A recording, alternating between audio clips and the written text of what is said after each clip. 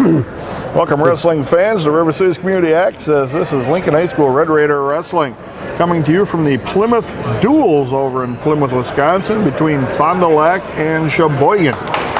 Red Raiders in the tournament, along with teams from Brookfield Central, Elkhart Lake, Lomira, Milwaukee Bradley Tech, Sheboygan Falls, Plymouth, and Sheboygan North.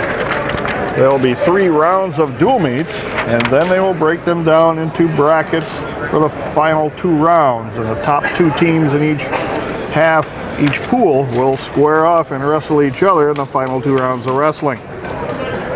Draw weight is 182 pounds for this first round, and they will advance to 195 to start round 2. Round 3 will start at 220, and so on. Joining me here in the broadcast area, Mr. Craig Tim, volunteering his time as he always does, and we thank him for that on the camera, giving you the best seats in the place. And joining me in the broadcast area, along with Craig, is Hall of Fame coaching member, Mr. Lewie Benitz. Coach, nice to have you here. Hey, good being back here with you, Scott. We were over in Marshfield the other night, and that was kind of nice because I listened last night on public access to the Cheesehead, and I did that alone, and I don't do all the research that you do, and there was a lot of dead air time, and this is a nice little tournament. We lost that dual meet tournament, and I think this didn't fit our mileage. I was saying that to Joyce on the way over. This is quite a ways. I went to the Ed Stack and we're going to St. Croix Falls, but it fit our schedule. It fit in, and kind of what this tournament is. It's not any high-powered teams, and I think for some of our kids that went through the grinder over there in Kakana, this is a good day for them. So good to be back. Thanks. Yeah, we'll have, there'll be any number of ranked wrestlers, probably, let me look at about 25 ranked wrestlers in this tournament. 8 of them will be the Lincoln High School Red Raiders. Nathan Fuller in on a takedown on Jesse Schwarten out of Plymouth. The Red Raiders take on the Plymouth Panthers in this first round. Last year in this tournament, the Red Raiders went 5-0. Won all 5 of their dual meets in fairly convincing fashion. Headlock locked up right now by Fuller. Steps through with a trip. Hips in, takes Schwarten over on his back. Lost the grip on the headlock, but has 2 takedown, and I don't know if he gave him near fall or not, but Fuller's still down on the mat. Not sure what he did here. Hope he didn't pull a muscle. I hope he got like hit in the groin there, but he's sitting up slowly. It's up high. It's in a rib. Oh boy, those are terrible. Yeah, when you pull a rib muscle there, yeah. you breathe, you cough, you sneeze, you twist, you bend, everything hurts. Cost me most of my senior year in college. They had college back then? They did. They did? Yeah. Wrestle on sawdust, did you? No, we wore a fig leaf. And a crown of thorns, huh? Yeah. Well, he's in a little pain there. And you can see the trainer working on that. Yeah. Oh, they don't go away. That thing will hang on forever. And it comes off a headlock, and that's how I did mine. Then I never was able to throw a headlock again because it's that twisting action. Right. You get right in your high rib cage next to your sternum. Did he get extra points off that? I did not. It only says 4-1 on the scoreboard. So I don't know if he got the near fall points. Well, he'll wrestle a little more cautious now. He would have probably got that fall there. He was. I would think so. That was pretty tight. Yeah, there's no easy way. We taped mine. We did everything we possibly could, and then when I finally was able to go back and compete, I tweaked it again. Anyway, Fuller recovers enough. Maybe it's not that bad. Maybe it's just a little tweak here. They utilize this gym. We've got 4 mats down here, and there is no space left. Nope, they're pretty much wall to wall. There's room on 2 ends for a set of benches, basically. Yep. And the bleachers come within about 4 feet, 5 feet from the edge of the mat. Oh, wow. Schwarten gets the escape on Fuller, and Fuller drives right in, and Schwarten puts him in a front headlock, and that hurt Fuller there. But he's got to be a little careful what he does, though, okay? You just get through it, just get through it. We're so thin up in those upper weights, too. Fuller is in some discomfort here. So pain tolerance is going to be an issue here. And your second injury time, then you lose your position, too.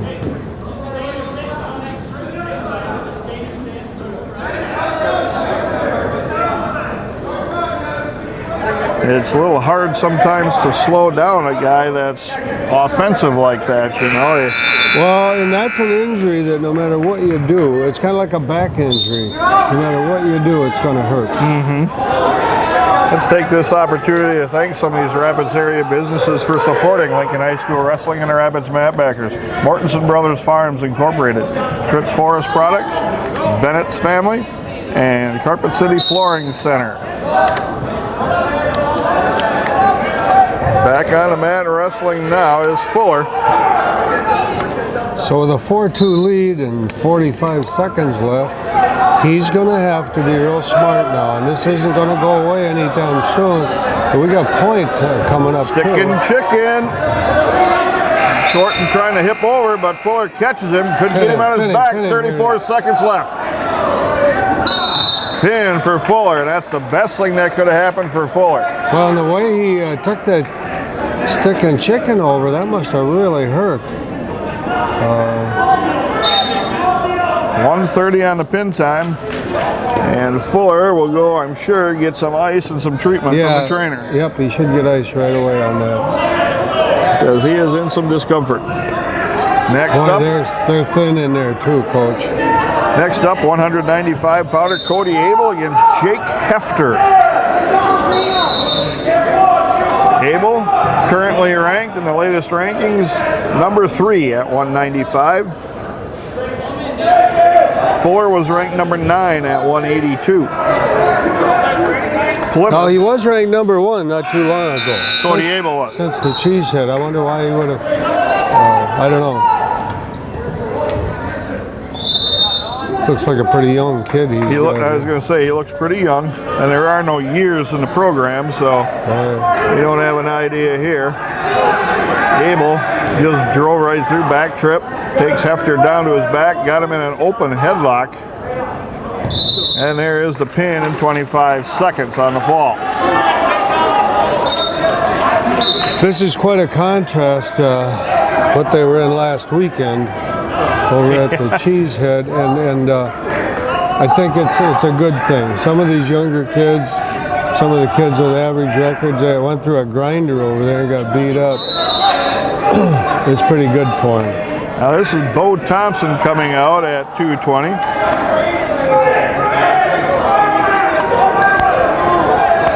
And Thompson going to go at 220 here. And we'll see if there is an opponent.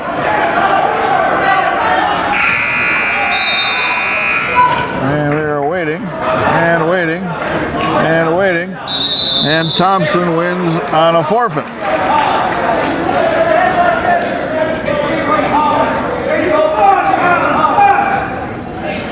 So 6 more team points for the Red Raiders. It's now 18-0.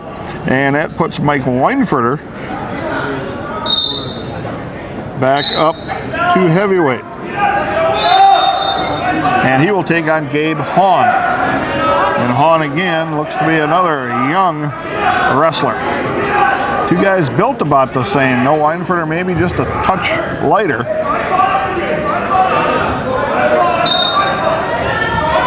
But again, Weinfurter and Thompson able to switch back and forth, 220 to heavyweight. That's a nice luxury for the Red Raiders to have.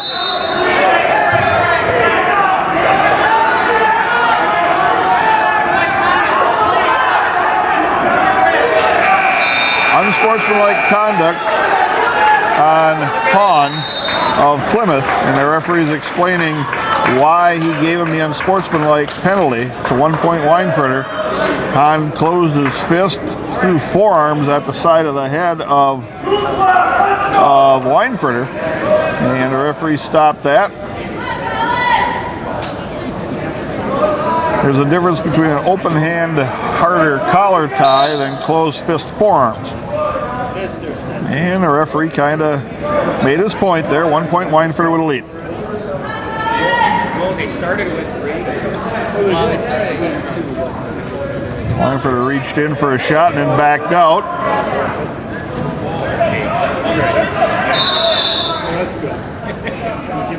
See, Hahn likes to get up, tie up around the head. Weinfurter dives in again to a single. Got to get his hips in. Goes to a body lock. Launching pad could be loaded. Takes him out to the front. Lifts. Takes him down on the mat in control. Good work by Weinfurter. And they cut him loose. 3-1. Weinfurter with a lead. Both wrestlers on their feet now.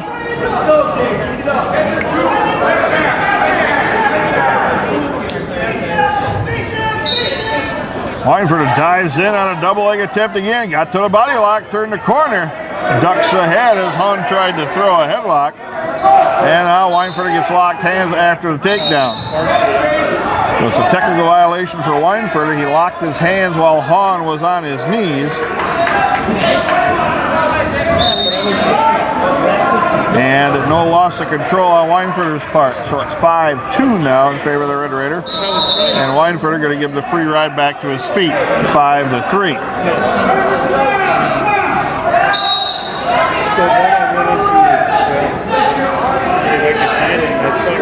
Hahn keeps his elbows down at his side and elbows in tight to his body. Doesn't really have a good tie up. And Weinfurter able to be a little quicker on his feet. Hahn staying in a tight lockdown position here. Obviously wants to tie up around the head. Weinfurter reaches, blasts it again, gets to the body lock. Hahn tried to headlock. Weinfurter backed out of it. You can see Hahn wants that headlock in the worst way. Weinfurter slips the head, comes out behind, body lock. 2 seconds left, and Weinfurter backed out. End of the period, 5-3, Weinfurter with a lead. That's how it happened last week,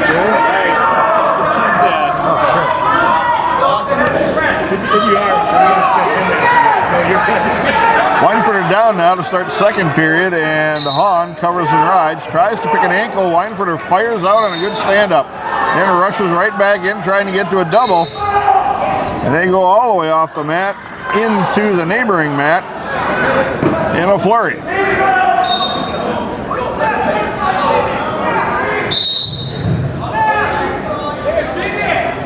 This could be a wild match here as Hahn tried to get a headlock again. That's the only thing he's had so far.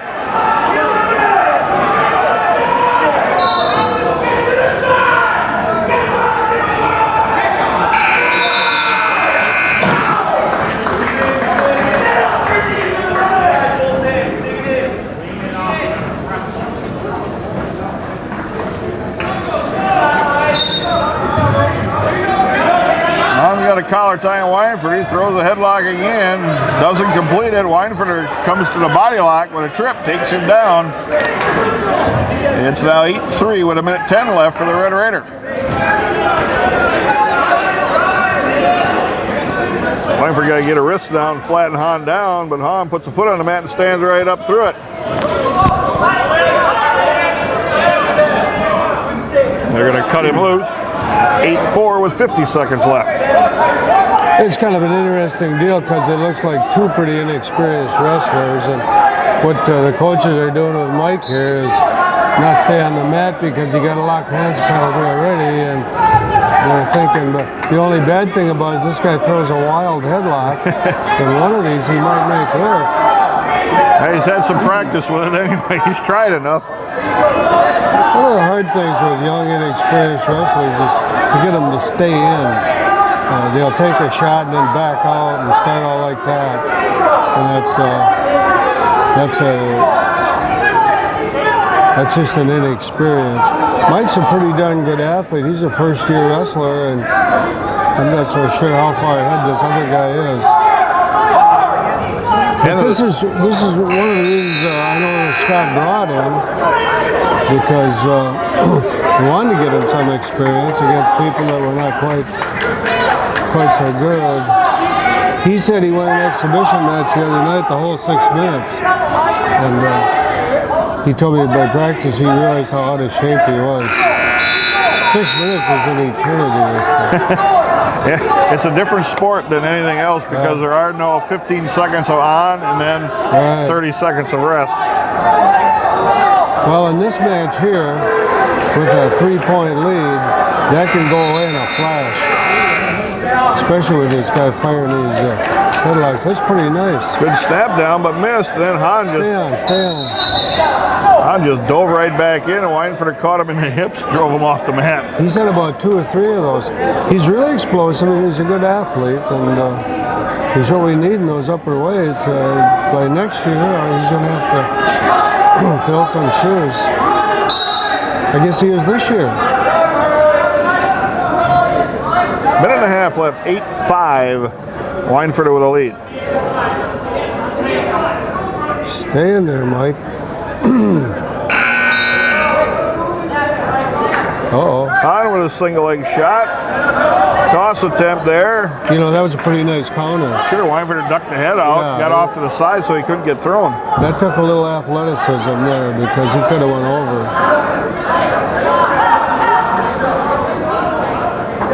Drive him out, Mike. 55 seconds left here. Uh-oh. He's got locked hands. Yeah, see that too, and the ref just looked at it. Now we're in deep trouble here for Weinfurter. Got him on his back, pinned him. A 5-second pin. How did that end up like that? I don't know. I don't really know. Maybe Greg Craig can tell us. Because we were in trouble there for a second or so. Yeah. Oh, good. 5:19 on the pin for Weinfurter. Well, he's an athlete, and that's kind of what we're hoping for there. Ref was trying to tell him what he did wrong, and Mike's going, what do you mean I did something wrong? I pinned him. What a conversation, and they shook hands. Yeah. The ref and Mike. So I guess it ends well. 106-pounders Bryson Einerson against Connor Schmidt. That was an entertaining match, that's for sure. It really was. Technically sound, not so much, but it was really good for him. Those are experiences you can't get in the practice right. room, you know? So.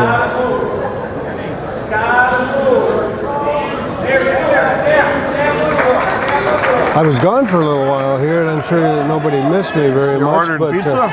Well, I would, but I got a call from Zach, my oldest grandson. He's wrestling in a tournament out in Indianapolis. So he called, but then I didn't get it, and then I never did get it. He's probably got more important things to worry about than Gramps right now. Bryson Einerson and Connor Schmidt. These kids all look young, don't they? Yeah, they do. Einerson into a single. He's a freshman. They go off the mat. No takedown.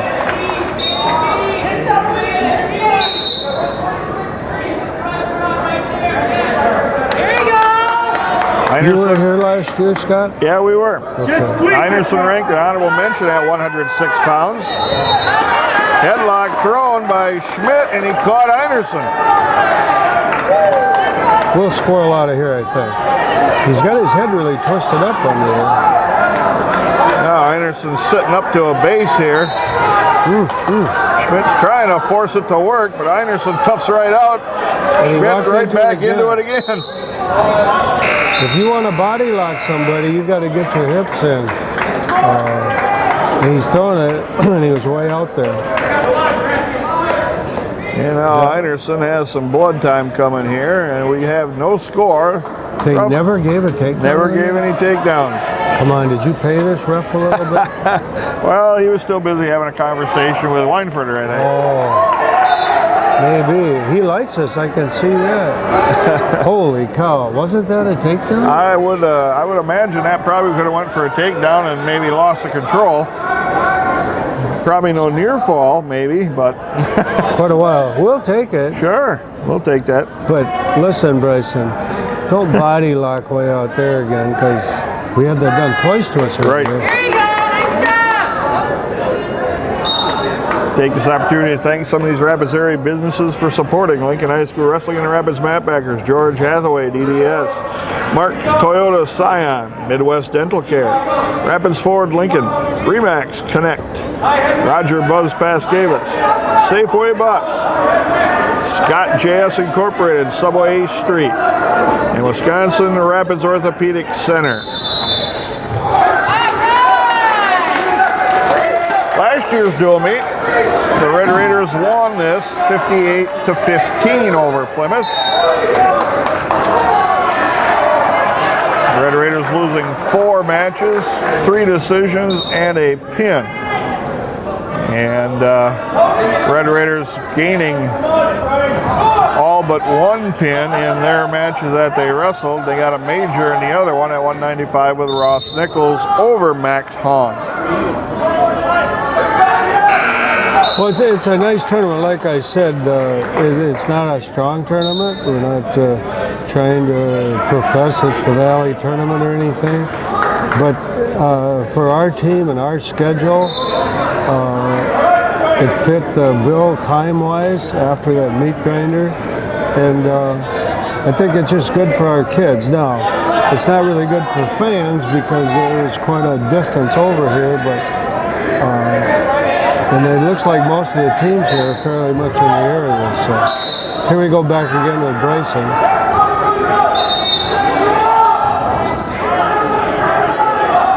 Bryson with a low shot right in the back of the heel, and Schmidt stepped right out of it. And Bryson in again with a shot at the knee this time. That was a nice shot. He's got some quickness to him.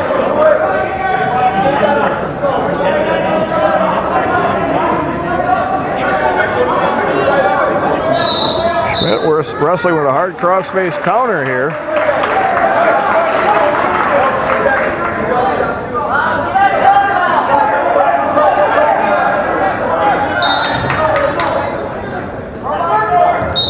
Now he tripped that far side ankle, locks it up, pops the head out, gets the takedown. That was a hard-fought 2 points. It really was. So we got 30 seconds left. He's a scrappy one. He's like the other Einersons, only maybe a little more sound. He makes you wonder what they've probably been teaching, but he really comes out on top on a lot of things you think he might not. He got the typical Einerson build, long and gangly. Yeah. That was a compliment, right? Yeah. Okay. In case the parents are listening.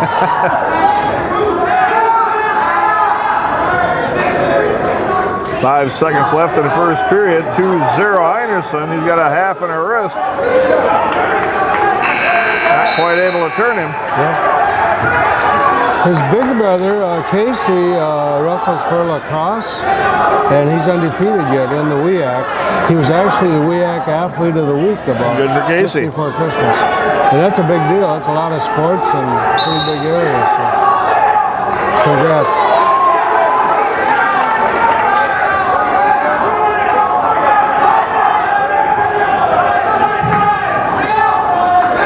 Einerson with this attack from his knees, probably defending that headlock attempt a little bit here.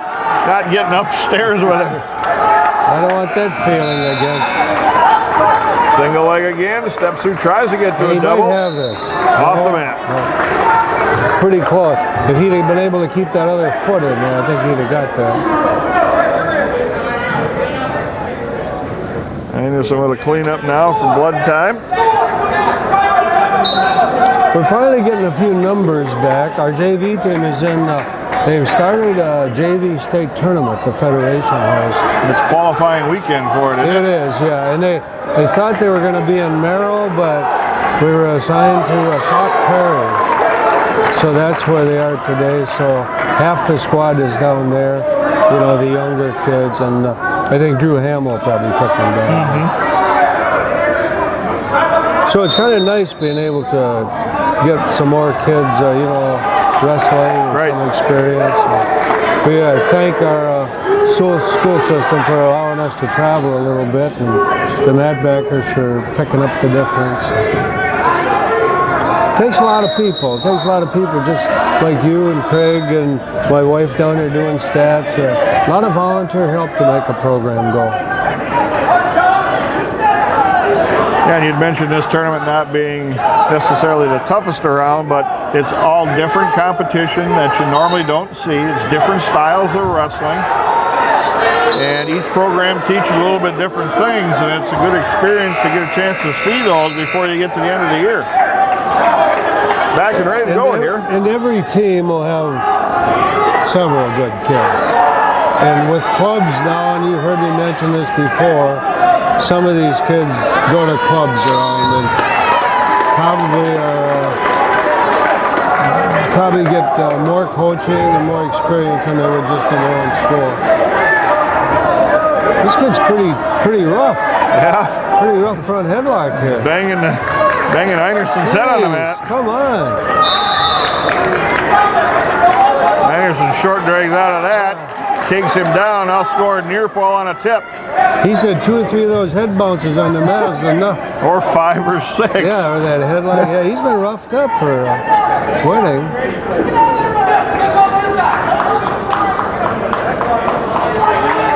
What do you suppose the score is? Well, it's got to be 7 anyway. 0, nope, 6-0 it's going to be. We've got somebody that forgot to change the score. Yeah, somebody forgot to put the score. Now it's 6. I think 6 would sound good. 6-0 is a good score. That's what I got.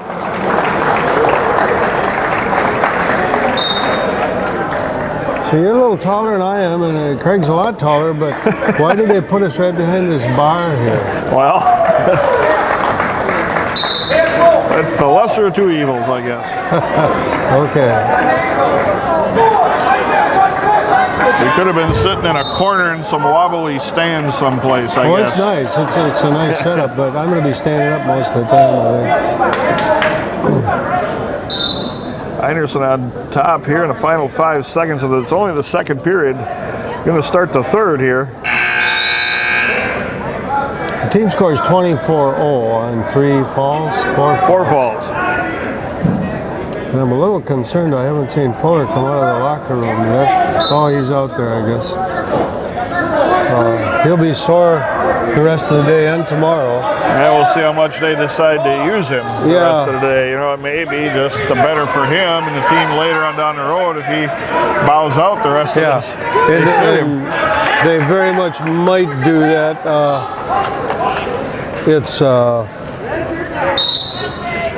Like I say, we didn't bring any extras because those other kids, we wanted to get as many matches in today as we could. Einerson turns Schmidt to his back, and he's got a long time to fight this off. He's a pinner. Trouble. He is a pinner.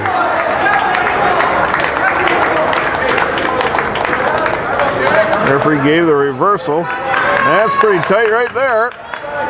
That was it. There's the pin in 4:28.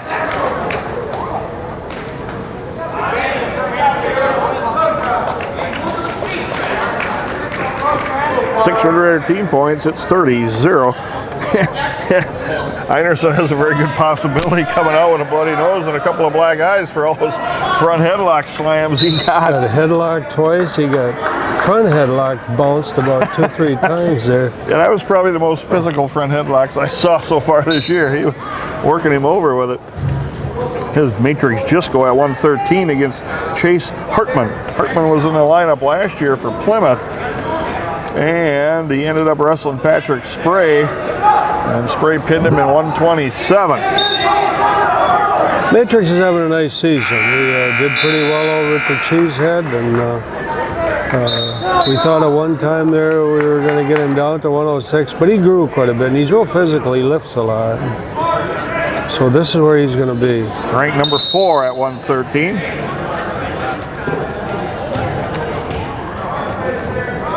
Nice little head bounce there and into a double leg. Oh, and this There's is a gonna be half. over. This is going to be deep trouble Oh boy, for Hartman. that's tight. Woo-hoo.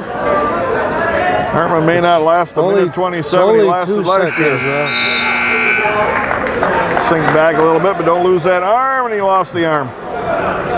One of the things that 3 near happens fall. when you put a guy on his back in that first period, he's got a lot of juice yet. And, A lot of fight left in him yet. sometimes it's hard to get that pin. Although I thought it was.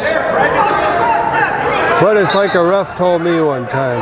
We got a lot better view of it than you do. Yeah. I didn't believe him. Another tip for Einerson. 3 more near fall. So just goes up 8-0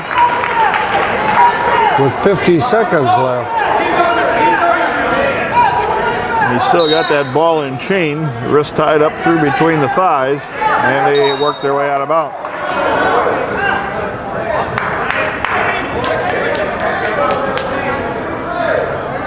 And Chase Hartman is going to start on the bottom with 46 seconds left.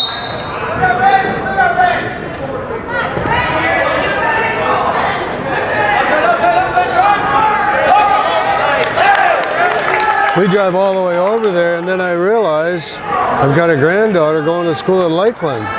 So I started asking, it's only about a dozen miles from here.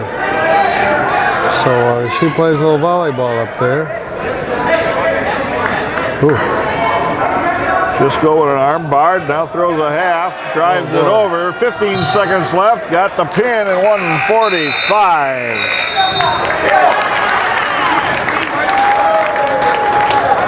So the Raiders are rolling here. We're up 30-0. 36-0 right now with these 16 points. That's right. I got to remember that he don't put the score up real fast.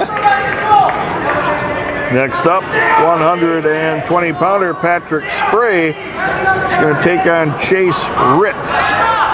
And Spray ranked number 2 at 120.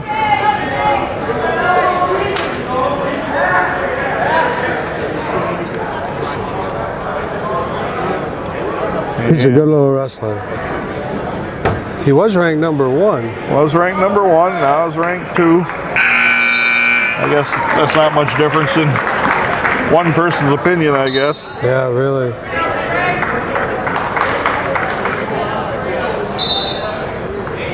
Spray in off that collar tie, into a single, change to a double, turns the corner, takes Ritt down, and they're going to cut him loose. You see Ritt's motion with his feet, crosses his feet pretty badly in either direction. That's not a good thing to do if you're a wrestler. Another takedown for Spray and a cut loose, 4-2. He's pretty quick too. It's a dart he shoots at that ankle. There it is, right there, the back of the heel. Works it up in the air. Got it elevated, back trip. Covers him, takes him down. And they're off the mat.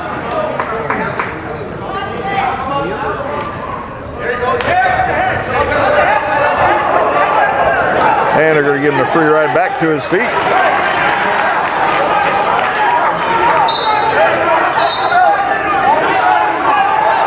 Collar tie by Ritt. Spray works with that elbow, takes a shot right at the knee, turns the corner. He's a technician, boy. That's pretty good to see.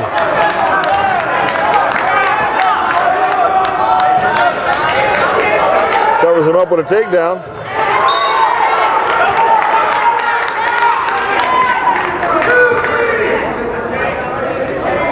And it's 8-4 right now. Now it should be 10-4.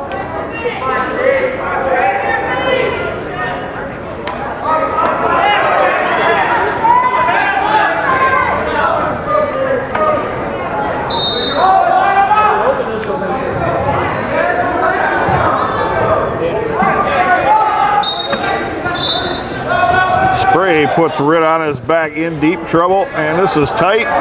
18 seconds left. Pin.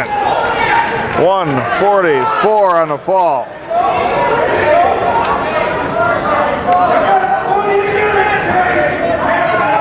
Six more Red Raider team points, 42-0. The Red Raiders lead over Plymouth.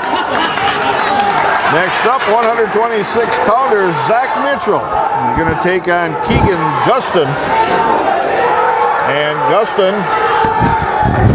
was the pin that Plymouth got last year and pinned Christian Smith in 3:54.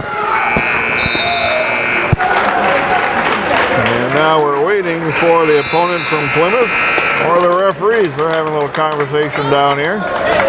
Zach Mitchell's a first-year wrestler. I got to get my mic up here a little close. He's a first-year wrestler. And it looks like he might... Oh, there he is. We've got a hole there. We pulled Max Benitz down there a couple of times, but it's a real pull, and he tried not to do it today.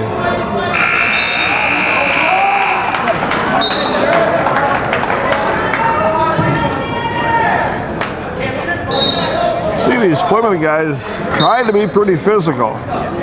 Some of it's advantageous to them, some of it's a lot of wasted energy. Yeah, they like to pound on that head a little bit.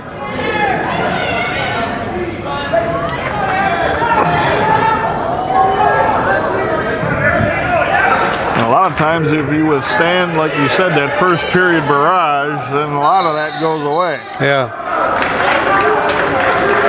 This Plymouth kid had a nice arm drag into this single. And now if Zach just has some patience here and stays in close. There we are again. See what I'm saying about young kids? They'll get into a position and then back out, and all that time, all that position is wasted. I sound like a coach, I guess. Minute left, no score, both on their feet still. And Guston in on a nice double leg shot. Scores a takedown over Mitchell, now throws a legs right in on this near side.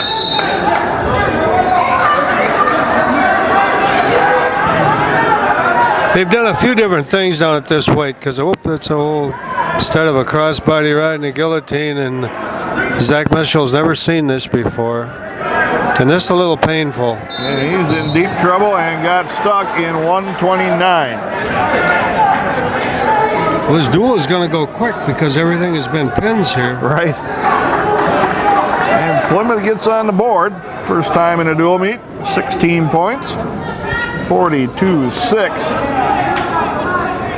Red Raiders are going to pick up a couple forfeits here in a little bit. This is Max Benitz at 132 against Nathan Francis from Plymouth.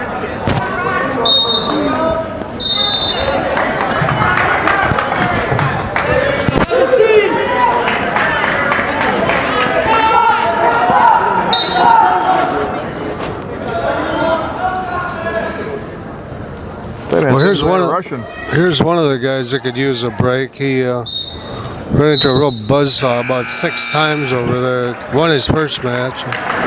The other night, thought he was going to have a match. A guy he was beaten, and they moved up a state-ranked guy, Marshfield, to get to him. And he spent the whole second period on his back and made a match out of it. I think it ended up 4-0, 4-1. Yeah. So the toughness is there. He's just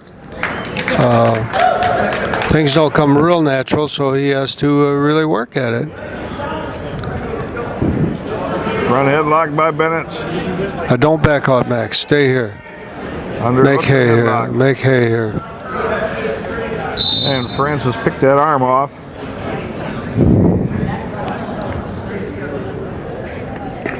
Max, when he had him in that front headlock, had a knee and a leg right there waiting to get picked, but I don't know if he didn't get him pulled down to the mat. He was standing pretty straight up. I know Scott spent a lot of time with him working on this.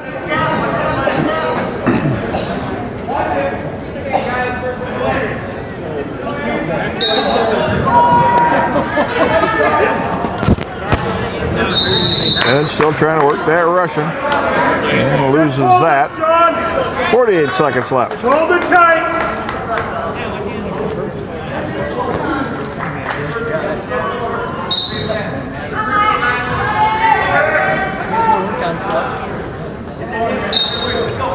Oh, get something out of here, Max.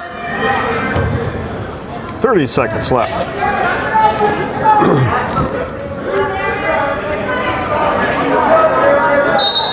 And they're off the mat.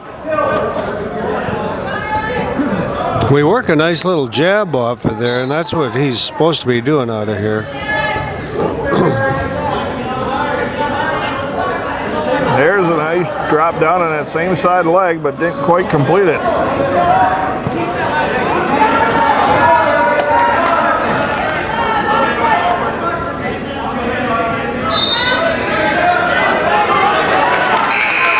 End of one period, 0-0. And they go on their feet. Bennett's choice, he goes down to start the second period.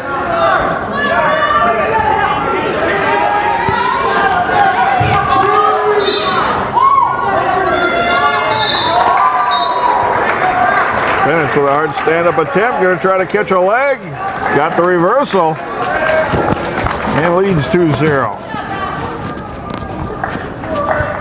And that was probably the best result from the bottom, instead of getting a 1 point for the escape and then going to work on his feet, which he did have a little hard time working a takedown. Right. He got the reversal and he can go to work from the top.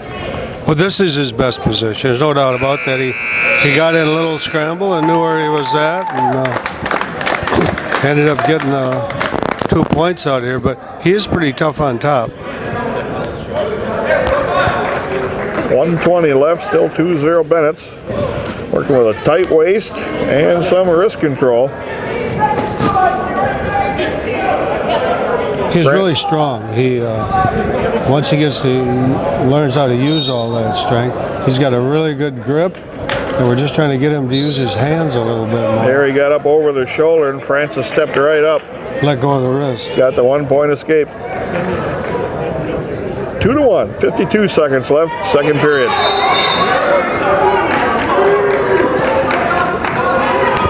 Oh, take this, Max. Off the mat they work. We got 42 and a half seconds left, second period.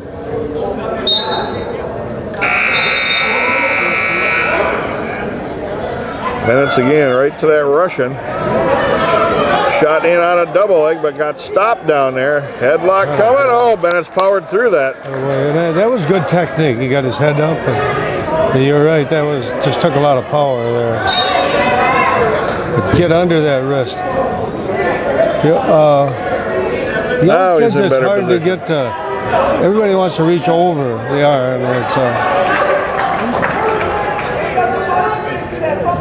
sometimes you just got to learn the hard way, you know. So we're going to make it through this second period. That was a nice time to get a takedown because it was near the end of the period, and so we're sitting on top of 4-1 lead. And Francis takes the down position.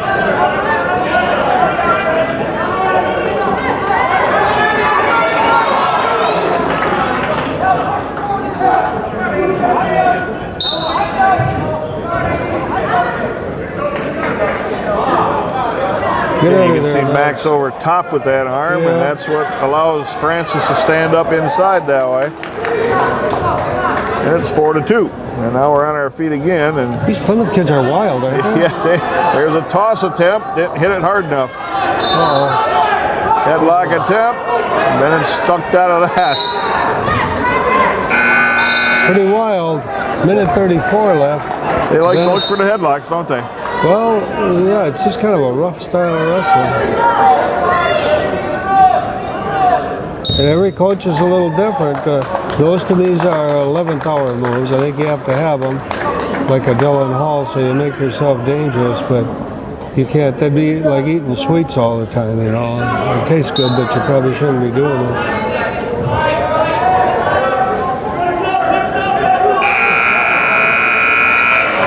But they really like pulling down on that head. Come on, Max. Penetrate here. Russian arm tie now by Benitz, but better head position by Francis.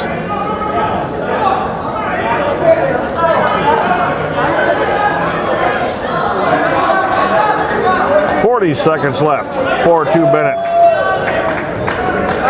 Shot in by Francis, got to the near side leg. Get weight down on that. Come on, Max.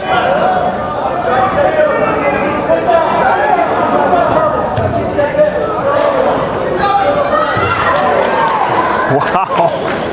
Tried to change directions twice and tossed Benitz off the top. Benitz caught him. Got a takedown. 15 seconds I left. think you're right. They must spend a lot of time teaching headlocks. Gotta follow him here, Max.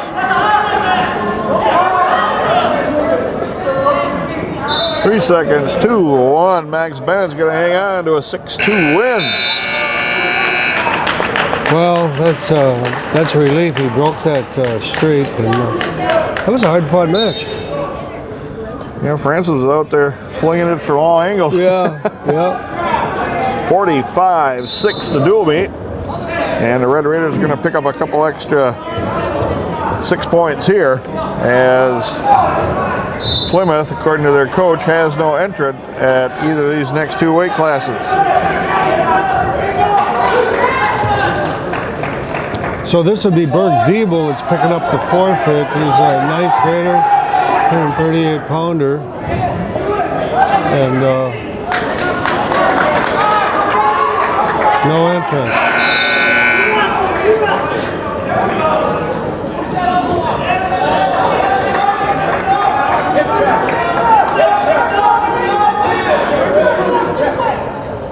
This official likes to make a lot of work out of a forfeit. Well, he knows the match isn't going to be very long, so he wants to stay out there as much as he can. Get some camera time. He's going to visit a little bit. Get some camera time on the visiting team's there you go. channel. If I knew his name, I would give him a plug, but I don't. Here's Berg Diebel with the win and the forfeit, and Dylan Hall will get the same thing.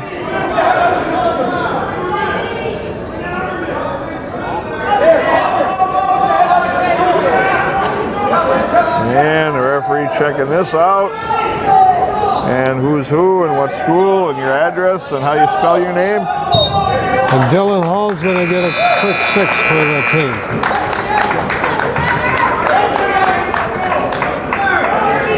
Usually people don't want that, but Dylan slept in late this morning and they couldn't get him on the phone. And so I told you this, I think, but Scott said it was quite a trip over here. Then it was getting to be 5:15, the time they had to be on the road for weigh-ins. And so Mike Weinfer went to pick him up, and Mike Weinfer goes straight on a dead-end road out there somewhere by Spruce Street, called Brock. And so they ended up happened to be on the direction they were going. So they picked them both up in the bus and left the bus sitting out there in the ditch. Or the car, you mean? The car, yeah. So they made the trip. I guess it worked out okay. So we're 152 pounds here? Yep, Peyton Einerson and Eric Ullman. Ullman was in the lineup last year. And he wrestled Max Benitz. And Max lost 9-6 in a close match to Ullman. So Ullman grew quite a bit. Yeah, last year Ullman was at 126, now he's up to 152. I was reading the Win magazine about the 2 top recruits out of California. They're Valanci, they're twins. They've both been California state champions, and California is a one-class program, so that's something. Anyway, the one wrestled 74 last year and is wrestling 74 this year, and won the California State Tournament last year. The other one wrestled 130, and he's wrestling 184 this year, and they project him to be an 84-pounder in college, so that's quite a growth spurt. Yeah, that's a lot of weight to pick up. A lot of size. Yeah, and he's doing really well.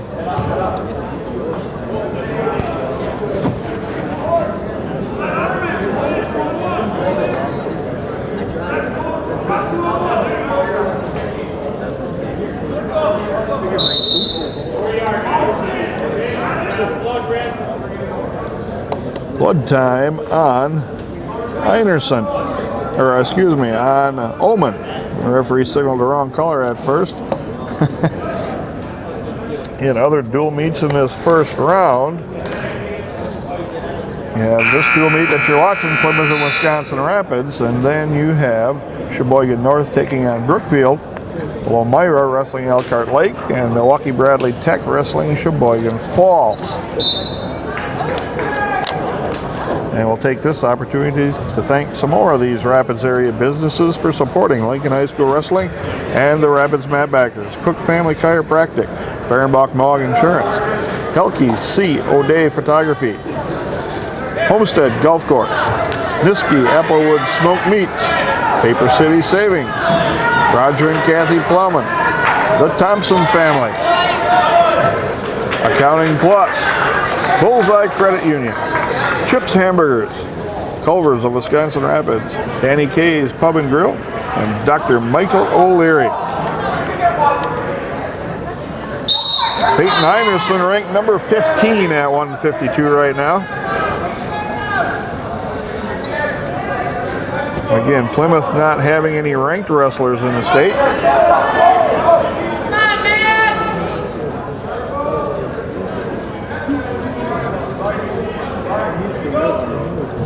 Double overhooks for Einerson, and he backs out of that.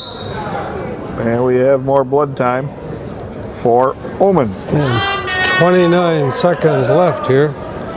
And we still have no score. Coach, I don't know exactly when this is going to be aired, but hopefully it will be aired before next week, Thursday. The Red Raiders take on Stevens Point Panthers in what's probably going to be the dual meet to decide the Valley Conference. And also the 40th anniversary of the 1974 first state championship team. That should be quite a night. We're going to recognize all the wrestlers that can make it back from that team.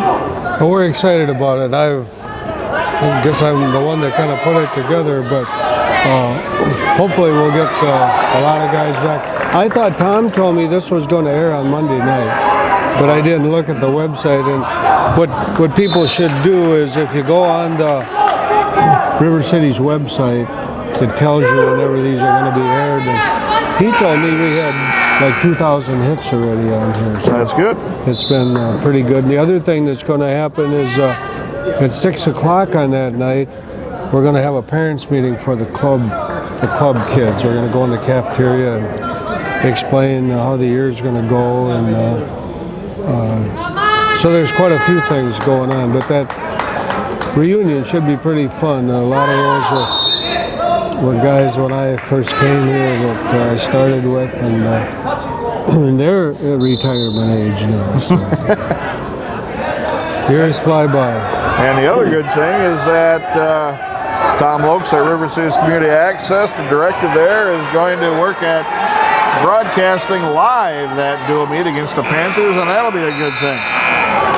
I really think so. You know, we have a lot of things to be thankful for. One is that Track Wrestling, you know, does this. Matter of fact, Shane's here, and they live stream a lot of it. Not that one, but so if for you folks out there that want to know the results of any team in the state, in the nation, you just got to go on Track Wrestling. And other countries. Yeah, all over. And Zach, my oldest grandson, is wrestling in Indianapolis today, so I can just pop on there and follow him. You know, so it's the media is a lot different than it used to be. I can tell you, when I first started coaching, come Sunday mornings, come regional sectional time, I'd run all over town buying Sunday papers, trying to find out who won this region, who won this one, and then plug in the matrix with the letters and see who we get the next round. And it was an all-day process. Now you just flick a button, and if you're smart enough to be able to know which button to flick, you got it made. That's where I fall by the wayside. Well, a lot of us. I just happen to have a couple of high-tech sons that are into wrestling, and you do too, but you don't live right next to them.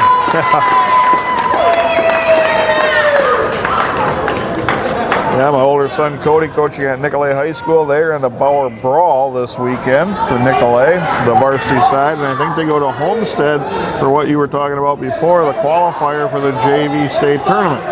They got a group of kids going there. So And they won a dual meet 38-37 dual meet. I saw that on against track wrestling on the way over, yeah. which they were not thinking may happen. You know, they're obviously coaches there, but reality's reality. And they thought they had a shot to be competitive, pretty competitive with them, but they ended up getting a win, and some kids started to understand a little bit what team concept is about, which is hard to teach some kids that have never had that thought ever brought about to them, you know. That's pretty much the maximum points you can score in a match, too. So there were some forfeits and pins. Yeah, and some tech falls, and kids working and scoring late in periods to get the extra team point.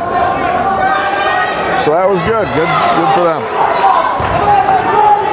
And we finally got the cleanup done on Eric Ullman, as that took a little while. And two of the other dual meets have just finished. Sheboygan Falls, I see, is finished. And I'm guessing this is Brookfield down here. 4 duels going on at the same time, so it's a lot of competition.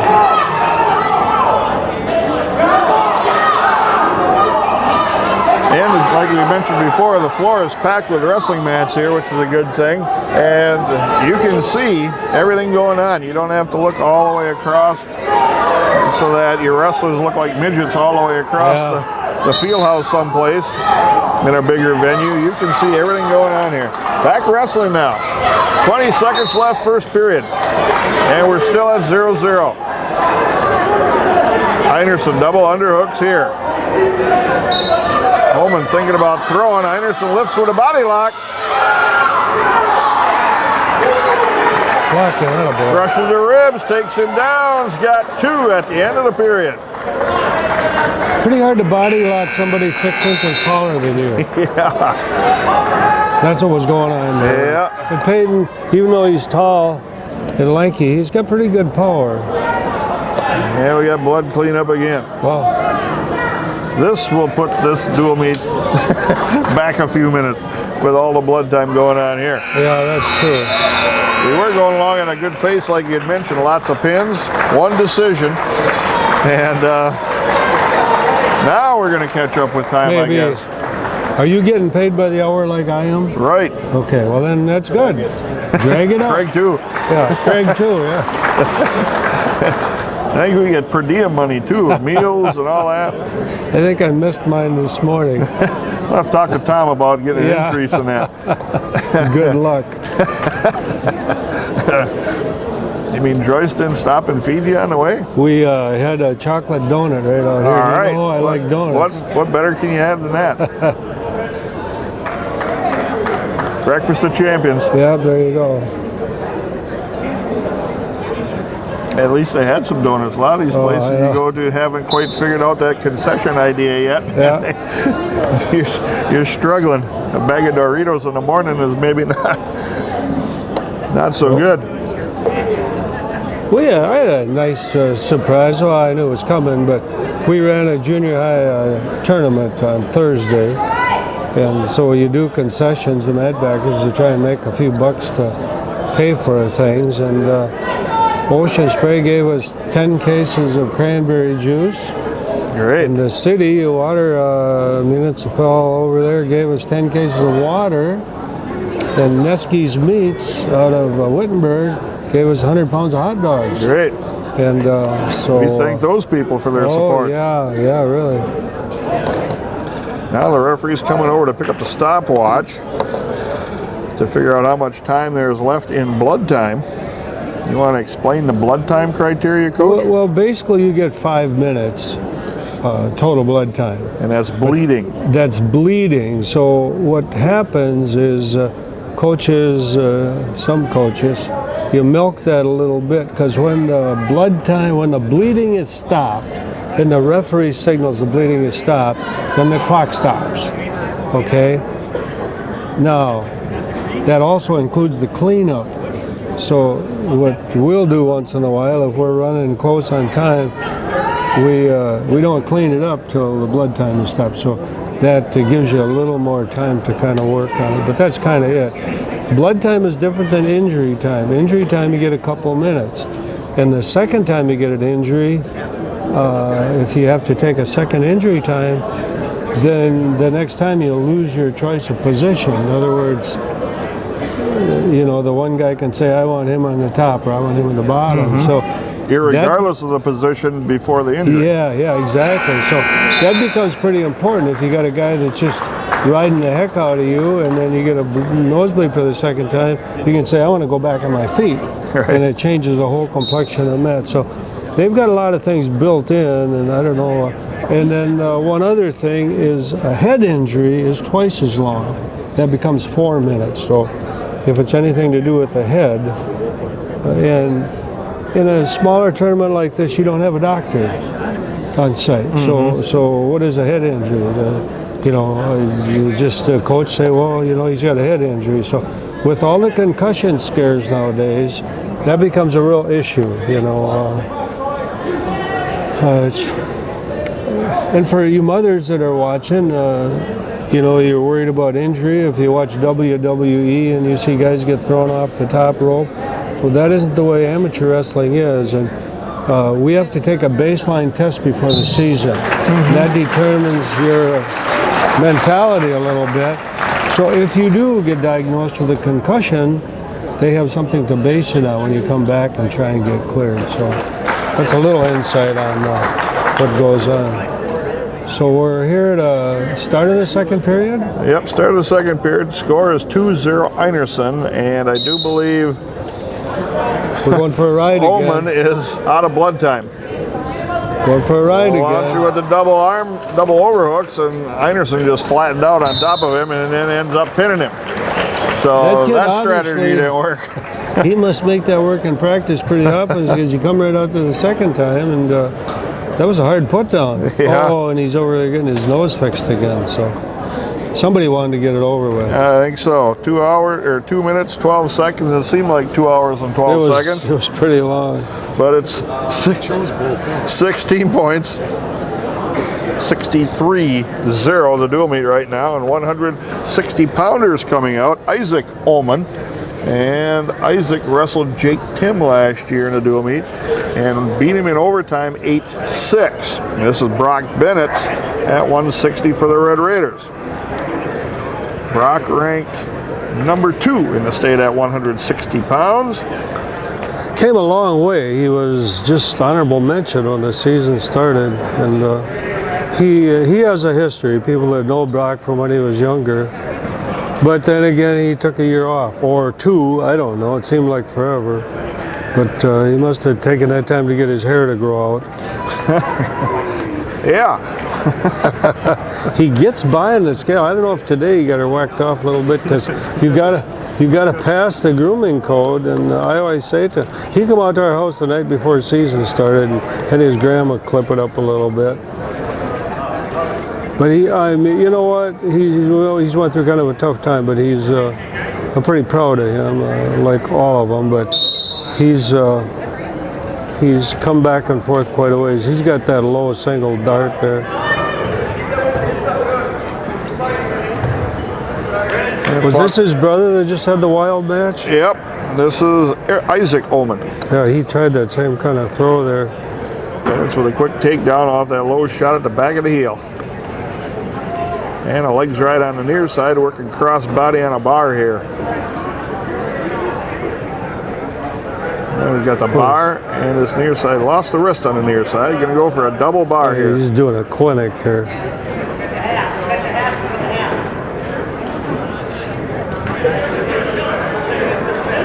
Tim Spray is over there hollering and telling him what to do, and I can tell him right now, Brock will do exactly what he wants anyway.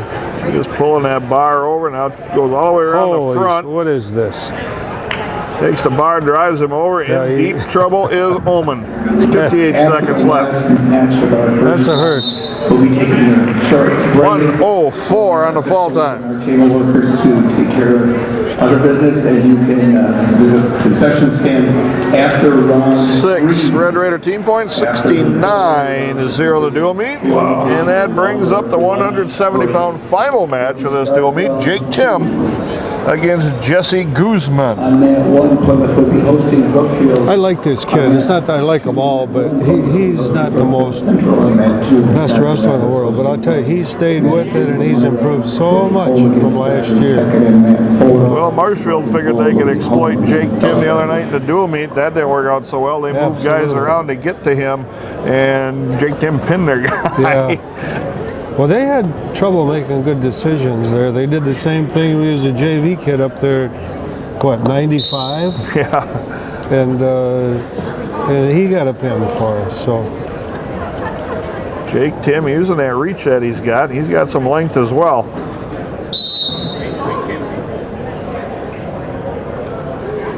He's not my son.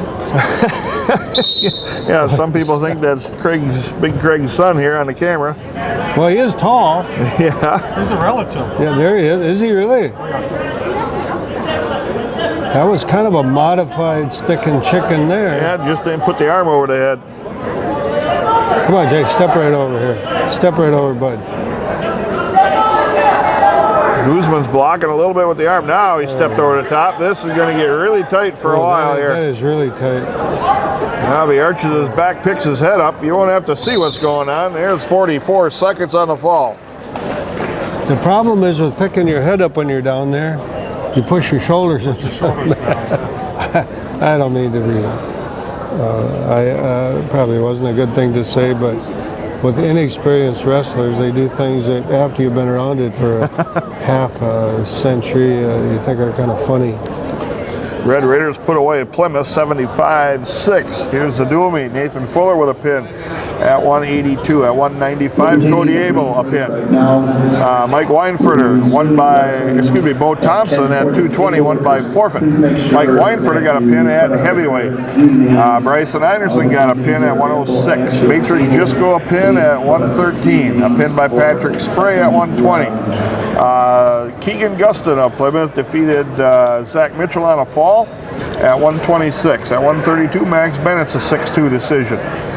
Berg Diebel at 138 and Dylan Hall at 145, won by forfeits. Peyton Einerson got a pin in 212. Brock Benitz a pin in 104 at 160 pounds, and Jake Tim a pin in 44 seconds. Round 1 complete, successfully done. 75-6 for the Red Raiders. Next up, they will take on Sheboygan North. We'll bring you that dual meet when we return to the Plymouth Duel. Back now at round 2 of the Plymouth Duels. The Red Raiders will take on Sheboygan North, and they are a program on the rebound. Some coaching changes in the past couple of years, and this is 113 pounder Matrix Jisco.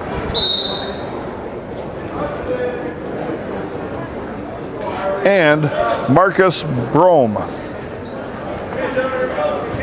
The Red Raiders will be up as Jisco gets a takedown. The Red Raiders will be up 24-0 as we are starting at 195 pounds. But Sheboygan North has forfeits in the first 4 weight classes. So Cody Abel, Mike Weinfurter, Bo Thompson, and Bryson Einerson all will receive forfeits. They did not come out and raise those hands, but they just started at 113 pounds.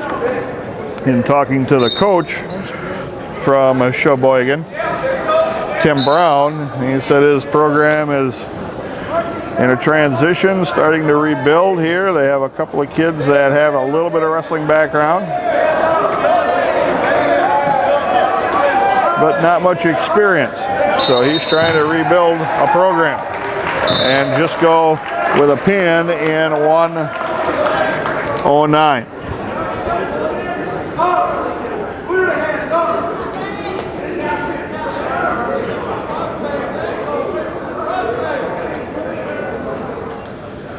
So we go to the 120-pound matchup.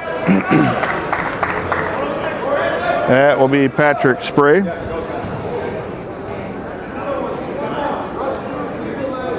and Shing Fu Moa is his opponent at 126.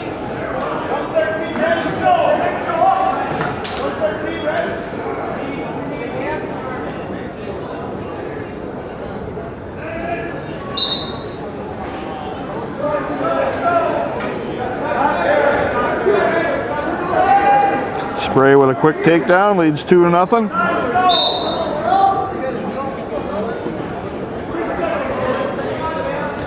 Spray with a front headlock again, comes around, picks a knee, gets the takedown, leads 4-2 now on the cut loose.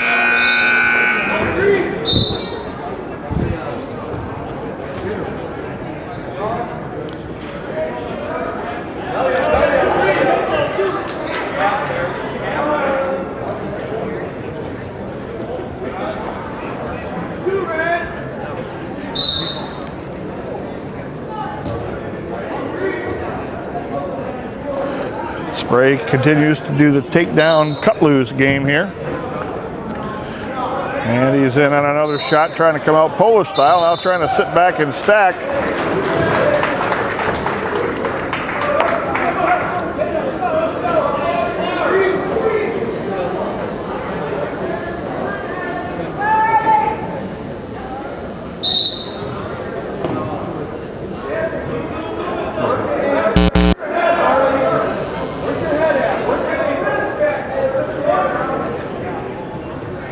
Eight-4 now. Spray in on a double leg shot, takes him down. 10-4.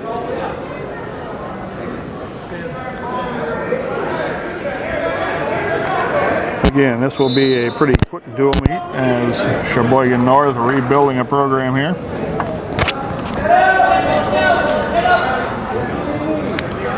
So we got a few forfeits here, huh? Quite a few forfeits. Legs ride now by Spray. Try and turn, but runs out of time. And it's 10-4 after one period, Patrick Spray.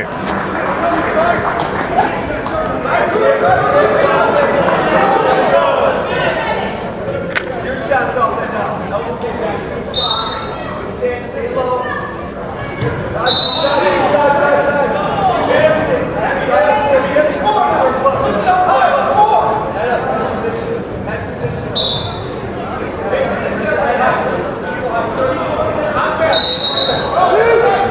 Spray with another takedown as they started from their feet. Now he's got a half Nelson on this right side and a tight waist. And he's going to run Mua over the top, has him on his back in some deep trouble here. And there's the pin. Clock never started for the second period. But we'll give it about a minute or 2 minutes and 20 seconds on the fall.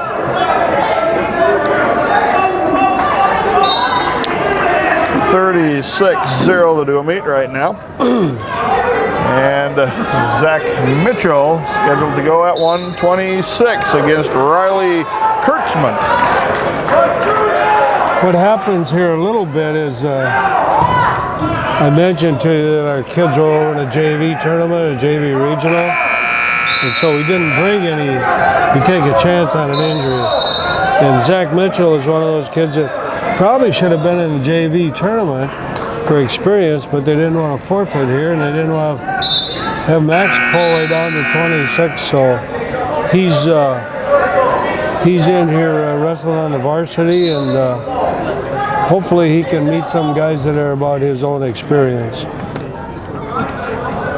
As I'd mentioned earlier, when we started this dual meet, they just ran past the first 4 weight classes with 4 forfeits in favor of the Red Raiders to Cody Abel, Mike Weinfurter, Bo Thompson, and Bryson Einerson. Their coach Tim Brown was talking to me, and some relation to the Youngworth family. Oh, yeah. from Rapids. And he said they're just in the midst of trying to start this program basically back up from it kind of fell off the face of the earth there a little bit with a lot of coaching changes every other year and people not in the building that are with the program. So he's trying to start basically from not many kids, and some of them didn't have a lot of discipline to show up all the time, and so he told me he's making the ones that are here accountable, and I agree with him. Is this Helen Brown's brother or probably a nephew? Helen Youngworth, I'm sorry. I do believe it may be a nephew. The Youngworths all wrestled for us. You know, Pete, Right. Andy, and Tom Brown then was coach Zach at Mitchell in Sheboygan deep North. trouble here. Yeah. And he did get pinned in 1:47 to Riley Kurtzman. So yeah, they do. The Youngworths still live in town. And, like I say, Tom Brown was Helen's brother, was the coach at Sheboygan North for quite a while. And I don't know this And guy that's was... his dad. Okay, I guess that makes sense. As he had mentioned to me before, that his dad was a longtime coach here when they had some success at the program, and Tim Brown kind of took over, and then he started a family, so he had some young kids that needed dad's attention, and now he's back, so good luck to them. Yeah, we had some Youngworth boys in the kids program now. This is Max Benitz and Kyle Wynn. Jab it, Max.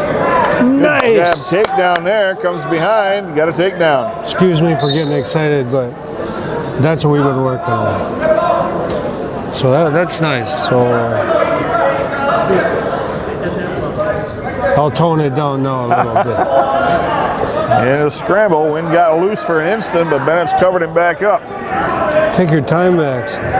Here's what we were saying before. That first period, everybody's got a little juice in them, and you're probably not going to pin too many guys in the first period if they're pretty tough.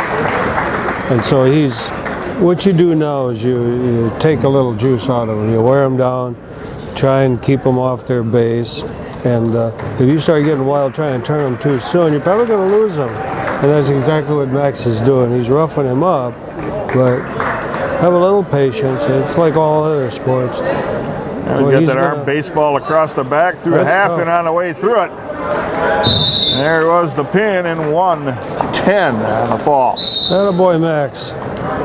So Grandpa, everything he was saying, he can throw right out the window because he pinned him in the first period. So it's basically one of those, what do you know, huh? I couldn't resist that jab. Oh, and I probably agree. They'd never say it to me. I just was talking to him about it down there. He gave me a hug and said, "Thanks, Gramps." Next up for the Red Raiders, Berg Diebel against Jovan Dixon. And Berg had a forfeit last time. Yeah, first time we're going to see Berg wrestle today. You here for the interview? No. Oh, okay.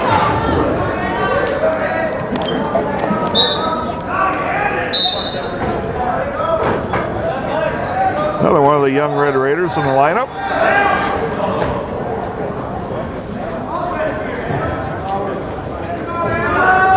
Nice little slide there. Came to that body lock, got the takedown. Now he's got to scramble. Don't get tossed here. Into a body lock is Dixon. He'll end up on top of this one. Diebel sinking those hips down hard. The Dixon dropped down on a single. And Dixon able to get the reversal. 2-2. That was kind of what I was telling you before. You get in those body lock situations and it seems safe to hang back. And that's what poor, inexperienced wrestlers do. If you want to get, you got to get inside. You got to get your knee in there deep and get your hips into them. And that takes a lot of practice, and that's where freestyle wrestling comes in. People got the escape. They're on their feet. 50 seconds left. He's in a front headlock. Took a shot and missed.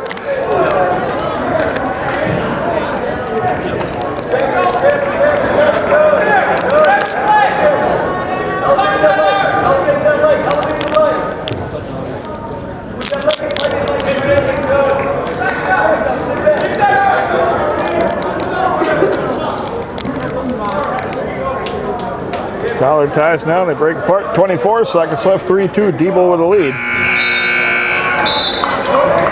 Shot in by Dixon, got to a double, turned the corner. Two take down Dixon. He's let that happen too much here. Dixon penetrated nice on that double, got to both legs of Debo's. And Debo's gonna trail 4-3 after one period. Debo's choice, he defers. Dixon's choice, gonna go both on their feet. It's probably a good choice for him there. Yeah. As he showed he can score 2 takedowns in the first period. So we'll see if Berg can adjust to this here. Back spin, and he's quick. So, what I tell you before about wrestling camps and schools and academies, that didn't get taught in a high school practice. There was a spin that they look nice if they work. But he obviously is better on his feet than Berg is. That's one mistake you don't really want to try is pull him back on top of you. Yeah, and I thought Berg was going to get that reversal. He got the escape, 6-4, 110 left. So it's time for Berg to get on offense here a little bit.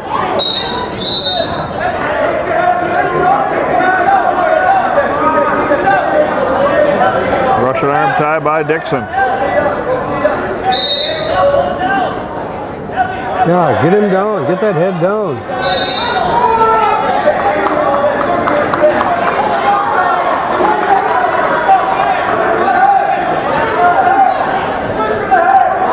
Come on, Berg, come on.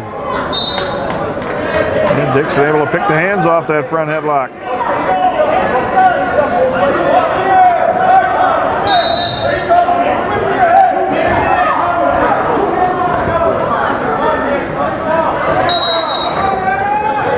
Collar tie by Dixon, a loose underhook by Debo. Duck under, into a single, out to a double. Slide over and then a headlock going the other way by Dixon. We got not much time, short time. He had an illegal headlock, I think. There was 1 second left in that period. Evidently, Scott thinks it was too. And that was directly facing the Red Raiders bench, so they had a pretty good view of it, a little better than ours. That's what Scott's wondering. Did he have that arm lock, or did he just have the head? The referee called a pin with a second left.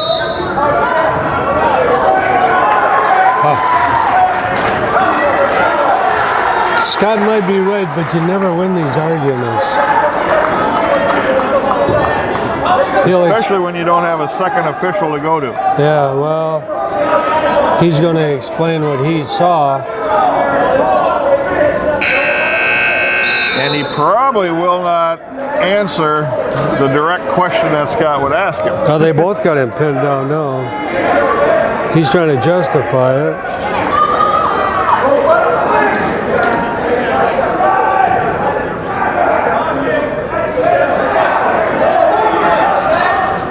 Referee is going to stand pat on his call. And with 1 second left in the second period, at 3:59, Javon Dixon with a win. We walked into way too much garbage though. Got taken down, what, 3 times? Yep, Dylan Hall gets a forfeit win, as does Peyton Einerson.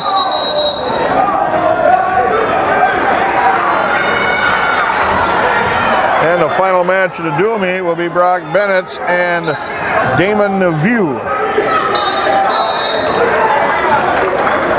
Jake Tim will receive a forfeit at 170, as will Nate Fuller at 182. Probably a good thing for Nate. He doesn't have to. He's got a little chance to rest on ice. For sure. Yeah. Brock Bennett's Damon View here.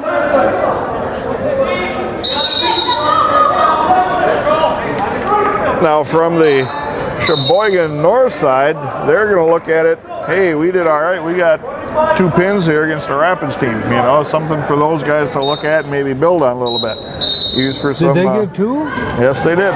Berg and Zach Mitchell. Yep. Brock with a takedown and a cut loose. He leads 2-1.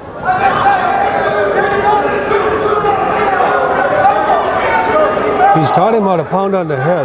That's what he's done. Brock kept pressure on, backed him off the mat.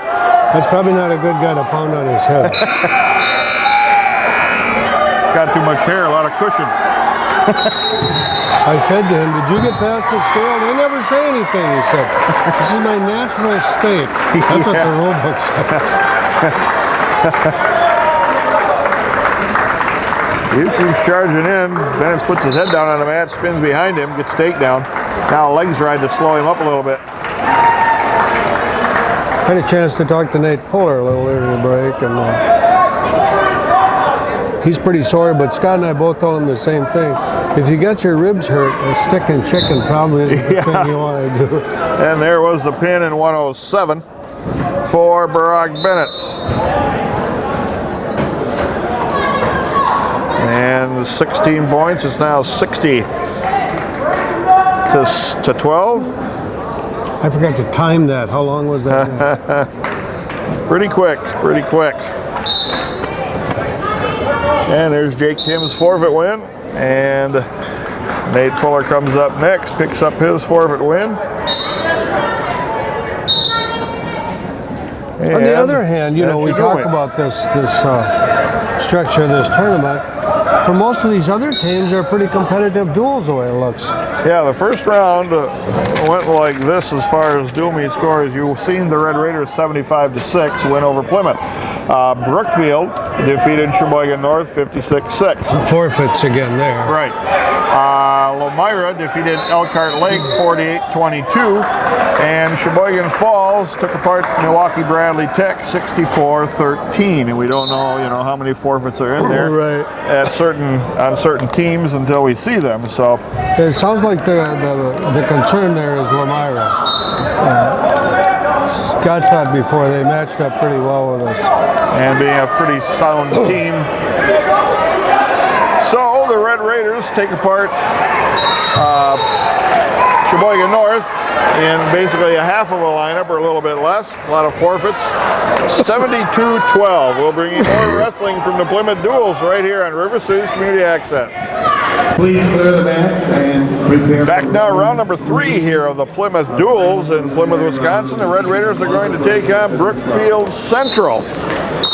And we're going to start off at the 220-pound weight class, and this is Bo Thompson taking on David O'Brien. Thompson with a quick takedown, and he cuts O'Brien loose. Thompson in again, a nice single leg shot. Gets the second takedown. Yeah, for some of you folks that are wondering how Thompson wrestles 220 sometimes and 285, his normal weight's maybe 2.25, and now there's a 2-pound allowance, so it's pretty easy for him. So they have the option of, oh boy. Thompson with a body lock takes O'Brien straight to his back. This could be done in a hurry. If he would have done that right off the bat, he might have been in line for a quick pin that his brother has. We'll count it as 26 seconds on the fall. But anyway, what Scott will do is use Bo on the tougher guy, and whatever that means. And now you got 285-pounder Mike Weinfurter. Who weighed in at 200. Yeah, against Michael Horner Eibler. So whether he looked at him at the scale or looked at his record, he thought this was a better matchup for Mike. And I agree 100% with that. Mike's getting some time in here. He had a pretty good match here this morning. Yeah, he did. Let's see if we can put another one back to back here. Yeah. Now, a key for Weinfurter would be to, being the smaller guys, to stay out from underneath the weight of Eibler. Headlock locked up, then backed out of that. Thought a little better trying to headlock the little taller guy.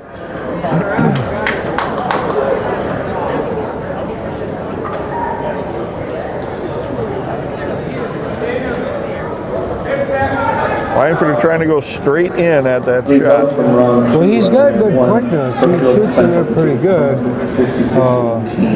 I'm at 2 Wisconsin. That was a single, all blue dime. Now that impressed me. I'm at 2 was Lomando at 66. They're yelling at him to let him go. And I'm at 4. Because younger wrestlers 52 to 18. end up a lot of times with locked hands penalties.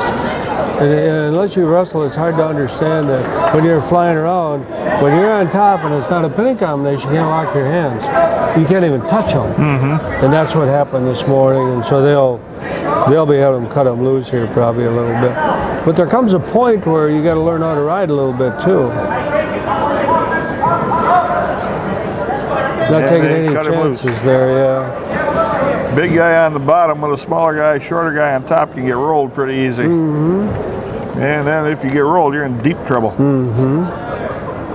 And that's a heavyweight move. Uh-oh, you don't need to do this. 2% here. Wow, Weinfurter stepped in with a headlock. He's got no arm in there. That's 1 point for Honer Eibler. Technical violation, illegal headlock. And Eibler had a pinch headlock on him. I thought that might have went the other way. But there again, maybe a little athleticism helped him out. But you're right. He took him down and got the head like in the living room without an arm included. Yeah. In the one period, 4-3 Weinfurter. And so the score is 4-3, and that's kind of scary when you're inexperienced like that. And you don't want to ride him. And put him on his feet right away.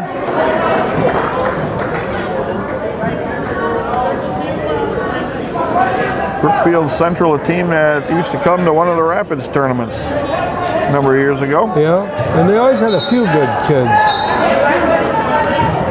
They got 2 ranked guys in their lineup. 126-pounder Ben Olson is honorable mention, and then 132-pounder Matt Patterson also honorable mention as well. He's trying to set up a headlock here. And he just did. Now Weinfurter's got to fight off his stomach here. Pull your knees up. Pull your knees up, Mike. Wow. He gave 2 takedown and 1 escape. I'm not too sure about the takedown there. Weinfurter with a blow-through double. Go ahead, take him to his back, Mike. Stay above him. There we go. There he drove across the balance point. Should have the 2 takedown. There's the pin. That was pretty nice. He got caught his balance. That could have went either way too, but Pin and you know, 248. that will go in his memory bank right there. Because he was in trouble, you know. That was a pretty hard headlock he had put on him earlier. Now we got 106-pounder Bryson Einerson going to receive a forfeit at 106 pounds. It's 18-0 the dual meet score. And the next match will be Matrix Jisco at 113 against Nolan Edens. I was happy with Mike Weinfurter because he's been in a couple scrambles now today. And they come up on top. Right. And you don't teach that. That's something you got to experience. It's something that you have to kind of feel. Yeah. And at the end there, he felt balance on Eibler and drove right through that balance point. Yeah, I'm sorry I yelled at the mic. It's hard for me not to. I spent You yelled? 40 years doing You yelled? it. Well, in the mic it probably was a yell. But what he had to do is get a little higher than the guy who's wrestling, and he must have felt that, because I don't think he heard that. And Eden's in on a double leg here, a single leg, excuse me, on Jisco, and Jisco's trying to fight this up. They're going to watch the knee here.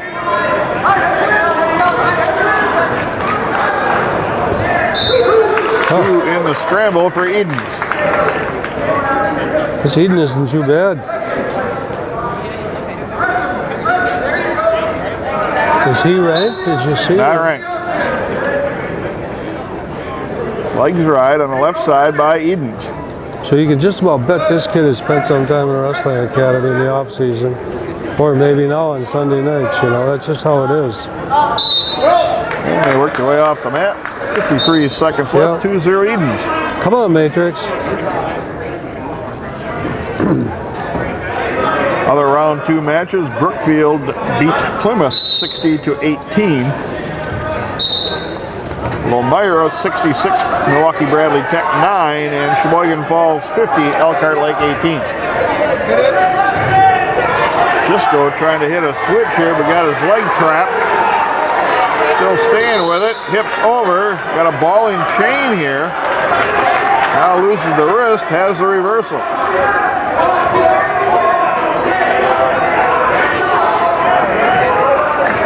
Now it's 2-2.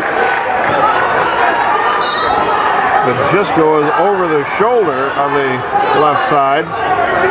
Now he's underneath this right wrist.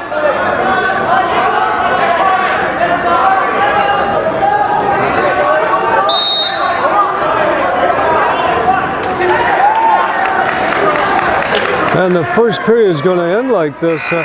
This kid's decent wrestler. Good match here. Yeah. Jisco's choice, he deferred. And Eden's choice, he is going down.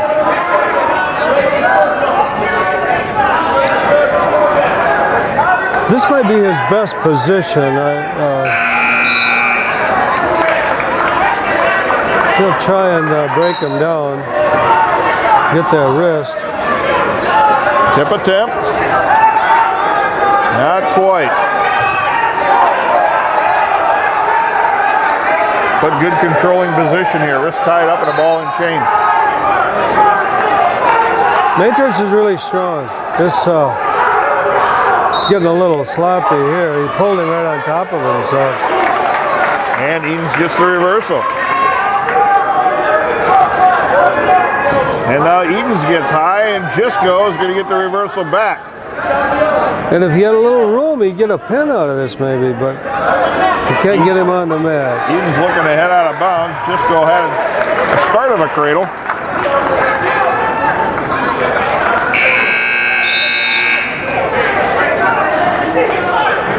Got a little bit wild with that hip tip, and he got underneath.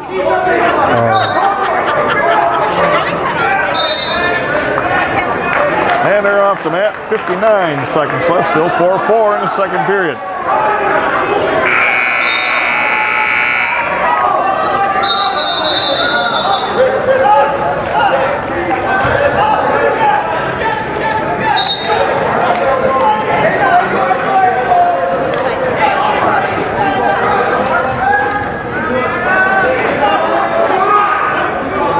Just with an arm pin, now he's going to bar that up, fire a half, trap a leg. Now leaves the leg go, and this is deep trouble here. That was pretty tight. 3:20 on the fall for Jisco. And there again, you know, Matrix was so much better and stronger. But on a good guide, you can't get quite that sloppy on top and get yourself underneath, you know.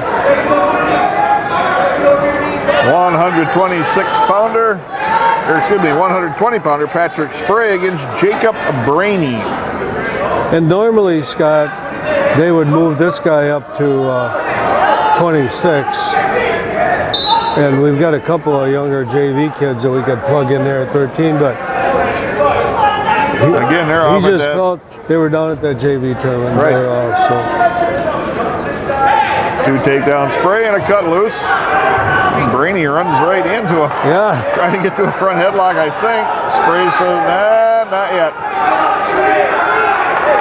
Good thing they didn't hit heads there. Yeah. You like the old Wild Kingdom with the two big rams clanging heads together. Spray with another takedown. Patrick was losing his contact. Contact was coming out.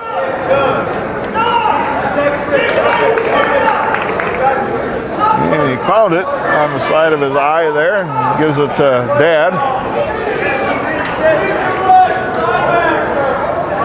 Dad'll put it in a big wad of spit in his hand and give it back to him later. Oh no, maybe that's the solution. Spray with a shot at the knee, trap the other one, drives across, gets a takedown. And it's 6-3 now with 1:08 left. Spray in the takedown clinic here.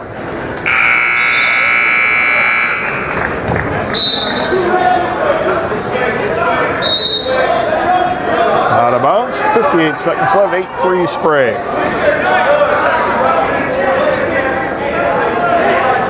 And they give him a free ride back to his feet.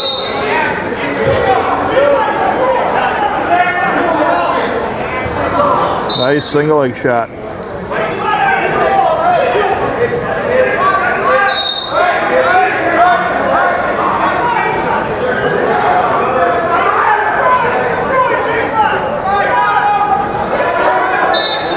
And you can see Spray, the experienced wrestler that he is now, every chance he gets, he takes a look back over to the coaching staff. There he did it again to see what the coaching staff wants him to do. Keep him down, turn him, let him go. That's something that the little younger guys need to learn. Every time you get that chance, you take a glance over there.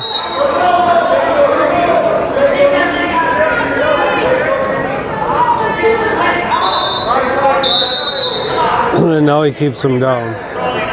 28 seconds left, short time left in the period. And caution jumping to start Spray.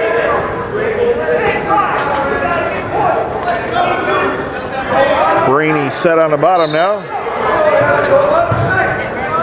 Spray traps that trailing arm. Now, cross face. Little turn here, or attempt at it.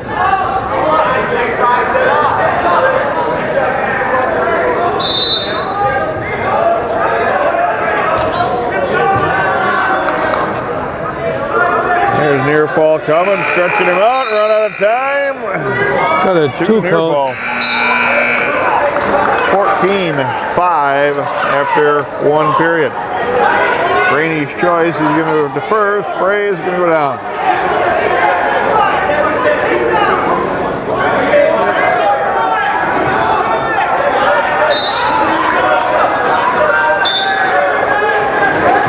Spray with hand control right off the whistle. Good stand up, got the escape.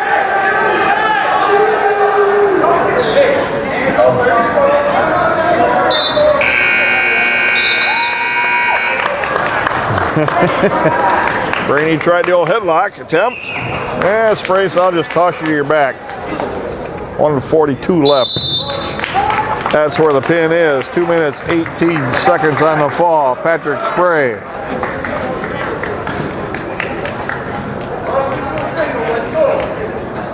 Six more Red Raider team points. It's 30-0 the dual meet. Next up, 126-pounder Zach Mitchell. And he's going to take on Ben Olson. And I think Ben Olson has a ranking too in the state. Ben Olson is honorable mention. Last year he pinned Christian Smith at 120 in the dual meet. So yeah, we kind of, the kid's probably thinking, what am I getting into here? Because he's a JV caliber wrestler, barely, because he's brand new this year.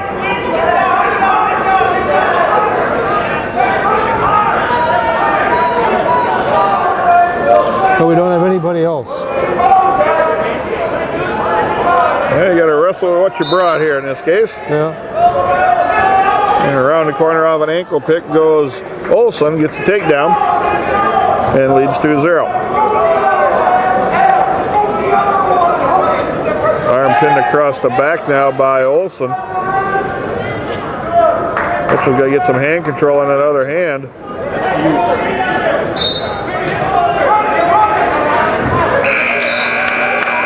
Olson driving in to Mitchell, turning him on his back, getting near fall.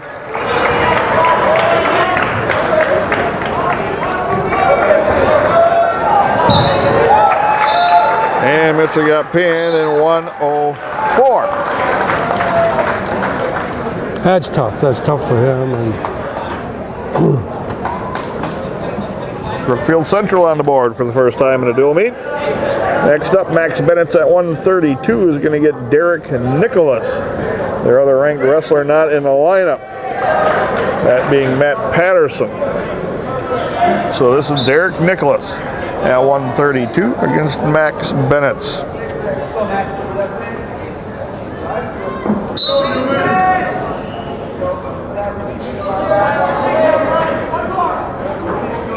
Last year, Max was supposed to wrestle Derek Nicholas, but they pulled him out and forfeited to Max.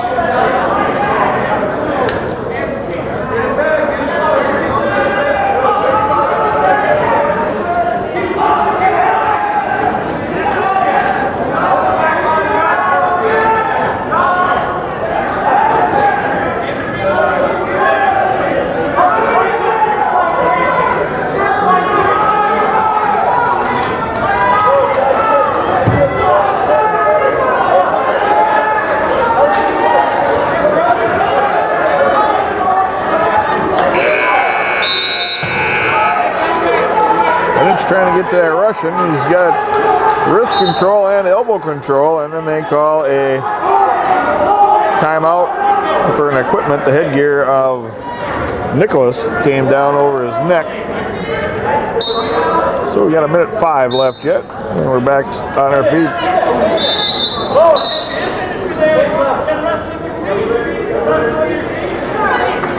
Now here's what I'm saying. If he wants to get this, he's got to get in.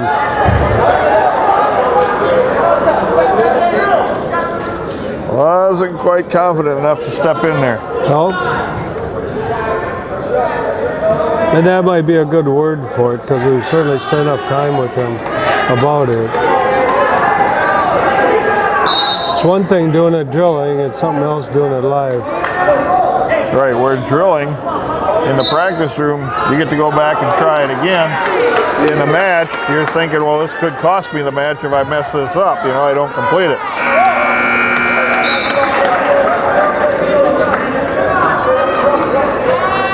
We got 20 seconds left, still 0-0, both working on their feet.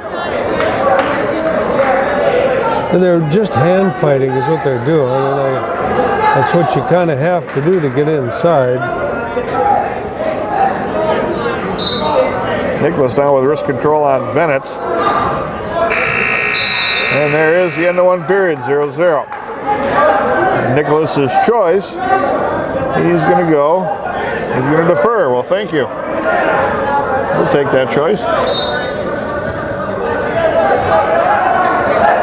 Yeah, you don't know these other people, so maybe he's best on top. That's his thinking.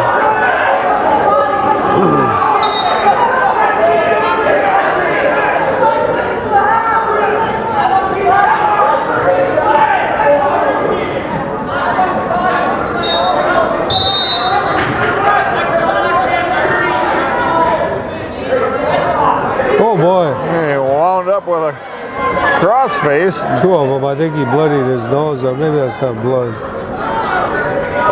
Yeah, right in front of the ref too. That second one.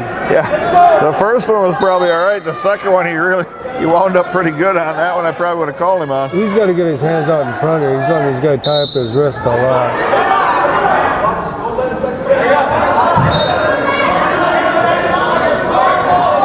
Oh boy. Okay, here we go.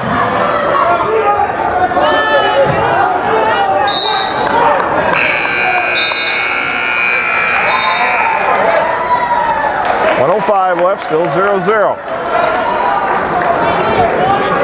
He started out a little sit-out last time, and he lost his base, so hopefully he won't lose it this time. Oh boy.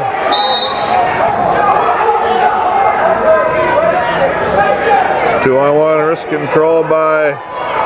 Nicholas, and now just a tight waist.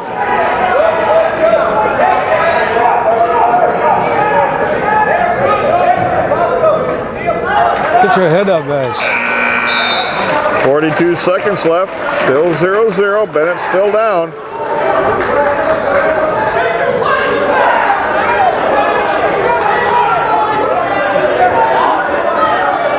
Nicholas keeps his wrist control pretty well.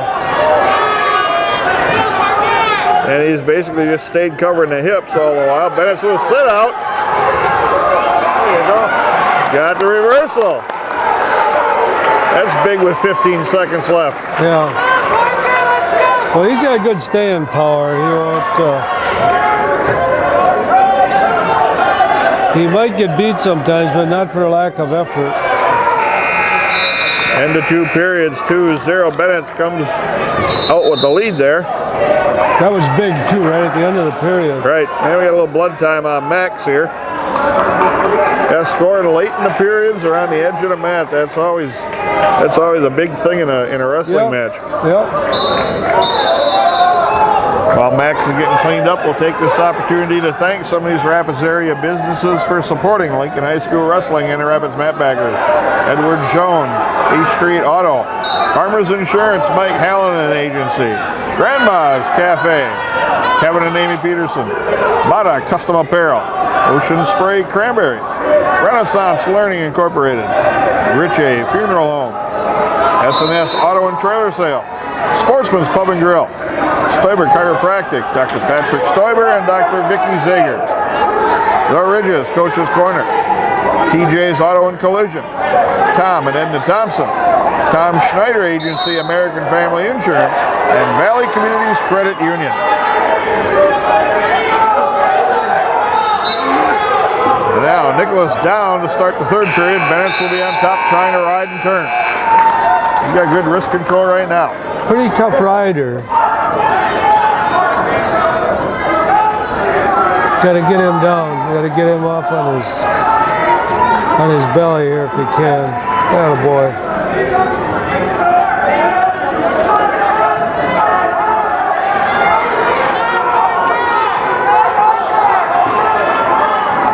Once again regains wrist control underneath. Trying to get to a ball and chain here.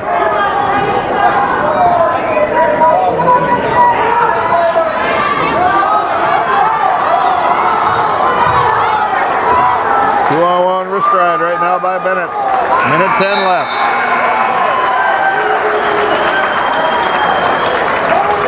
Oh, Max, keep him on, keep him on. Benitz trying to stack here.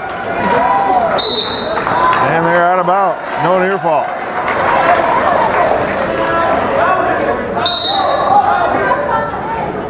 .57 seconds left, 2-0 Benitz.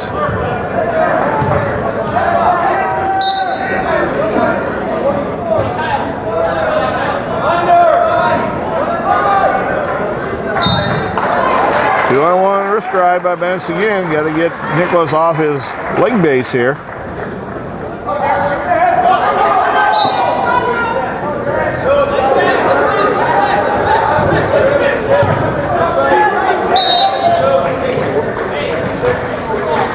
Nicholas don't go off his base. No, he stays pretty solid there.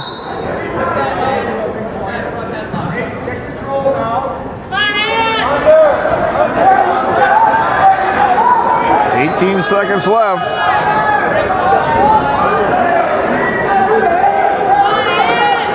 Benitz with a half now late. 8 seconds remaining. Lost that. Benitz is going to hang on for a hard grinding 2-0 win. It was 2-0, but as a grandpa, it was kind of a dominating 2-0.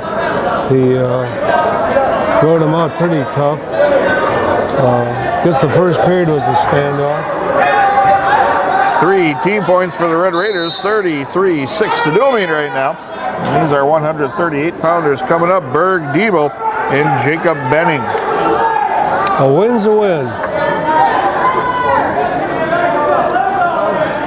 I hope Berg can come back a little bit. He didn't have a real great match the last time.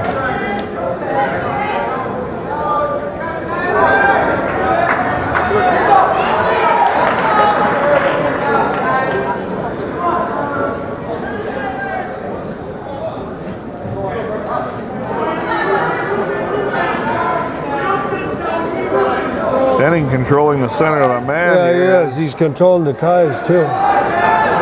Got Debo on the defensive here on the outer edge. On the whistle, Anthony, on the whistle.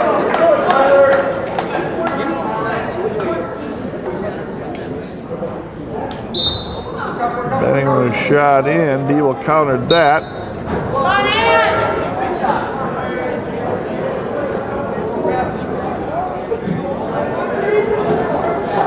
Again, when Debo wades in like that, when Benning wades in like that and Debo's on the back pedal, that gives the impression to the referee that he's backing out. Some refs would have called him already.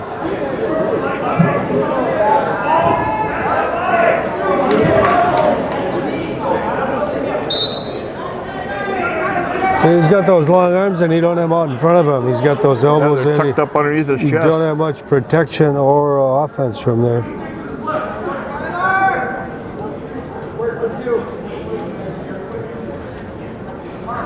.30 seconds remaining. Benning with a shot in. Got it locked around that right knee. 20 seconds here. Debo broke the grip. Now trying to come around the corner, picking an ankle. Stay with this now. Steps across, locks down the leg. He's got two. Debo's got to stay on that elbow here. Now he cross faces him. Good counter by Debo. Gets a takedown late in the first period. He leads 2-0.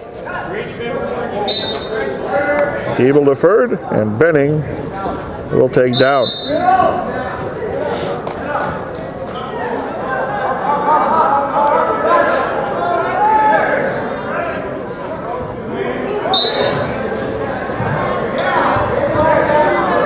Debo's pretty strong, and that's the one thing that Berg lacks a little bit. Oh. And in the scramble, Benning got the reversal and tied the match. Got Debo off balance and he fell underneath Benning there, and that was big trouble.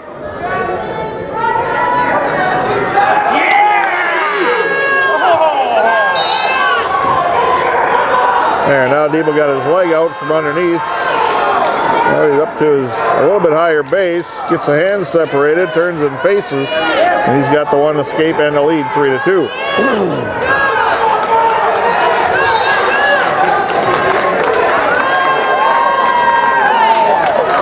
There's a good front headlock there. Snatched him down, put him in it, head in the side, trying to come around the corner. Picks the knee, walking right to a cradle. He's got a takedown and a cradle lock. Now let's see what he does with it. Take your time here.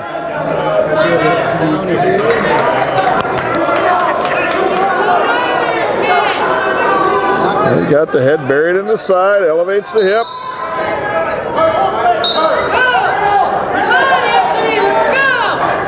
And he broke the grip, bailed out of it. 30 seconds left. 5-2 Debo.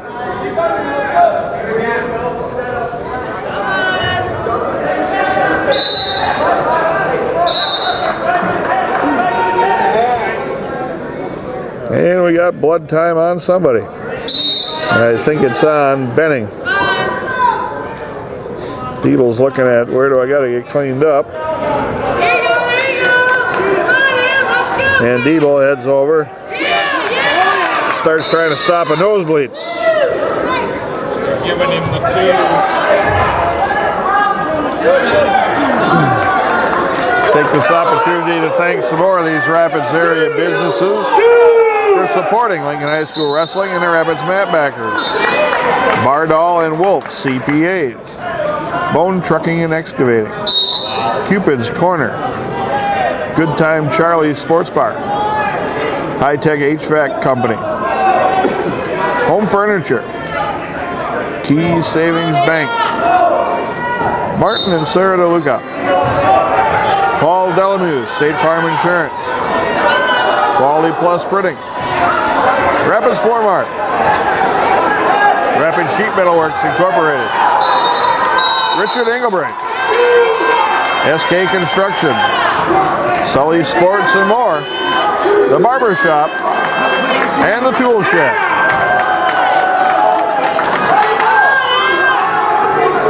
And we're back ready to wrestle here. Debo with a 5-2 lead. Caution on the referee.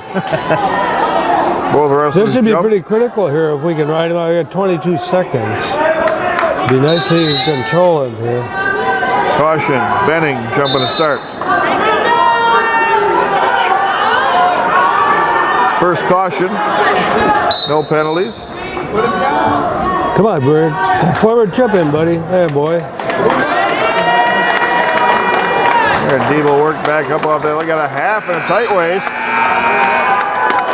Nice place to control him from.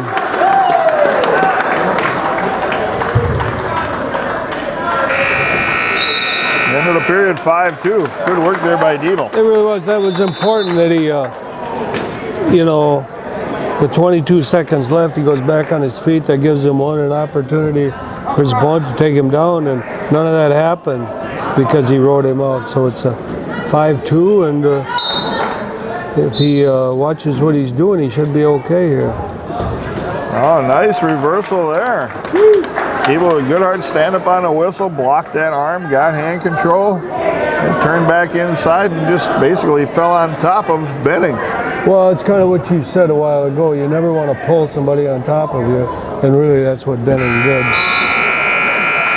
Now Benning's getting a little desperate. He reached back twice to try and grab a head. Yeah. You don't want to do that in wrestling.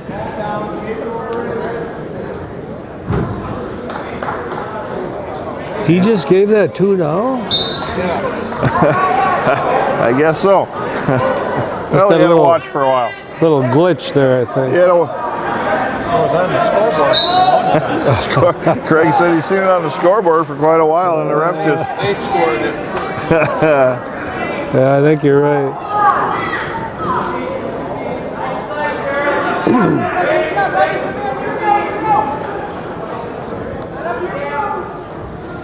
People trying to get a turn here. Got an arm tied up across the back.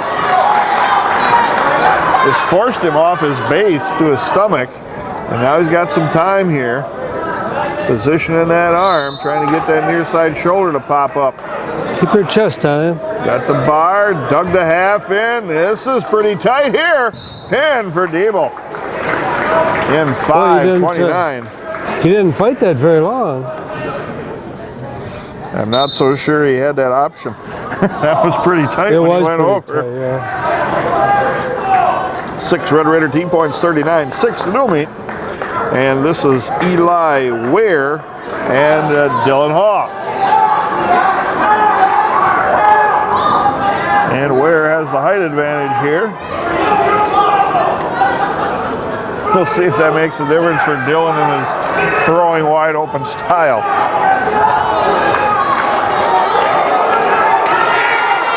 Are you seeing the team score anywhere?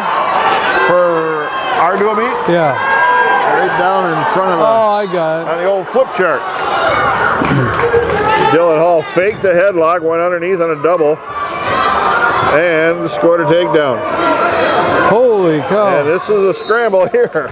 Settle him down, Dylan. Settle him down. Wow. He's got the Energizer Bunny here. This is wild.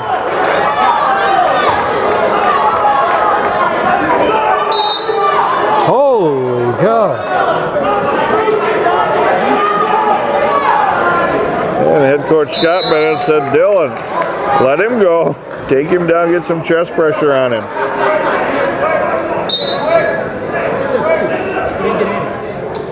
Two takedown Hall, and they gave him the free ride back to his feet.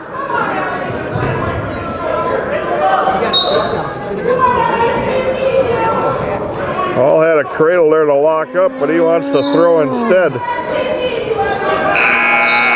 And I'm not sure he's going to get the throw yet. Well, this guy's pretty tall.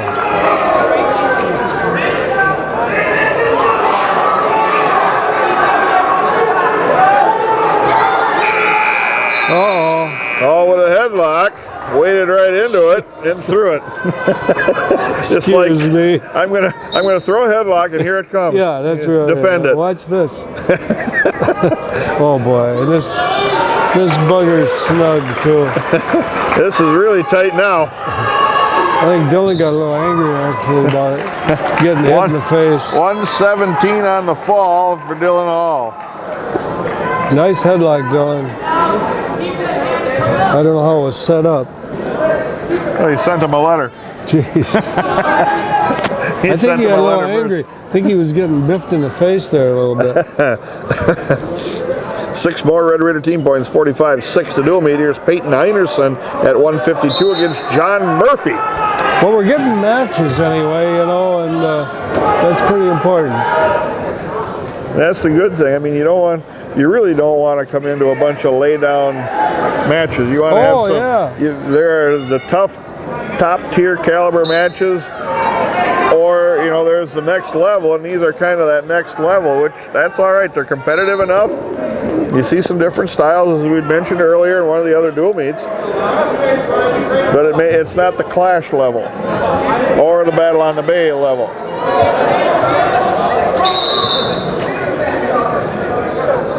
And for the reputation that we have and the tradition, it slipped just a little bit, but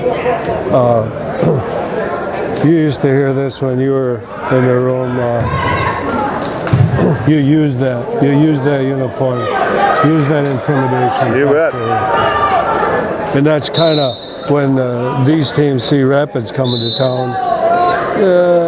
They notice. It's a little hard to bring your A game, I think. Two types of people. Some that they rise to that occasion, but most kids probably they're a little hesitant. Yeah, they get a little wet down the leg. Still have front headlock by Heinerson, but not able to get Murphy back inside the circle, and they do work their way out of bounds with 49 seconds left, no score. It's quite the contrast. You go from a Hall-style match to an Heinerson-style match. Yeah, slow her down. Two ends of the spectrum there. Yeah, slow her down a little bit.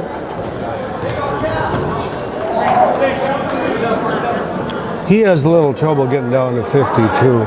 It's actually a 2-pound allowance now, but actually today was an extra pound. Oh, that must have been hurt on the head. Yeah, Murphy comes shaking his head a little bit. He got splatted there twice. Because one of these schools didn't have school yesterday, then everybody in the tournament gets a pound. Oh. But I would imagine that was one of the Milwaukee area schools, because I know I heard on the news that they had some schools closing down there. Yeah. Well, we didn't hear about it real early, and then the other thing that happens, you can only lose a half a pound a day. Correct. By the sheets. And so when Scott was up here earlier talking about that, we're concerned about point next week and kids like Max maybe coming down. So we still couldn't use that extra pound. Correct. We had to stay within the window. That was a nice switch. Because it's a half pound a day based off that last weigh-in that you had. Absolutely, yep, you're right, yep. So now you can lose a half pound a day from whatever you weighed in at today. Yep. So you always look down the road and base today's weight off of what you hope to be at in the future. It's a bookkeeping nightmare really for coaches. The other thing now is with that injury to Fuller, and we don't know the extent of it, but they're going to have to really watch it because he might be out of the lineup for a while. You don't know. It's like the Aaron Rodgers thing. Yeah. Heinerson with the legs right now, working a power half. He's a bugger in here. And this is going over top of the shoulder and the neck. One count, not enough for near fall. Now he's got near fall coming. Stretching that arm out.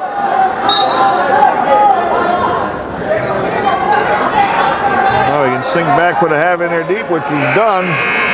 And that is a deep half. And tight. 3:16 on the fall. And isn't it funny how different teams, different schools, whether it's the ref or whether these kids quit when they get in trouble, these pins are quick. Yeah. Now There's that one not much over fight. there a while ago, they were the full 2 seconds or more, And it's just different officials. So the folks at home kind of know a fall isn't like 3 hand slaps in WWE. No. It's a silent count, but it has to be continuous contact with the mat in the scapular area for 2 full seconds. So what that ref will do, he'll count 1001, 1002, and then somewhere up in the stands people say, well, his shoulders weren't even on the mat. Well, that had already happened, the 2000 count. What you do is you see it, then you turn your head away as a referee and hit the mat. So that don't influence your call at all. Here's a nice single leg takedown with a back trip by Brock Benitz at 160 over Dan Rodriguez. And Brock must have got hit in the nose. He's been getting those a lot lately, and we've had that bugger cauterized a little bit too.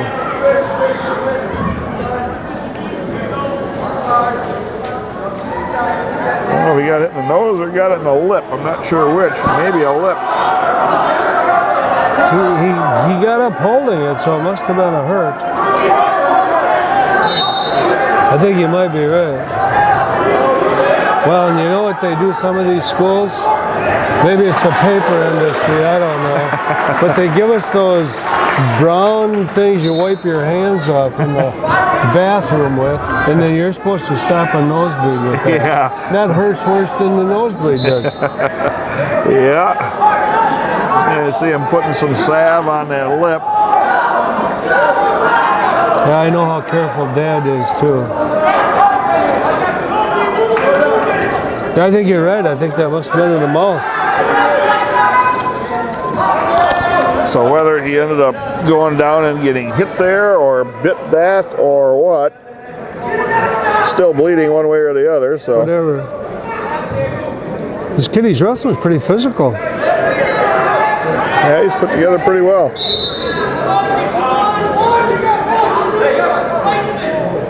The next 2 rounds of this tournament will be re-bracketed now based off how each team ended up in their pool. The top 2 teams in each pool will wrestle off. Let's, for example, say Pool A, the top finisher will wrestle Pool B's second place finisher. And then in the final round, the top 2 place winners in each pool will square off, and that'll be the overall champion. Caution on Benitz.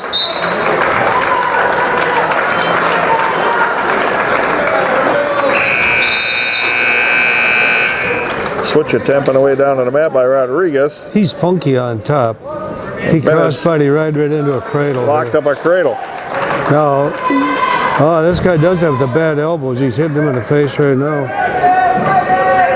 So I'm sure he's getting squeezed up pretty hard. And there is the pin by Benitz in 47 seconds. He gets into that cradle quite a different way than the way that we probably teach it, but he's pretty effective with it. 6 Red Raider team points, 57-6 the dual meet. 170 pounders coming out. That's Jake Tim, your Red Raider, against Cooper McMorris. Yeah, he's got the split lip pretty good here as he walks past us. Jake Tim and Cooper McMorris going at it here. They got some fairly physical kids in their lineup here. Oh, Jake, stretch it out, stretch it out. Morris trying to just crawl right through a single leg. Stepped over the top, got a whizzer, and comes up as Tim. If Jake was a thrower, that guy should have been flying. Yeah, that was set up, and McMorris tosses Tim. Yeah. And Tim's in some trouble here. Got to get his arm through here. Come on, get your feet on the mat.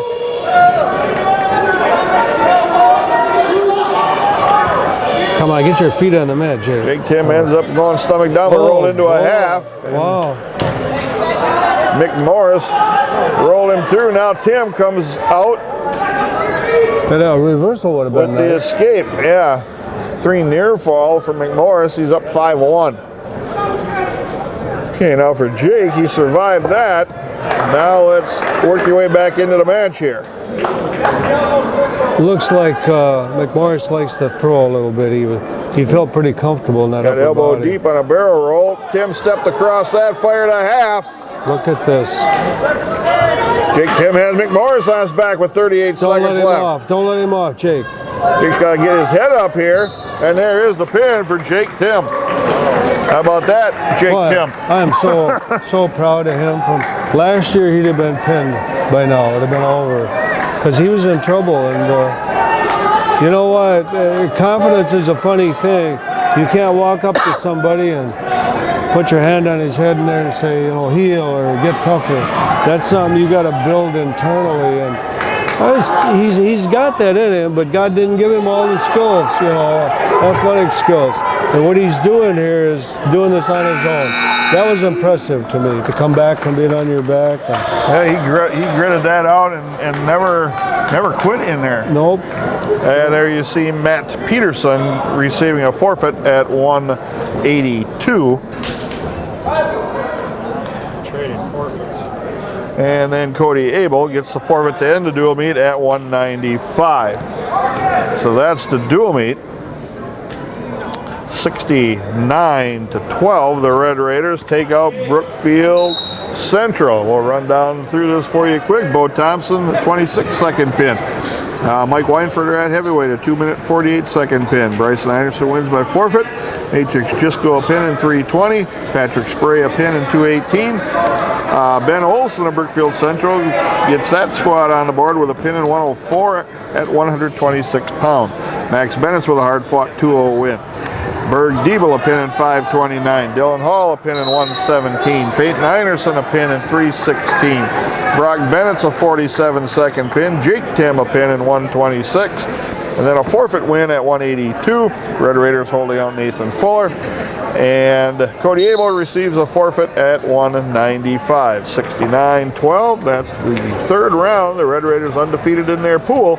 And now we will wait to get re-bracketed. I'm sure we'll see Lomira in the next round, or probably in the the last round, excuse me. Probably the last round. And I'm not sure who the other team will be yet, but we'll bring that wrestling to you when we return to the Plymouth Duels here on River Cities Community Access. Hey, and we're back now at the round 4 semifinal round here of the Plymouth Duels. The Red Raiders will be taking on Lomira. This should be a dandy dual meet here for the Red Raiders. Lomira very balanced up and down the lineup. Last year's dual meet may not be indicative of this year's. Last year the Red Raiders won 69-7, Lomira winning 2 matches. This year, maybe a little bit different. We'll see. Lomira's going to send out Adam Kenyon at 285. That's the draw weight for this dual meet. And it looks like the Red Raiders will probably send out Mike Weinfurter. Well, I think the thing that'll make this interesting is if we can't use Nathan Fuller. Nathan tweaked some rib muscles or sternum, did an early match, and it's pretty discomforting for him. And that is a nasty wrestling injury because I've had it. But if we have to forfeit, we didn't bring extra guys along, so a forfeit there would be a 12-point swing probably. Weinfurter and Adam Kenyon.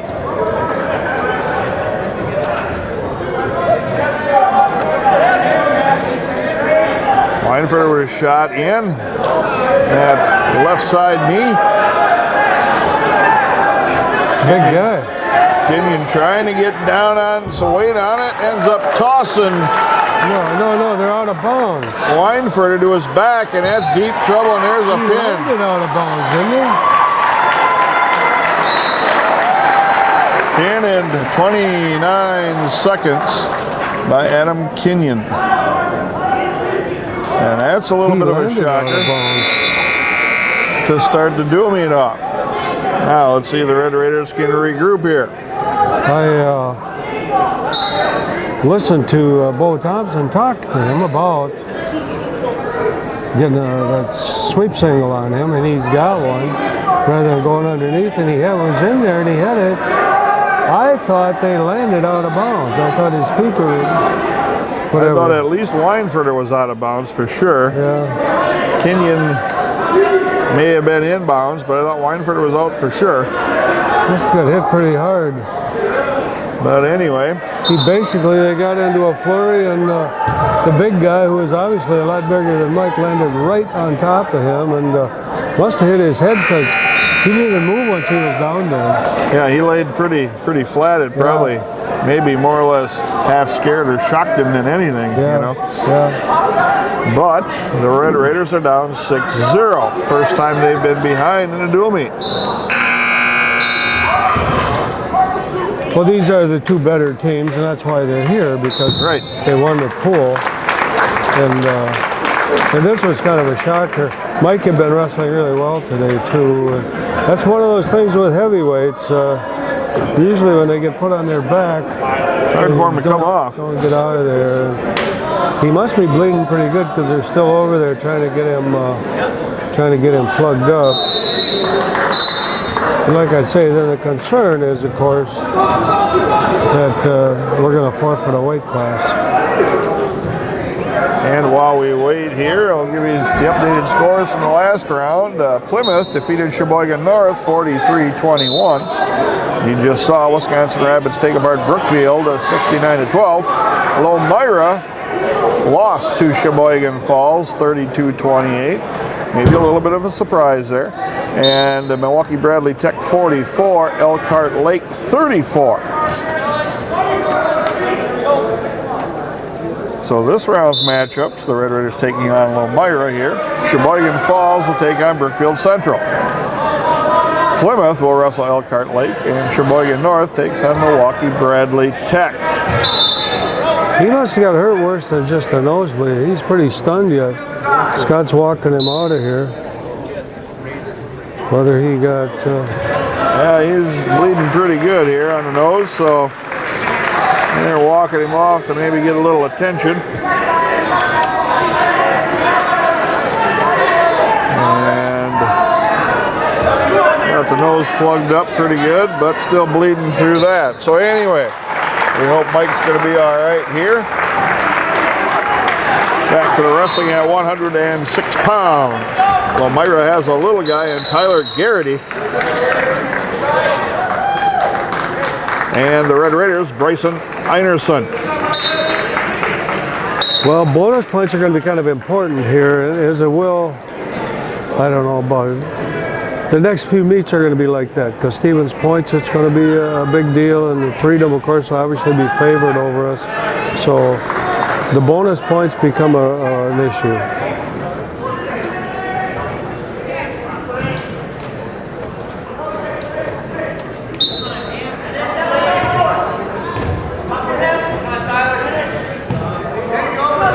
Einerson works to get a takedown, leads 2-0. And he's got a deep tight waist with the right arm. Quite a difference in size here. Yeah. Bryson's a big 6-pounder, and this guy's a small one. Now, what's the lightest weight that you can weigh in and wrestle at 106? There isn't this year. There isn't this year. No, That's a change then. Yeah, it used to be. I guess now it's like whatever you are. This little guy's quite the scrapper. Bob is up 2-0, but it doesn't look like this kid's just going to roll over. I'm guessing the same family probably as the 152-pounder Mitch Garrity, and Garrity's ranked 7th at that weight class. So Oh yeah, that's right. Yeah. probably some pretty good stock there. Yeah. 55 seconds left, 2-0 Einerson. So brothers will wrestle each other. Yeah, Einerson.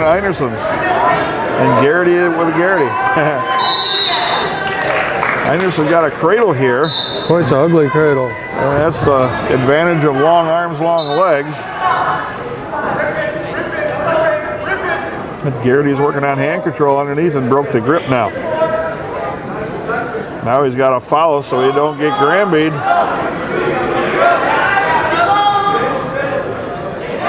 I'm not sure what he's trying to do here. He's trying to cradle from the opposite side across his body.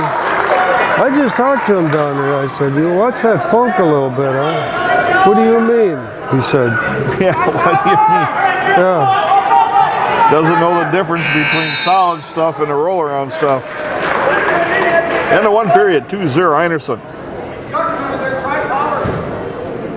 And it's Einerson's choice. He's going to defer. And Garrity's going on his feet. And my guess is on his choice, that'd be a good thing. He'd already been tangled up with this Einerson guy. And he's going to stay away from him. Come on, Bryson.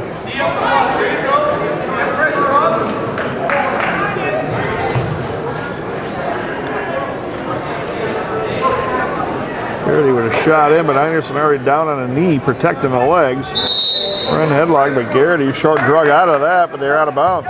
Garrity can wrestle. He did a little. He was doing a little short arm drag there. Oh boy, we got another nosebleed. And we got a little blood time on Einerson. Really try that. Really try that. Good. So the one match that we had that took about 20 minutes. This will make up for it, are you saying? This is starting to look like we're gonna even that time out. Yeah. There you go. There you go. Push it. Push it through. Push it through. Let's take this opportunity to thank some of these Rapids area businesses for supporting Lincoln High School Wrestling and the Rapids Madbackers. Mortensen Brothers Farms Incorporated, Tritz Forest Products, Benitz Family, Carpet City Flooring Center, George Hathaway DDS, Mark Toyota Scion, Midwest Dental Care, Rapid Ford Lincoln, Remax Connect, and Roger Buzz Pascavas. Well, Einerson cleaned up, back and ready to go here. Still leading 2-0. This little kid can wrestle, but Bob's got to get a hold of it. You can't do much out here. Oh. Barrel roll takedown. Whizzer by Einerson. Steps over and they roll out of bounds. Good no call by the referee on both sides. This little kid can wrestle. My guess is he's not 100 pounds. Nice. Nice shot by Einerson. Now let's see if he can complete it. Come on, Bryson. Finish this up here. Don't stay there. Bryson comes to his feet. Going to elevate that single back trip. Covers him. Through takedown Einerson. Now we're going to keep him down here and control him. 50 seconds left. 4-0 Einerson.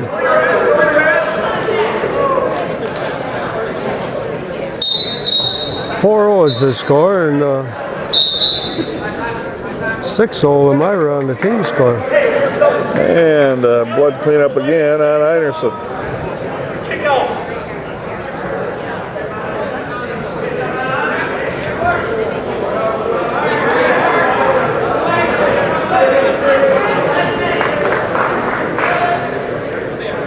And Einerson back and ready to go now.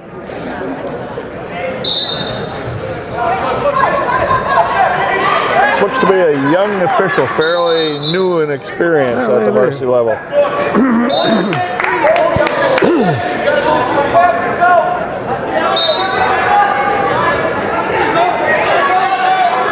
Einerson now got to fight to get a leg in over the top. Figure 4 on the body. And Garrity's got an arm tied up inside, underhooking the leg, and we got potentially dangerous. Garrity can wrestle.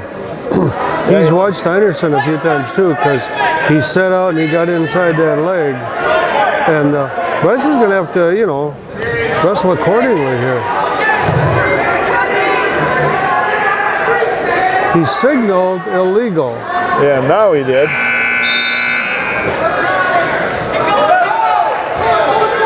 And now he's having a discussion with the table. I'm not sure what would be illegal. Scott didn't think it was illegal. And they're having a conversation with, I think, the extra official at the side of the mat. I think he's saying it was illegal headlock without the arm, but that's a front headlock. You don't need the arm. I'm not sure this official really knows either. You got to keep him down here now, boys. There's some of the legs right in on the right side.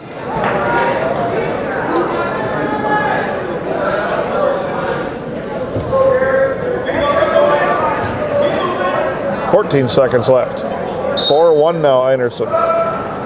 And Garrity looking to unhook that leg underneath. So he's so much taller than Garrity. That's the that he's advantage. immediately high. There you go. Head up, Caleb. Caleb, head high. It's 4-1 now, and Einerson goes down to start the third period. So we're kind of hoping to get some bonus points along about in here.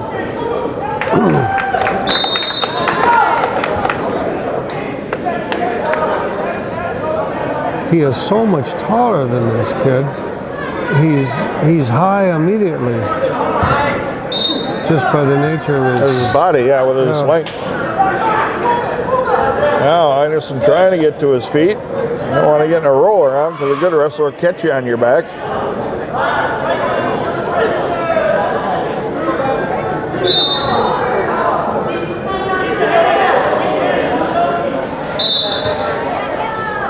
Now Einerson putting a foot down and trying to come up, and Garrity's riding him pretty hard here.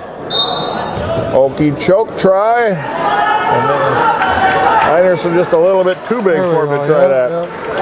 Well, if you roll around with him enough, you're going to get in trouble. And here we go with the black uniform, so we got uniforms that look Einerson kind of got to the be same. careful you don't get his head hung out here on the mat like it is. Yeah, he's way out over the top.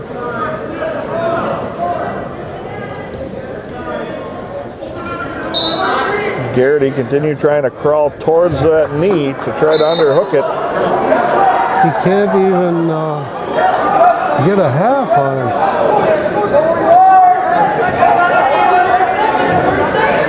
And he can't figure for it, so that's why he's got the other leg hanging out. If he figure fours it, he'll become illegal.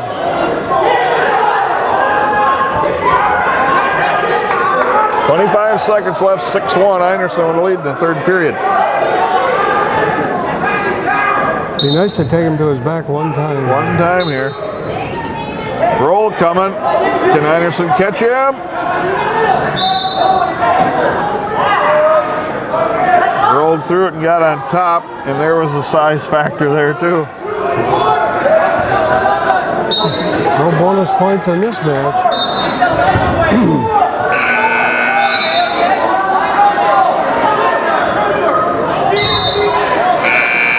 That little guy's pretty tough. 6-1, Bryson Einerson with a win. Like you said, Coach, no extra team points there. No, and you'll see that little kid in the state tournament because that's Division 2 or 3. Maybe 2. Lemira's Division 2. Yeah, and when he grows into that 106-pound size, he'll be pretty good. Next up. Now we're looks like a brother. Now we're going to change officials here. This looks like the same kid, doesn't it? Matrix Jisco and Mason Newman. So it's not a brother, but he's a clone. Come on, Matrix. Yeah, we'd be looking for some definite extra points here. Last year, Tyler Garrity, who just wrestled at 106 pounds for Lemira, got pinned by Matrix Jisco in 33 seconds.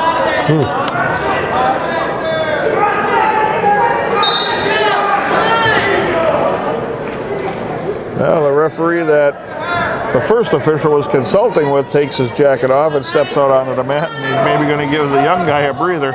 You never know. Maybe they have got that arrangement. Here you got to look for extra points too. Jisco with a double takedown. Newman not in the lineup last year for Lemira's squad, and the arm barbed wire baseball across the back.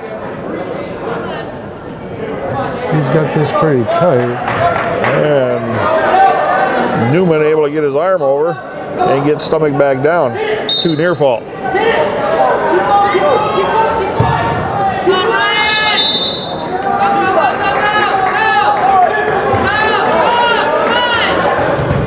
Arm across the back again by Jisco.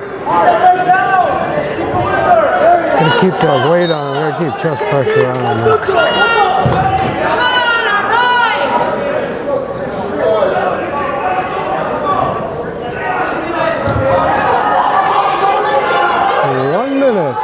Cisco now looking to get a wrist tied up underneath, loses that grip. And they're going to cut him loose. 4-1, 45 seconds left. Just go in on a single.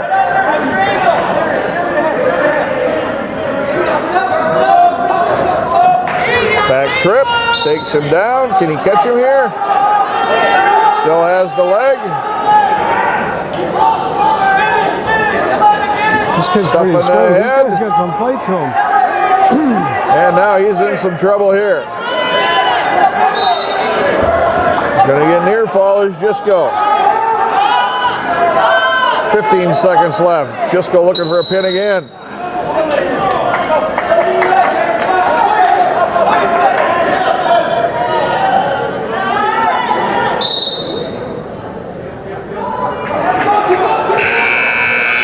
Three more near fall for the Red Raider. And it's now 9-1, Jisco's favor after one period. So now you got to watch your points a little bit, because the first thing you're trying to do is get a tech fall if you're superior. But then you don't want to run out of points so you can't get your fall. Because this is a match I think we're looking at getting a fall on.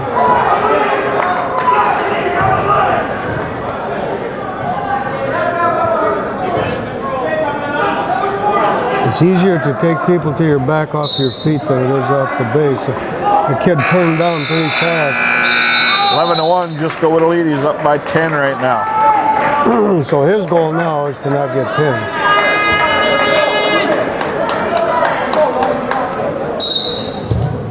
And Jisco's Keep got some to chest in here. Keep some settle in chest with in a here. good half now. Get that half. Get the half back in. There you go. Clear your legs. Clear your legs, Matrix. Come on, buddy. Get him out here. Now he's got it. Half. Chest pressure. Now he takes a half out. Just tries to scoop the head. This kid looks like a fighter, but again, we're running out of time on our points here. And I think Jisco would be much better with the half in than just trying to scoop the head. Wow. It's going to be three more. It's 14-1 right now. Be nice to get 6 rather than 5.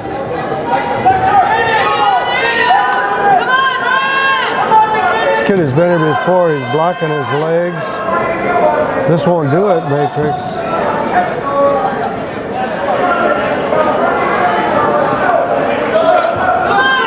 .28 seconds left, second period.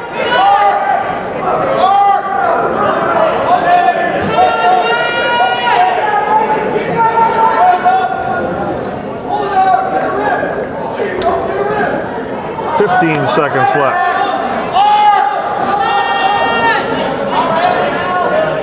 Don't waste this, Matrix. And now you're better off not turning him. Well, the next time he goes to his back, he's got to keep him. Right. If you want to get the extra point. 14-1 after 2 periods. Jisco's choice. He chooses top. I'm surprised he didn't choose down. Oh, did he or the other team choose down? We chose up. Jisco chose top.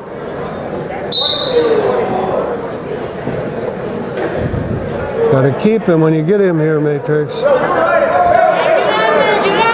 if Jisco would have chose down and got the reversal, that would have ended the match. If you got an escape and a takedown, that would have ended the match and only been a technical fall. So keeping him riding. This kid's kind of a fighter here, boy. He don't keep those hips down at all.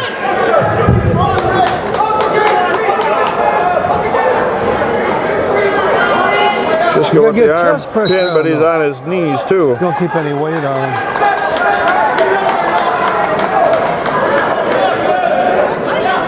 Come on, Matrix. 5 seconds! 5 seconds!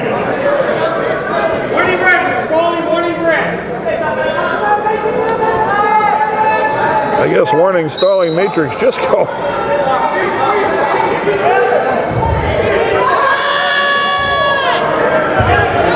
Now they cut him loose, 14-2. Well, now it's the point. You got to try to get the text ball. Now he's got a cradle from his feet and got him on his back.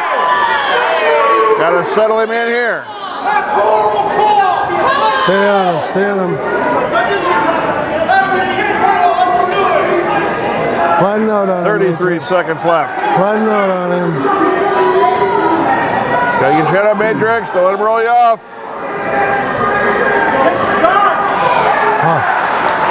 And the kid fought to go stomach down. It's now 18-2, and that's a technical fall. And he did his job, that boy. He's a pretty tough little guy. Because Matrix tried to pin him from the starting bell. 5:41 on the technical fall. 5 Red Raider team points. It's now 8-6. The Red Raiders are in the lead. But maybe not what the Red Raiders wanted. Now we got some of the fans from a different dual meet right behind us here, so that's the loudness that you hear. And Lomira has to report. And we're going to take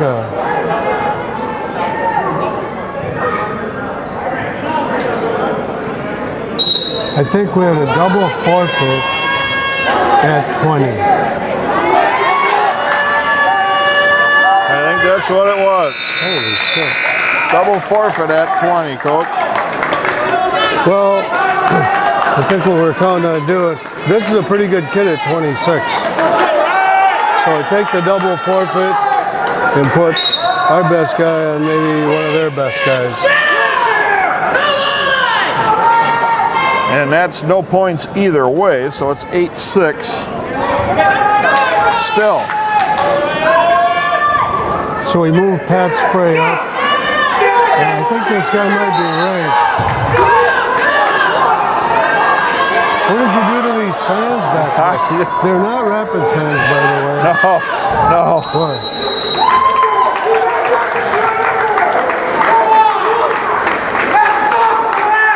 Wow. Is this the same guy that was yelling before? I'm not sure. 2 takedown Spray. And a cut loose to Coulter. This is Jack Coulter from Lomira.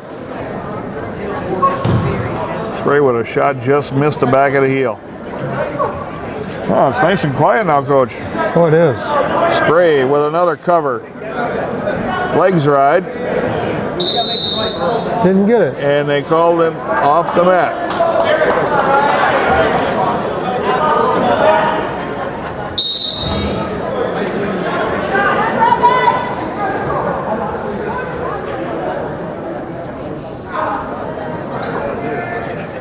Spray with an elbow tie. Shot inside on Spray. Turn the corner in a hurry. 2 takedown Spray. And they're going to cut him loose again. Spray, number 2 ranked in the state at 1-20.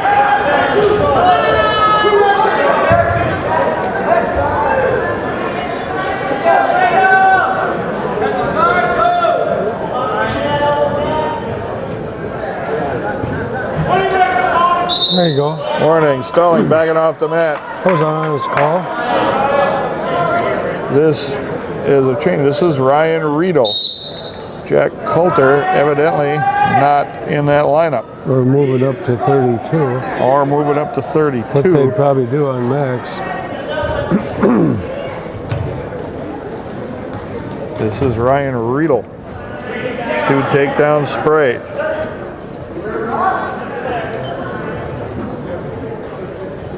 Spray steps into a legs right on this near side. Now a double one. And potentially dangerous.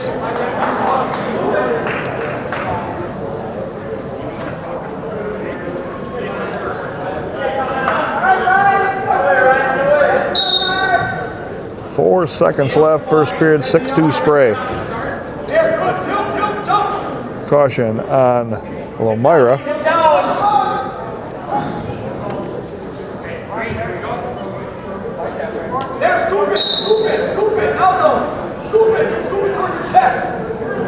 One hard start, and that runs out the period. 6-2 Spray after 1 period.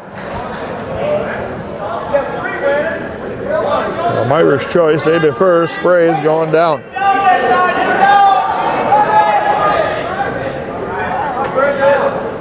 Spray now going to work from the bottom to start the second period.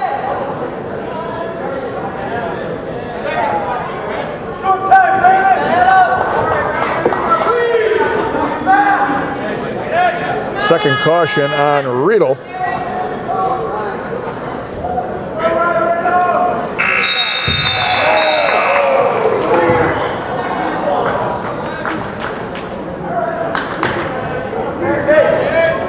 Spray pinning her wrist down on the mat, turning inside. Has Riedel in some trouble here. Riedel's got to give up the reversal. 8-2. Cradle coming by Spray, got it locked. Can he turn him? Over he goes. Near fall coming for Spray. Knee in the side. Referee looking for an idea to see here. Probably pretty tight. He's not rocking much, that's for sure. It's hard to tell if he's got his shoulder through there, and the ref isn't down there too close, so maybe he don't. It'll be 3 near fall. It's now 11-2, and here we're back in that same situation, Coach. Yeah. Scores rung up there. Now we got to put somebody and keep him there. And they've been told, Lemira, don't give up the pin. Save the point, too. Legs riding Spray, rips him back into bounds. And they're out of bounds.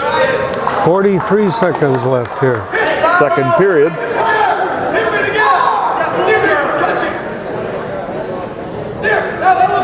And Spray gives him a free ride back to his feet. It's 11-3 now.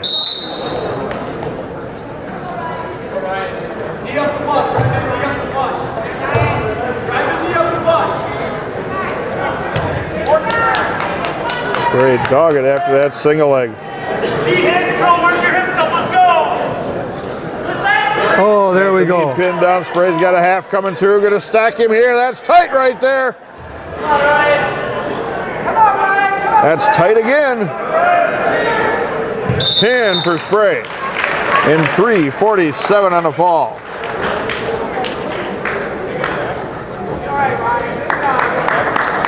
That's the team points we were looking for in that match. 6 Red Raider team points, 14-8 to the dual meet score.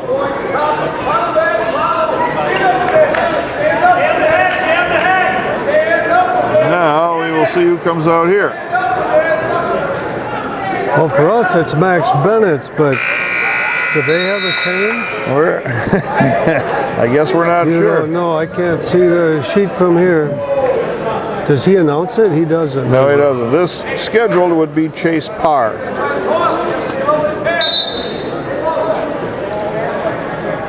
And if I remember right, Coach, I think Lemira had an injury in a dual meet in like the second or third round over on that black mat. And that might have been that 120-pounder. Get your feet back, toe. Keep the toe. Keep the toe. Down. Hip tight. There you go. A little hand fighting going on here. Because that's where you maybe got that double forfeit. It's possible, yeah. Because you'd have to have an opening on Lemira's side, too. Well, I know Scott said he was going to do this. Parr in with a shot on Benitz. Come on. Come on, Maxwell. Keep it down. Down, down, down. Whizzer in, forcing away on the head is Benitz. Got the leg back down on the mat now. Stay in there and take this. Wrist control, front headlock by Benitz, and Parr is backing off the mat. He countered that well. Yeah, he fought it back on the mat once it got elevated. That was good work there. 57 seconds left, 0-0.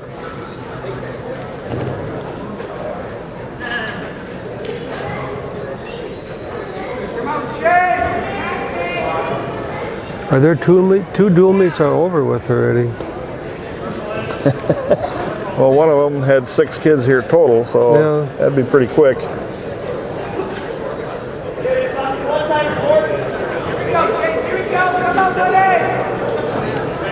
think Elmira's strong in these lower weights. That's what Shane told me. He'd watched him before. Here's Mike Langford walking back across here. Warning, stalling Elmira.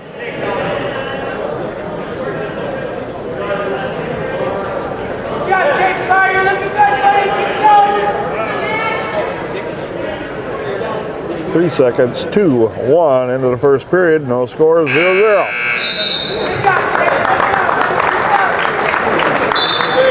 Parr's choice. He's going to defer. Bennett's choice. He's going down. We'll take that choice. Thank you. Yeah, we'll take that choice. Legend, get it up. Get it up. There you go.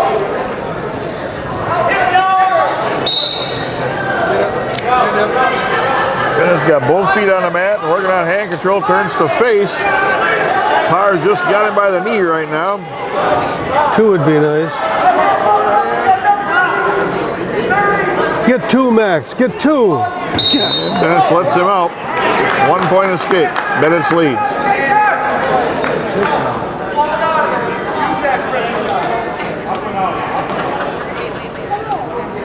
Yeah, when you don't have a go-to takedown, you want reversals.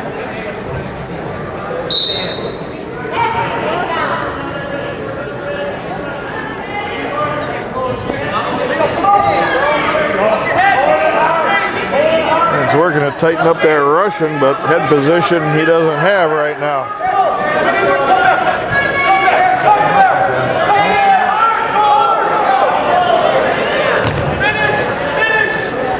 Elmira's been cautioned, I think. Score this, Max. Score Parr this, with buddy. a shot in. Bennett's trying to force Score down on the this, head buddy. here. Score it, score it. Got a chance to go around the corner.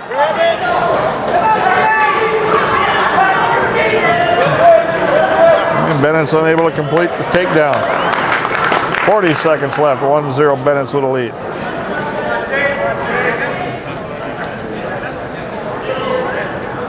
Yeah, 30 seconds. 30 seconds.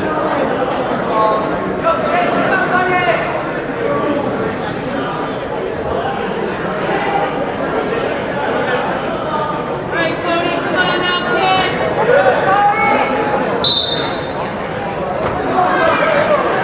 10 seconds left. Still 1-0 Bennett's.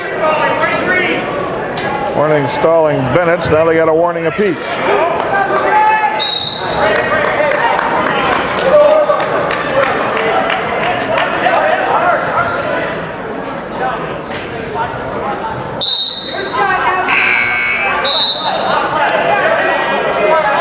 Now we're tied, or excuse me, Bennett's with a 1-0 lead going into the third, and Parr will be on the bottom. And that caution point, that one on Max, they both got one. That one's critical when you're on top. Because that ref can call that if you're trying to ride tight.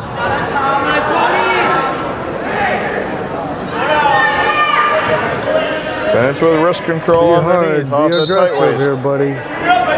You don't want to give this ref any reason to call you. Now Parr's got a wrist tied Get up. under that arm, buddy. There you go. Parr to his feet. Bennett's got a lock up and a lift. Lifts, takes him over backwards. And chops an arm in, gets wrist control. Stay under the arm, Max.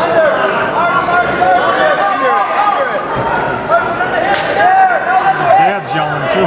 1:15 left. Now he's got to hustle back. Get behind him. Parr's trying to turn to face. Come on, get around there, Max. And Benitz lets him out. Got out of With position. a minute left. 1-1. 1-1.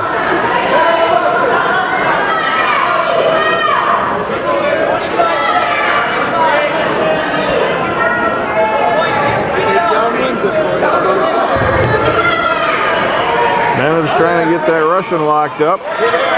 You gotta stand there, Max.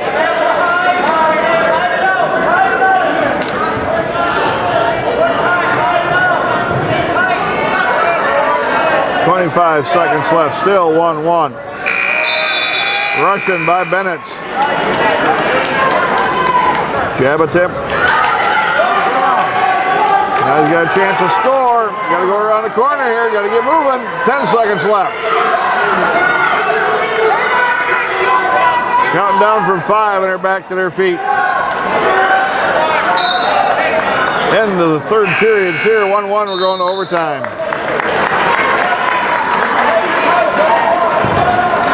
Now you can't give up one. In his case, we got the caution on us, but he has to stay there and can't get taken down. I think he can win this on the mat. But you can't give up this cheap takedown. That guy shot in before on him. Shot again. Benitz with a crossface here, trying to turn the corner.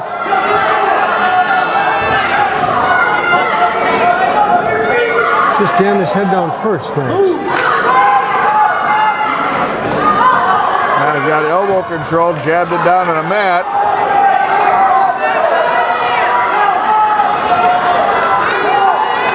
And they come up to their feet.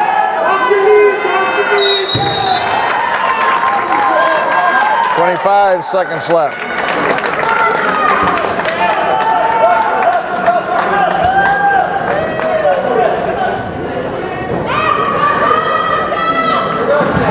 "15 seconds. Shot in by Parr. Bennett's got a chance to score here. Come on, Round the corner. Don't stop here. Get his head down. 5 seconds left. Just compose his arm a little. 2 takedown Benitz. Wow. 2 takedown with a half-second left. Were you worried about that? Yep, as much as you were. He just ran him over finally. 3-1. Benitz in overtime. Oh. And he'd have gotten ear fall out of that too. Oh yeah, because he had him on his hip, turning him to his back. Next up, That was kind of big. 138-pound match, Berg Diebel against Eric Danner. What are we doing here?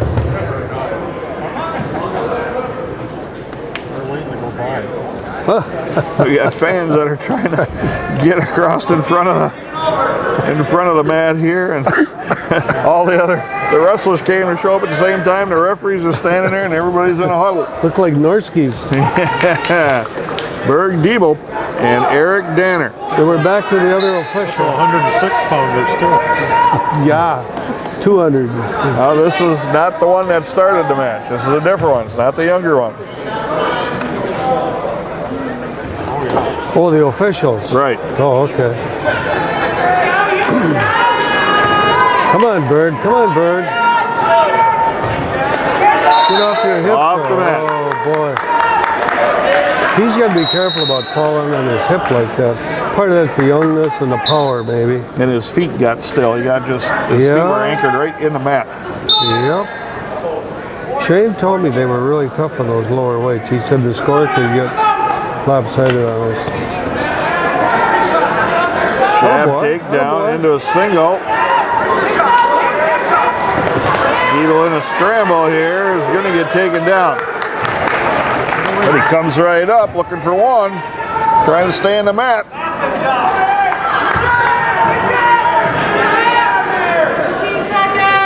Diebel coming up again. 1 minute left. He might get this escape. And he does. He's got good staying power.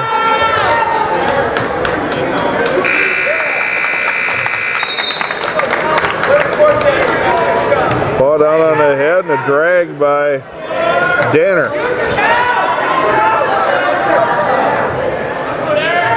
Keep that arm though, mate. Oh boy.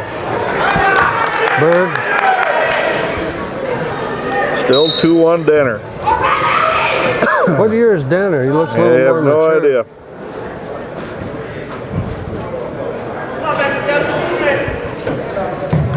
Danner He again looks- likes that Russian jab Well, he lets that takedown. arm. You got to square up here. Keep that pressure. There you go. 10 seconds. Come on. That's it. Hips up here, you guys. Build up. Build up. End of the first period, 2-1 Danner.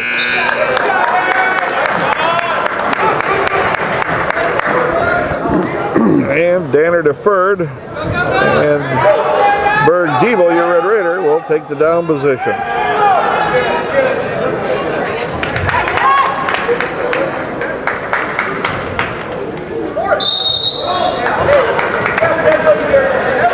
Diebel with a hard stand-up. Yeah, he did. Come on, get into him, though. Don't walk away. Back trip. Diebel scrambles to his stomach. Keep it up, good job, buddy! Diebel again stands up hard. And they go out of bounds. Danner wanted to get him out. Well, Danner's trying to push him out. Yeah, that's exactly right. Come on, Eric, Danner, let's go!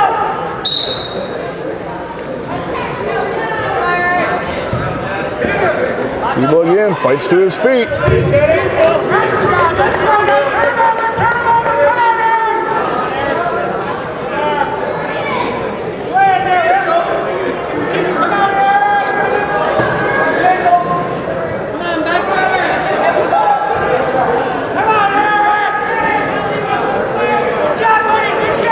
Diebel don't stop down here and take a break. He may get an escape here yet. See your belly. There you go. Nice job, Eric, nice job! And Danner's pretty content to leave him on the edge of the mat. Oh, yeah. 45 seconds. Yeah, he just covered the hip and hung on. That's all he's done. Well, and he was out. Now they're out. Come on, Bird.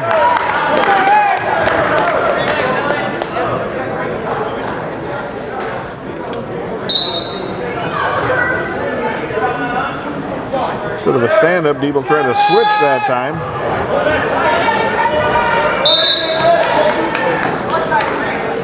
And we got blood time on the elbow of Diebel. Diebel's been up to his feet a handful of times, just unable to quite get the entire escape.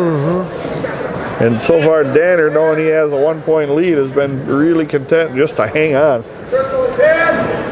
Yeah.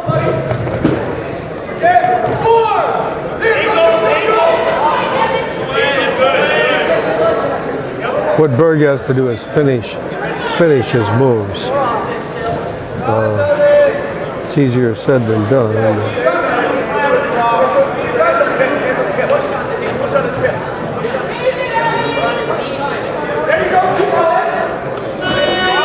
All right, Diebel's all cleaned up on that abrasion on his elbow. 22.5 seconds left, second period. Eric Danner of Lemira leads 2-1. Diebel with a good stand-up. Danner with a front trip. Takes him back to the mat. Now we got to force back into it. We can't. Those stand-ups, it should be a stand-in, not a stand-up. Because he gets run right out of here. Come on. Attaboy, attaboy, Bird. Attaboy, There, Bird. now stay with this here. To reversal, Diebel.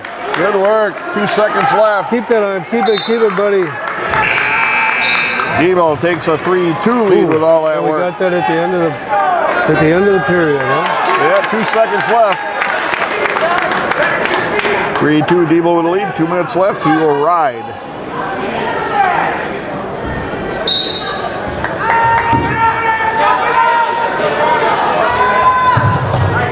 And he could not hang on to Danner. And we're tied at 3.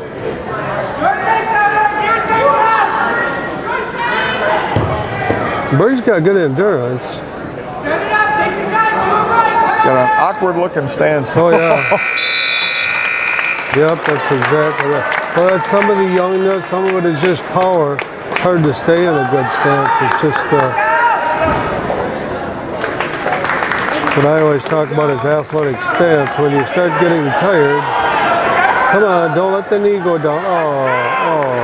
And Danner limped arm out of that, got a takedown. He leads 5-3 now with 1:15 left. And all that second period work for Diebel to get that reversal just went by the wayside. Well, we got to get in a scramble. I think in a scramble he'd be okay. There's the 1 point escape. Neutral 5-4 position, now. I'm not so sure here. No, don't why waste it out there, Bird. Come on, buddy.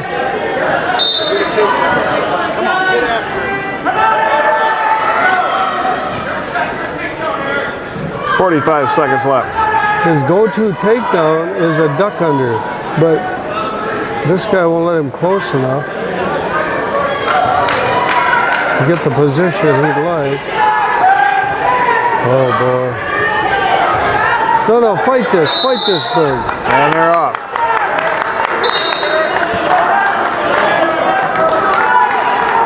"25 seconds left. Diebel trails by 1. Got nothing to lose, Bird. Shot in. And Danner sprawls back. 8 seconds.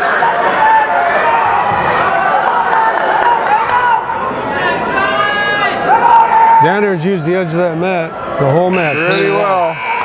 He hangs on with a victory, 5-4. And 3 team points for Lemire. It's 17-11. The Red Raiders lead. Next up, 145 pounders, Dylan Hall and Andy Flatt.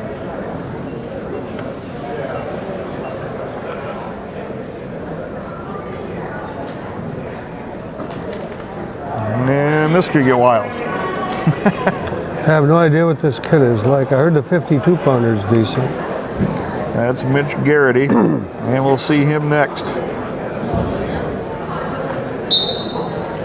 Hall and Flatt. Hall's got the double overhooks. Now just a single shot. Underarm spin. Hall flattens out. Not quite able to get the two. Probably.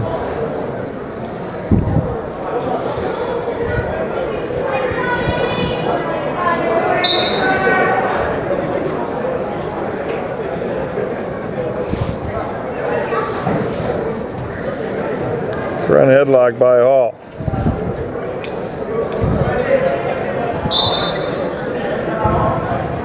Now to a Russian for Flatt.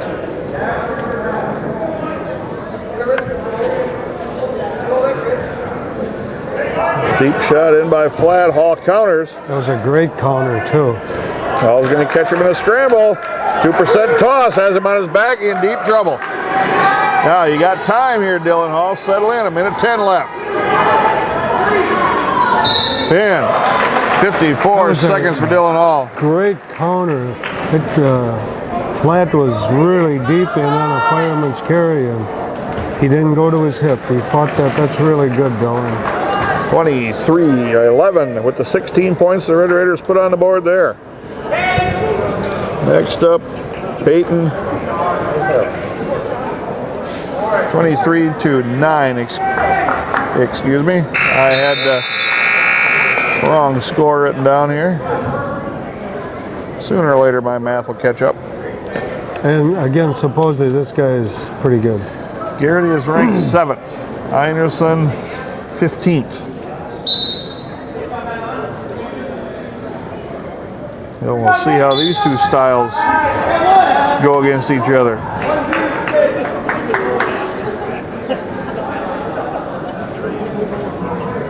Anderson with an underhook on this left side. Work inside, Sean.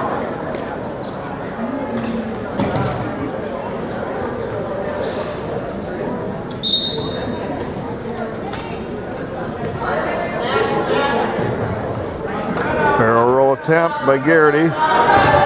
Anderson countered.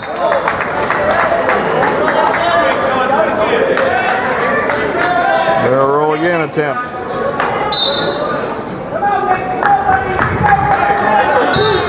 He's been there before. I don't think he'll get hurt with that.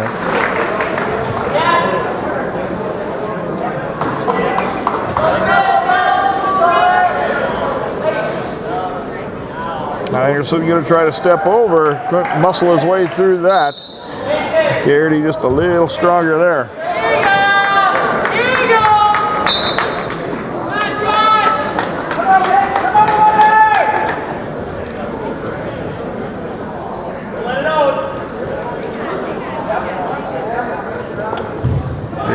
shot. Anderson catches him, tries to toss him to his back. Not here, not here.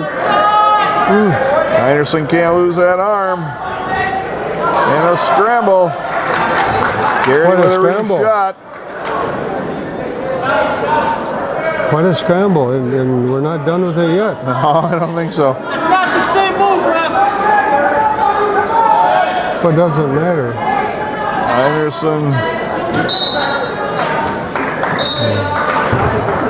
Stalemate. 14 seconds.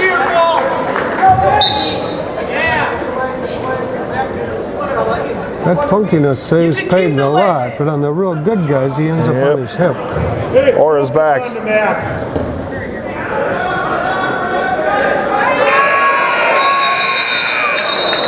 End of the period. Two buzzers went off at the same time, so this ref made sure he stopped the wrestlers, and that's all right. Garrity's choice, he defers. Anderson's choice, going down. 0-0 after the first 2 minutes.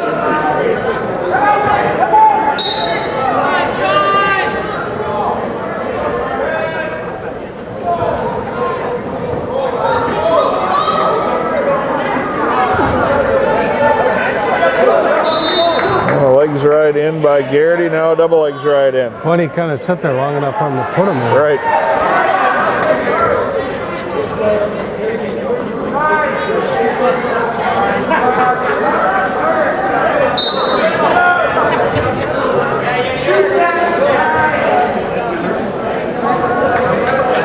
Two pretty similar wrestlers, at least on top.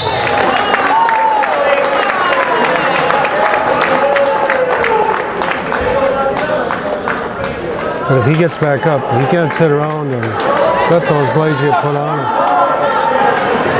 Get your hips up, buddy. Garrity's up a little high over that right shoulder.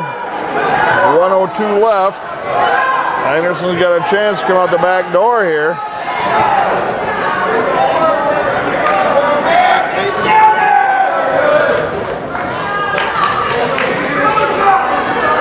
Oh boy, there you go. Get on the heel. Picked out the leg ride. Garrity's got wrist control though. Anderson's got to move his feet.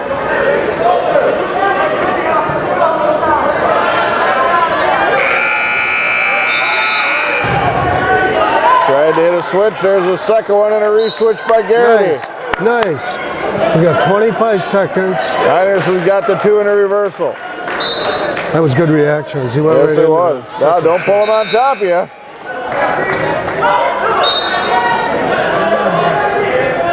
As long as he can scoot up, he's okay. Don't lose this. Don't lose this. We got five seconds now.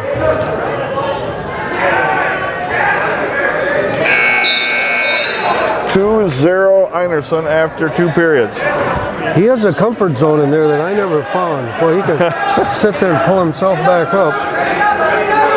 And after he makes the mistake of pulling the guy right back on top of him. Yeah, I don't really know if that's a mistake. He feels like he can tip people from there. And I agree with you. If he could stay tighter in there, he'd be a lot better off. But he, like right now, you know, I don't feel comfortable in here, but he does. And like you said, against the really good ones, they're gonna find a way. This guy's under his leg, and that's a good counter for that. But the clock is going, and I guess the clock is kind of our friend now. Uh-oh. Garrity trying to come up now. He's got Anderson up over his shoulder. And Anderson now He's still trying to get pinpoints. Sticks in a half here for a little control. Scoot back a little, Peyton. Scoot back, buddy. 1:05 left. Now we're in a little better position. Yeah, he's... Come on, stick it in there. That a boy, that a boy.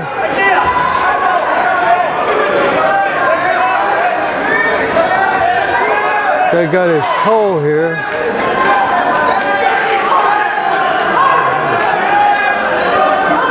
40 seconds.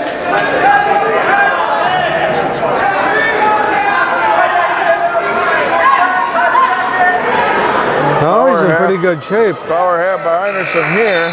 30 seconds left. I'm surprised the ref don't call a stalemate here sooner or later. But Garrity picked the leg right out. Now Einerson switches sides with it. Get under the arm, under the arm, under the arm, bud. Both legs in now.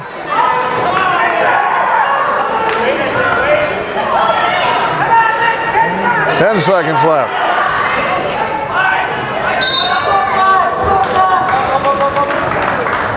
He feels comfortable in here.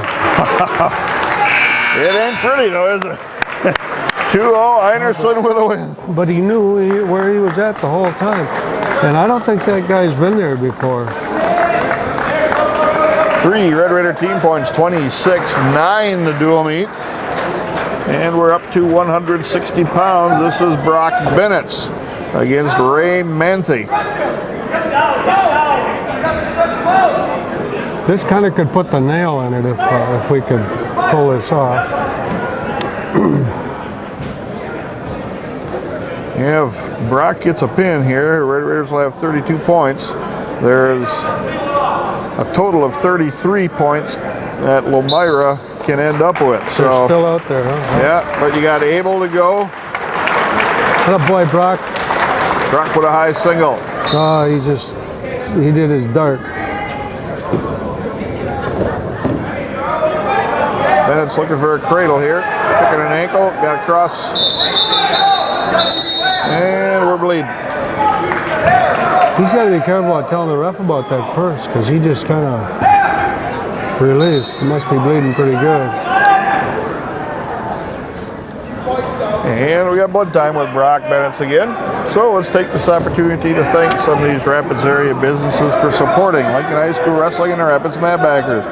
Safeway Bus, Scott Jess Incorporated, Subway A Street, Wisconsin Rapids Orthopedic Center, Cook Family Chiropractic, Fehrenbach Mogg Insurance, Pelkey O'Day Photography, Homestead Golf Course, Niski Applewood Smoked Meats, Paper City Savings, Roger and Kathy Plowman, the Thompson Family, Accounting Plus, Bullseye Credit Union, Chips Hamburgers, Culver's of Wisconsin Rapids, Danny K's Pub and Grill, Dr. Michael O'Leary, Edward Jones, 8th Street Auto, Farmers Insurance, Mike Hallinan Agency, Grandma's Cafe, Kevin and Amy Peterson, Mata Custom Apparel,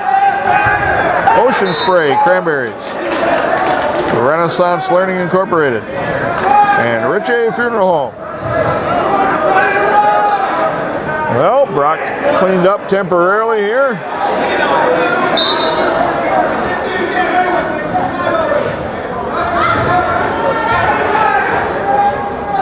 He's got a goer here. And Manthe with the escape on the scramble. 2-1 Benitz. And we got more blood.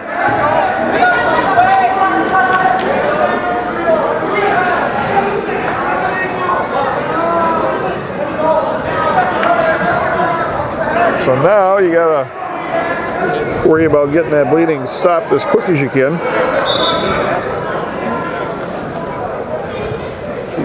And the referee 23. And the referee already signaled stop the bleeding clock. Now it's just a cleanup phase. Now they're going to clean up any blood spots around the mat and the wrestlers. And they're both back and ready to go.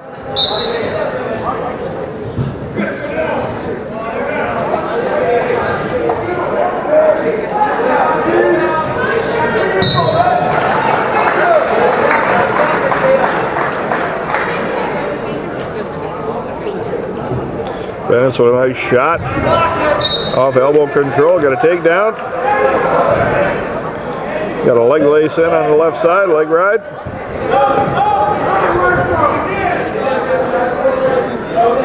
Now Manthe steps out of the leg ride.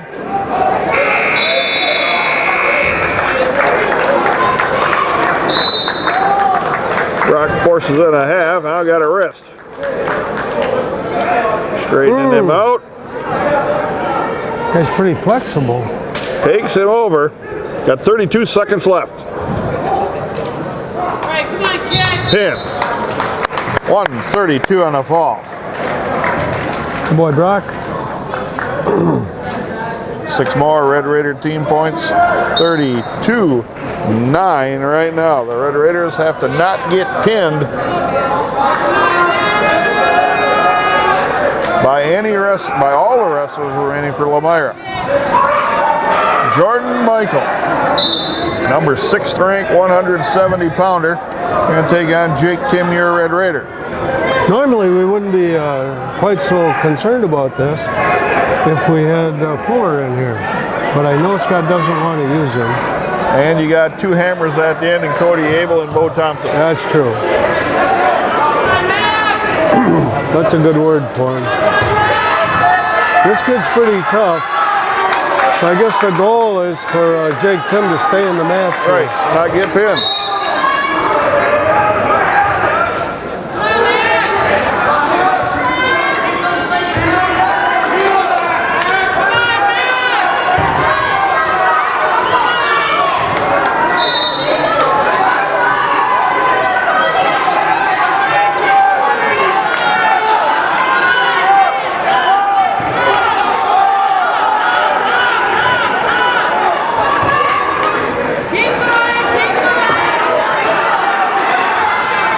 Russian arm tie by Michael, and Jake Tim breaks out of that.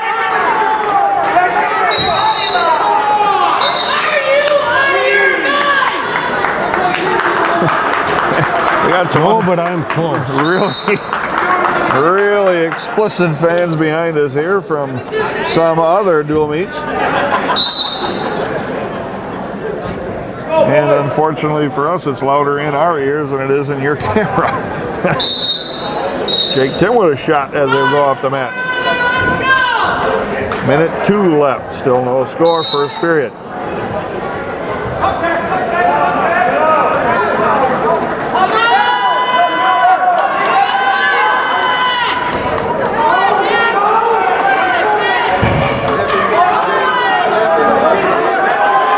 Tim with a front headlock.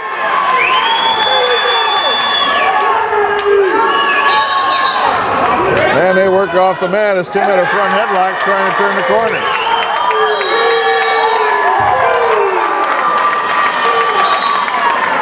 And thank God that match is done.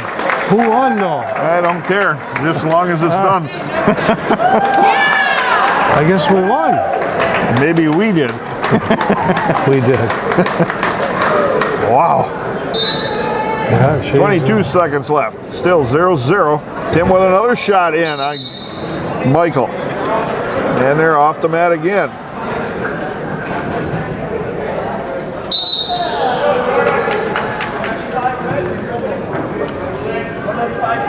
We got about 10 seconds left here. Jake Tim's keeping the pressure on. That's a warning stalling on Michael, backing off the mat. Oh, I think that's a good call. Jake Tim has had Michael outside the mat on 2 different shots, and he had him backed off 2 more times. That warranted the stalling. And with 1 period here, it's still 0-0, but a good first period for Jake Tim. Sure was.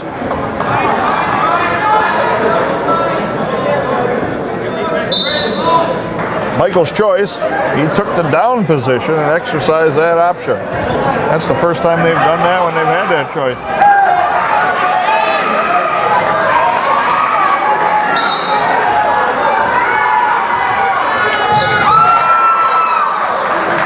Michael around the corner, quick to his feet, got some hand separation, he got the 1-point escape. Pretty good start, pretty good first move. Sweep shot missed. Jake Tim with wrist control.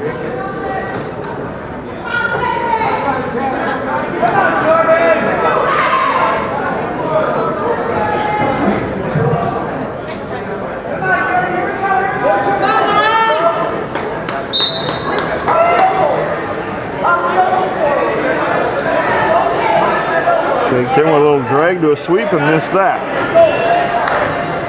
Build the base! Build the base! Remember, Michael's been hit for stalling one time.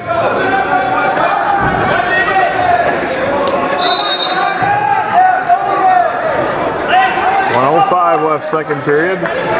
Jake Tim trails 1-0.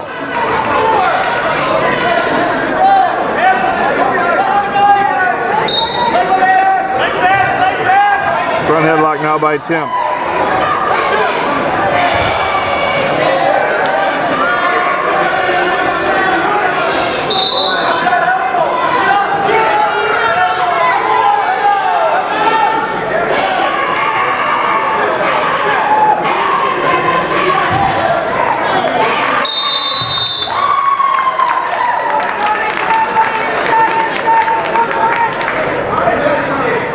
Tim with a shot, they got stopped. 22 seconds left. He still trails 1-0. But he will have the chance to go down in the third, and there goes Michael backing up again, but tried to bait him into an arm drag.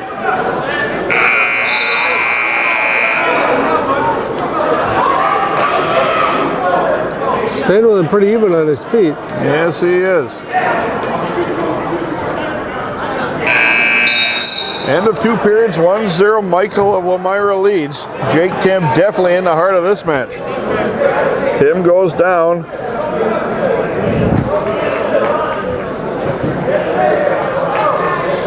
Michael breathing pretty good here. Jake Tim with a solid stand up to his feet. It's stalling here. Come on, bro. Lifts, takes him back to the mat. Tim to a sitting position now, forces his way back to a foot. Now back to a base. Tim coming up again. It's stalling. 1 point escape. Tim, we're tied. Now, if he can keep putting the pressure on, he could gain a stalling point yet. Well, and I think I hear what you're saying. I think he's got probably better endurance, and if we can drag it out into overtime, maybe we have a shot. This has been an even up match, I think, here. Tim with his shot, got countered. Don't get stretched out, bud. 1:10 left.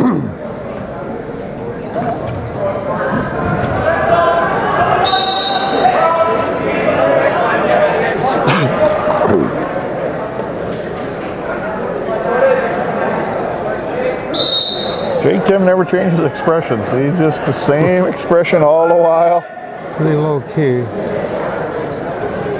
I think that's one of the things that's helped him from last year is he doesn't rattle so much. 53 seconds, 1-1.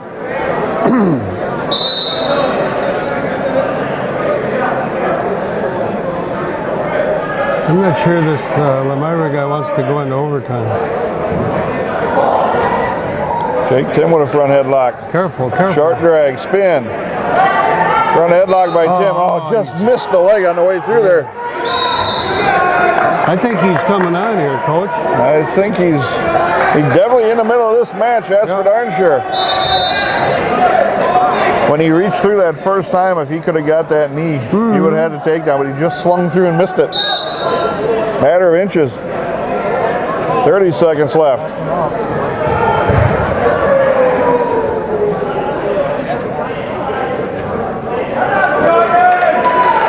Seconds.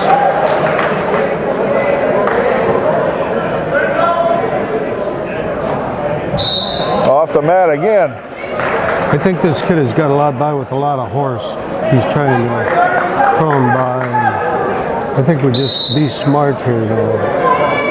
Jake, be smart and don't give up the 2. Yeah, Michael, he likes to work from that outside. Of course, Jake has put him there the whole match. 1-1, going into overtime. Yep.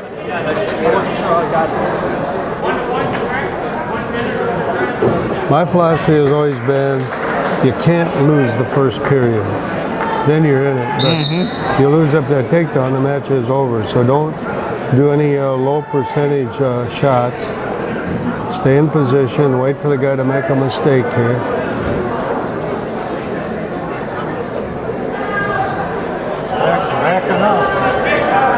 Front headlock by Michael on Tim.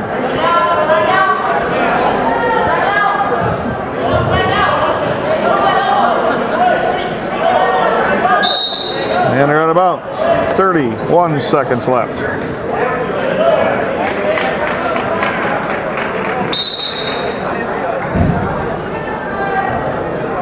A little head snap into a single leg. Got stretched a little bit. Not here, not here. Stop here though. Off the mat.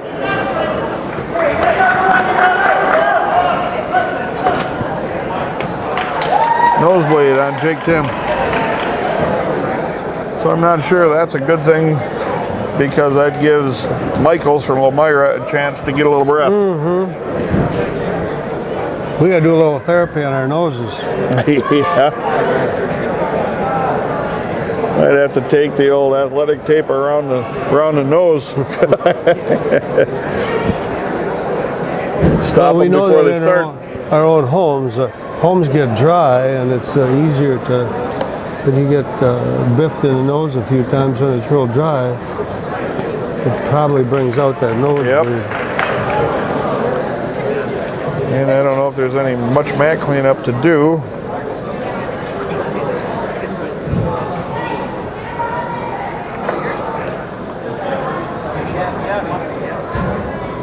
Yeah, all this did was give Michaels a chance to get a few extra breaths in the gas tank here. Yeah, well, 19 seconds. Does the same thing for Jake, but you want to figure that you're in better conditioning than the other wrestlers, so I you think don't want Jake him will to be have that okay. chance. What he's hearing right now is just don't make a mistake here. Take it into the tiebreaker. Oh, it's too bad they got these breaks here, and that's what principle we were talking about before. You know, you want to have evenly contested matches for the crowd and so forth. And these did Brookfield win this one? Do you know? Couldn't tell you. I don't know. Let me ask the I would expert. imagine they did. Did Brookfield win this one? Do you know? Okay.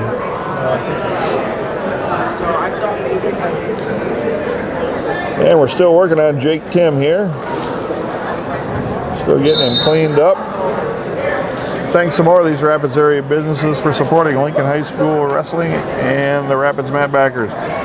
S&S Auto and Trailer Sales, Sportsman's Pub and Grill, Stoiber Chiropractic, Patrick Stoiber, and Dr. Vicky Zager. The Ridges and Coach's Corner, TJ's Auto and Collision, Tom and Edna Thompson, Tom Schneider Agency, American Family Insurance, and Valley Communities Credit Union. And we're back and ready to go. 16 seconds left. Jake Tim on an inside leg pick off a front headlock. And they're out of bounds. 12 seconds left.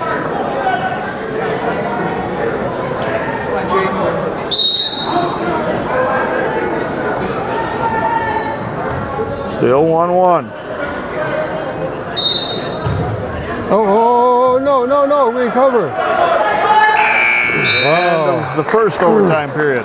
He caught his balance there. He was,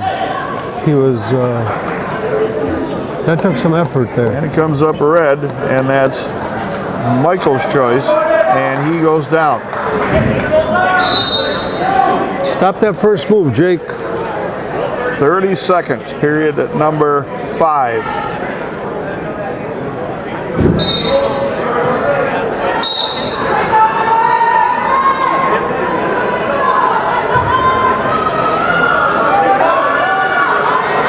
Trip the legs, Jake. Trip the legs. Don't let him out. Trip him again. 1 point escape. Michaels. Now he's up 2-1. We will wrestle this period and the next one.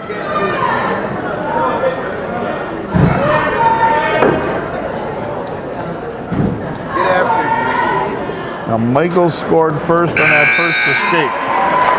If I look back at it. Tim's choice now. He goes down trailing 2-1. He's got 30 seconds to try to tie this up. Period 6.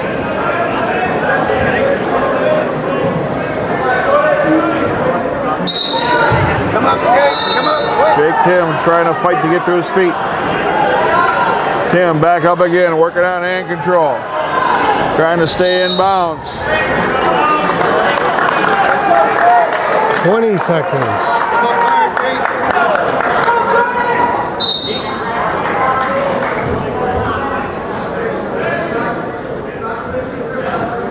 Jake's got to blast him off the bottom here. Ankle pick.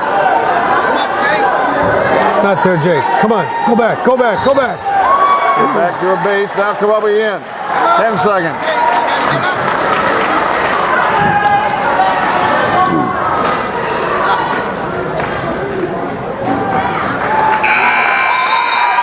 Going down in overtime, 2-1 was Jake Tim to the number 6th ranked, 6th ranked Michael Jordan. Pretty good effort there for the Red Raiders. It was a really good effort, and without being critical, because I think it was a heck of a match. With that 20 seconds left, the switch is too slow a move. He caught his foot, and it ain't going to happen in 20 seconds. So, next up, the Red Raiders will give a forfeit win, I do believe, to Sage Pastorius. And that I'll kind of fill in here. Nate Fuller tweaked his ribs, and they're just not going to take a chance here with him. And the scores. Dual meet's been decided. It's 32-18 right now. And next up, the Red Raiders at 195 have Cody Abel. And you said it before, you know, you feel a little comfortable with a couple of hammers like Abel and Thompson coming up. This is Colin Fault.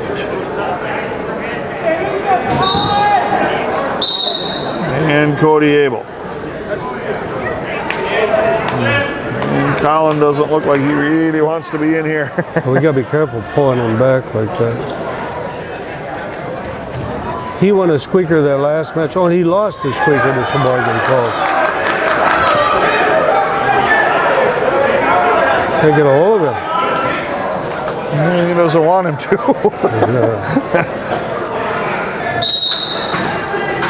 Abel just cannot get frustrated with that either. Oh, he won't. He'll throw some garbage at him one way or the other.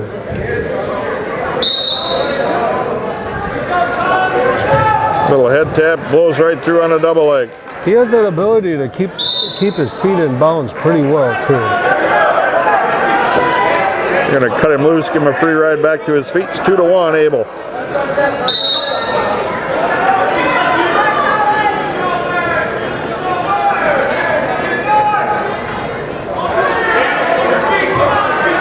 Abel with a duck. Got another takedown. And they're going to cut him loose.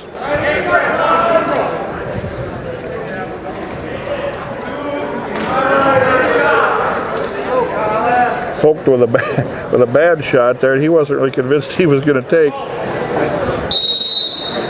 Warning, stalling, fleeing the mat. Yeah, he was on his horse there. He was running pretty fast. Bike wheels couldn't go around fast enough. Let's get out of here.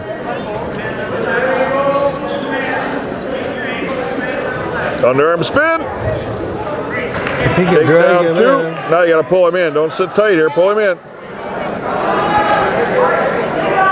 There. One more time.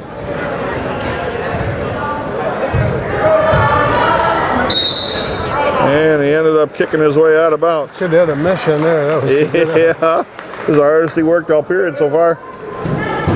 6-2 Abel with a lead. 27 seconds left. First period. Caution. Nope. Caution on the ref. He said it was my fault. Next time it's a point against the ref. There you go. Abel with a crossface. Rolls right into a cradle.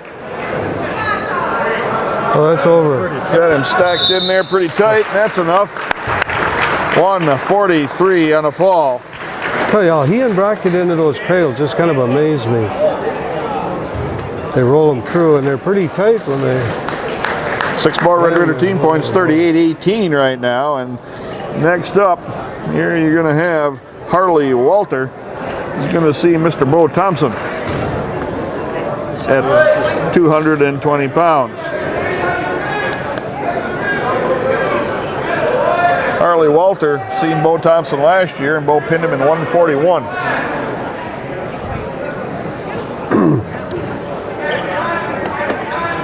Harley's probably not looking forward to this match. He's definitely wider than Bo. Yeah, well, Bo's the real deal. We've talked about him quite a bit. He's not taller than Bo, that's for sure. Now the referee's getting this all straightened out. Well, they must have had their choice to go 220 or heavyweight too, huh? But there was nothing left. Well, Weinfurter went at 285 to start the meet, so. That's all we got left. Harley Walters and Bo Thompson. Thompson ranked number 1 at 220 and number 3 at 285. So take your pick. Keep an eye on the clock. He's trying to get the quick stick here. Not gonna make it. He ain't gonna make it.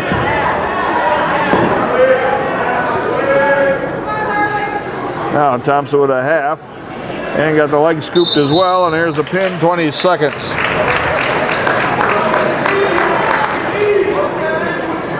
So it's probably a little tougher than we thought. Only, I don't think it was tough. If we gave up 12 points basically. Gave up 12 points without getting a pin, which Fuller probably, we're assuming, thinking he would have got, and giving him 6. So the Red Raiders take out Lomira 44-18.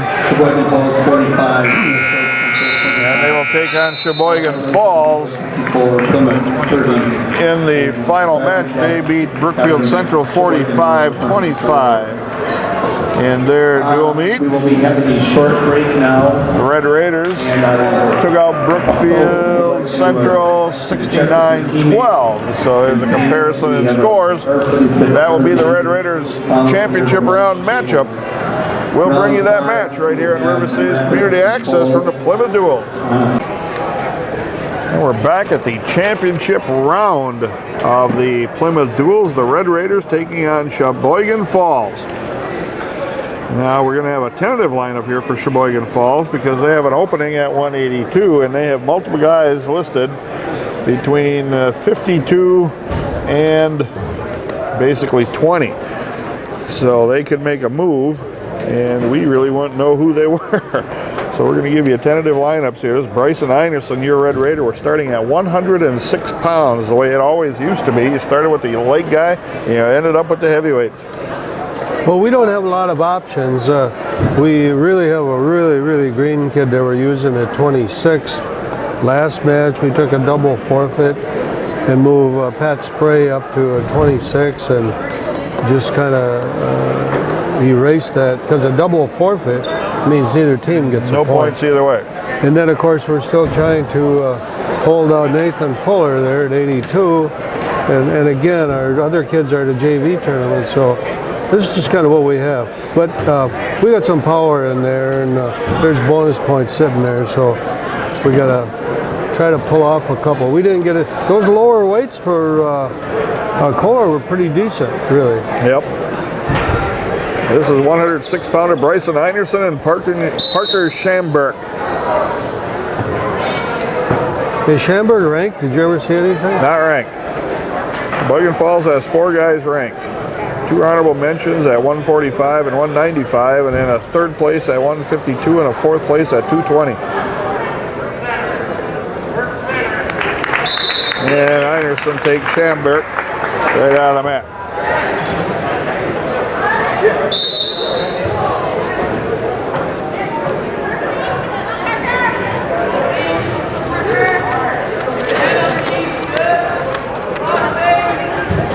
Brookfield Central was beaten by Sheboygan Falls 45-25. The Red Raiders beat Brookfield Central 69-12. So there's a little comparison there. To take down Einerson. He steps into a legs ride. And we are going to have the Sheboygan Falls crowd directly behind us.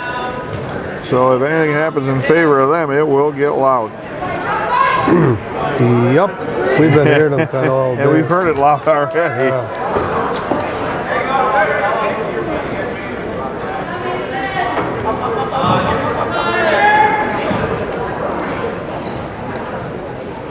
Anderson in control here with a half, and now a wrist. He's trying to stretch out. You got to swing him, Bryson. Scharenbrock.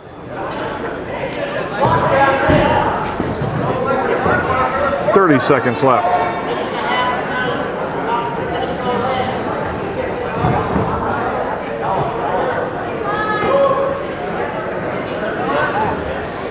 And now, since both other dual meets, the final rounds are done, there's going to be warning stalling with 17 seconds on top. Help me out here a little bit.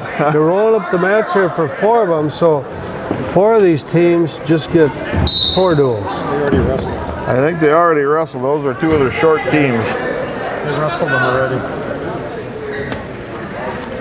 So this is the top 4 teams in the tournament going at it.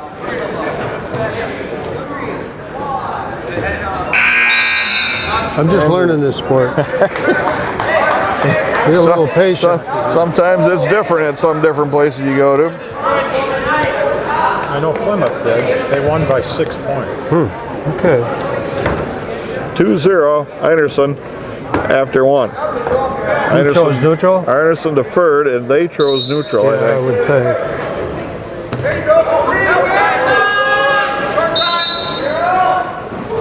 I don't know how you can feel comfortable with your head jammed up underneath there like that, but it's he feels okay. He feels comfortable in here. You know what we got to do is teach him a chest crusher from down here. Yeah.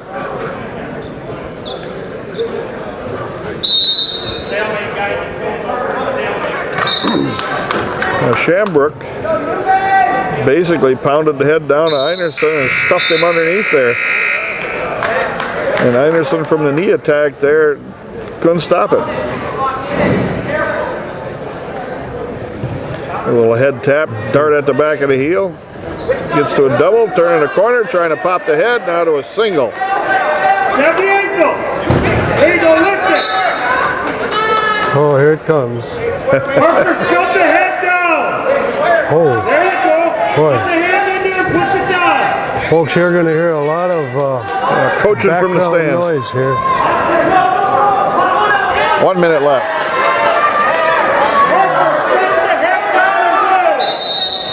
Stalemate. That's a good call by the ref there.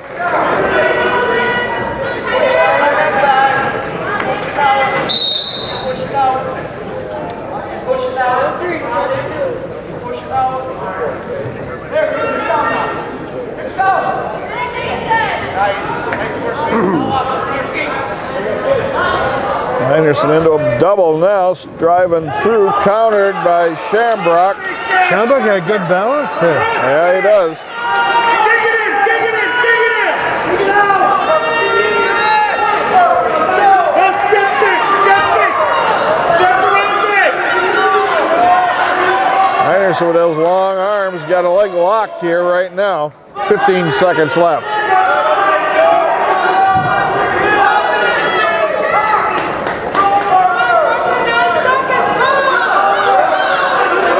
Keep your grip here, Bryson. End of the period, 2-0 Anderson with a lead. Third period coming. Anderson's choice, he's going down. And Scharenbrock is going to give him the free ride to his feet and a point. 3-0 Anderson. That's probably a wise choice on Scharenbrock's part there. And he's been close to a takedown. A little sit through there by Anderson, and he's got the 2. Nice He's takedown got there. some moves once in a while. Nice takedown there. It just amazes me what he. That was a pretty nice little sit out there. Now we got a legs ride with a leg pinned on the other side. And here's where the long arms and legs can create a lot of leverage. They can, but it forces you to be high too. And that's kind of where he's at. That was like Peyton. Yeah.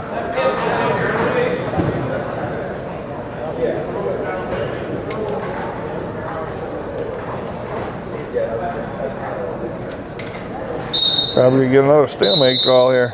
Stalemate, break. On the whistle, Parker, let's move.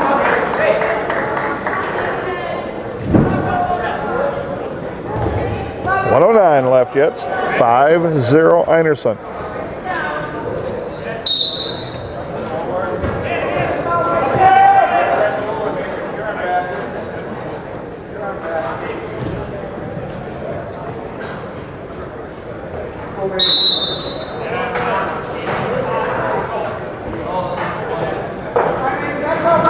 Anderson continuing to ride with that double legs ride.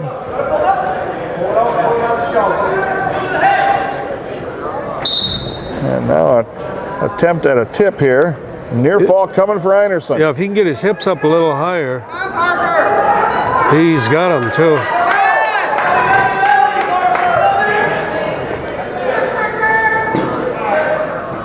Got 3 laying here, and it will be 8-0. That's an extra team You point got sitting here on the mat. 20 seconds here. Anderson still got him on his back. I think Schamberg is bridging pretty well. Anderson can scoop that head with that left arm. He's going to run out of time. It's going to be 3 near fall, and it's 8-0. Bryson Anderson with a win. And that's another point for you folks at home. I wonder what we're talking about. A major decision is worth 4 dual meet points, and that's if you're 8-0 ahead. And and that's what you do when you get in tough dual meets. You get that 1 point here or there. And that's big. That's Matrix Gisco coming out now at 113 for the Red Raiders. Yeah. Scheduled will be Anthony Zhang, and that's who looks like is coming out. That's 1-3 neutral. Matrix has had a nice day. Yes, he has.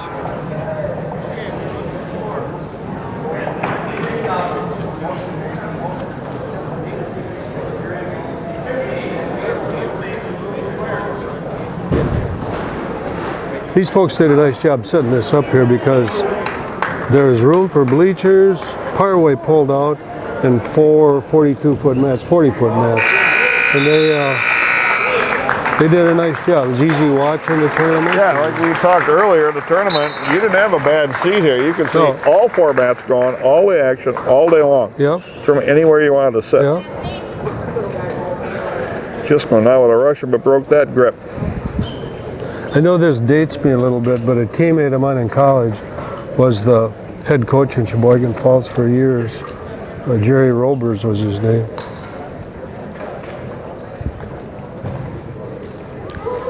Did that trivia impress you at all? Yeah. I was waiting for the year, but you didn't come up with that. There was no punchline in it. Oh, that's when we wore fig leaves. That's what we did. Just go in, stayed with that till he got to the double, covered the hips, got the takedown 2-0, minute 10 left, first period.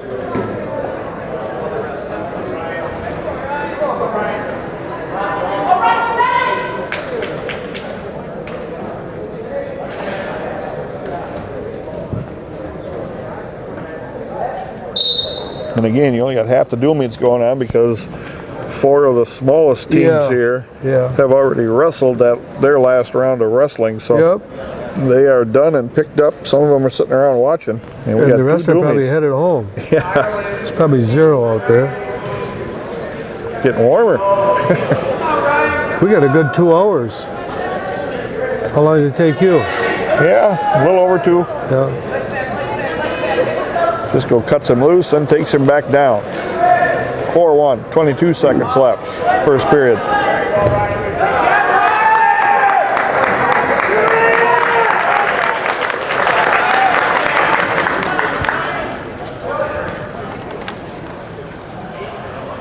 Yeah, the other dual meet is Brookfield Central and Lomira going at it right now. And Lomira's ahead 10-6 in that dual meet. Brookfield had some pretty good kids in there. Yes, they did. Gisco's choice after the defer by Zhang, and Gisco goes down. You, Ryan, this is you, come on!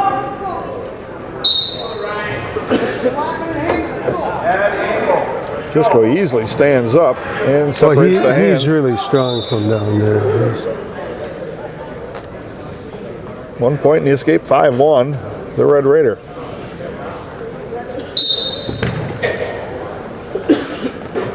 Great kid. He actually is my step grandson. You know that? Another takedown, Jisco. Trying to get a leg lace tip here. Don't hurt him, Matrix. Oh! And you always watch the neck area there. The ref was on top of that pretty good, I think. And Jisco's going to cut him loose again. 7-2, a minute 5 left.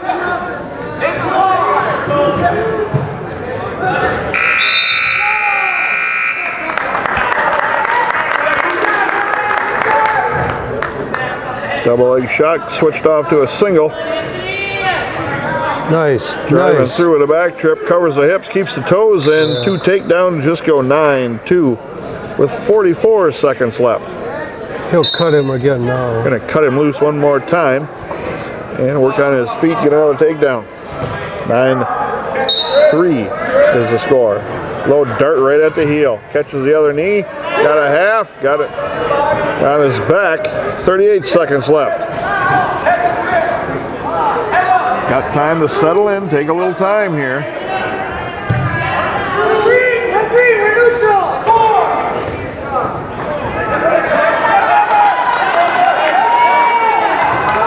Just unable to keep him locked up on his back. He's not really a pinner, you know. Sometimes you get those hard physical kids, they're really not pinners. 14-2 with 10 seconds left. Just go with a power half. Move your feet. Don't get heavy. Come on, Ryan. And 2 periods are done. Final period is Zhang's choice. He picks going on their feet. I don't know if I would have picked that since he got taken down numerous times. Well, was there a good choice? Maybe top riding. Maybe. Just go again with a takedown. Around the corner they go. And what did we stop the wrestling for?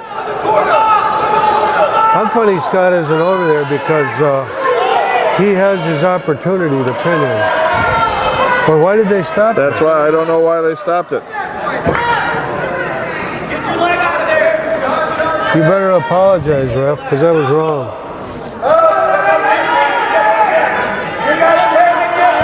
You know the ref made a mistake when he comes over here. Yeah, like this. pat you on the shoulder. I think he thought that was a technical fall with that think you're takedown. right. I think that's what he thought, yeah. And that's... Just let him off the hook, Scott.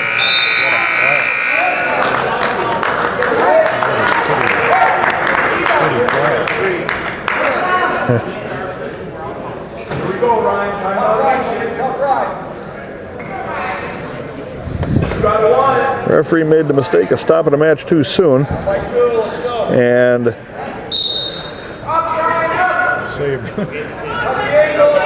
Oh, so he put him back down. Yeah. just go put him, or the ref put him back down. But that saved the pin for him.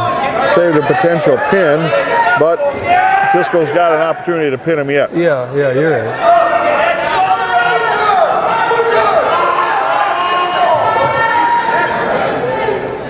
He's got a minute and a half, so stick with it here.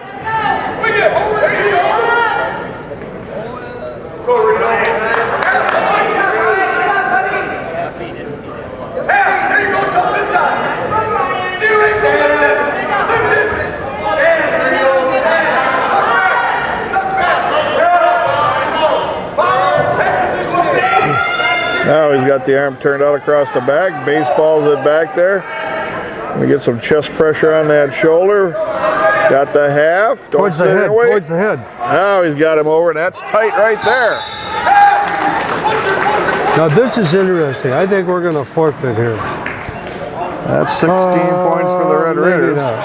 And in 5:04 was the pin time for Matrix Jisco. We really don't have a 26-pounder now. Oh boy. Patrick Spray at 120 will probably take on Ryan McGinnis. We'll see.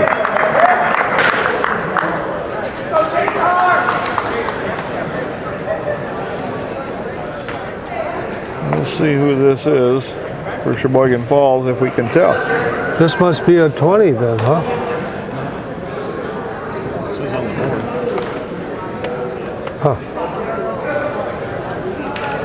See if we can pick up a fan calling out a name here for Sheboygan Falls. Yeah, it sure looks like it must be 20. Spray And I with a doubt if takedown. they'll throw Zach Mitchell out there. Huh?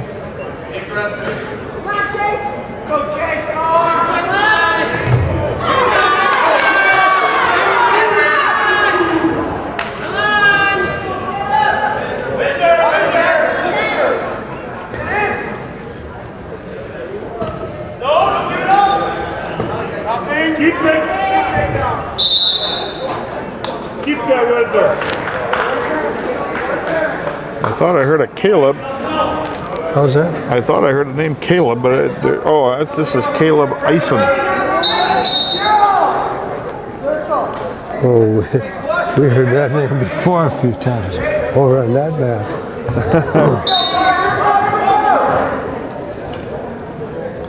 Spray leading 4-2. Front headlock. Spins behind, locks him up. Double leg stride, 2 takedown. 6-2 with 1:05 left. Spray gonna cut him loose. Another shot. Spray's putting on a clinic here. He's pretty quick.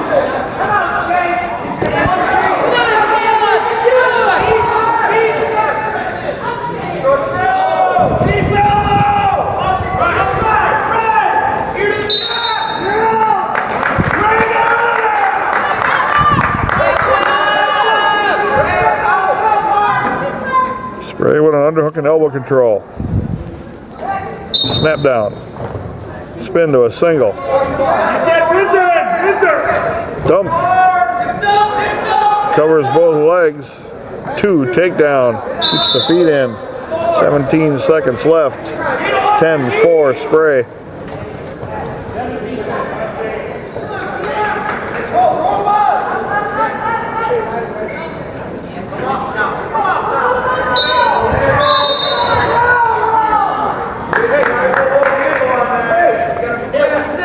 Seconds. Yeah, the Red Raiders may have that option if Spray gets extra team points here. 2 forfeit at 126.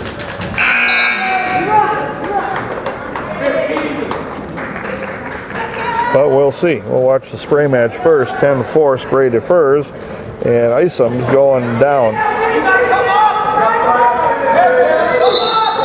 They're going to put him back on his feet, give him a free ride. It's 10-5.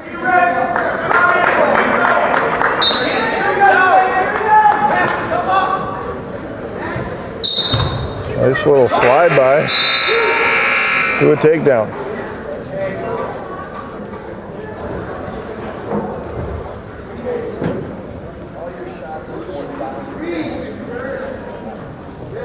$140.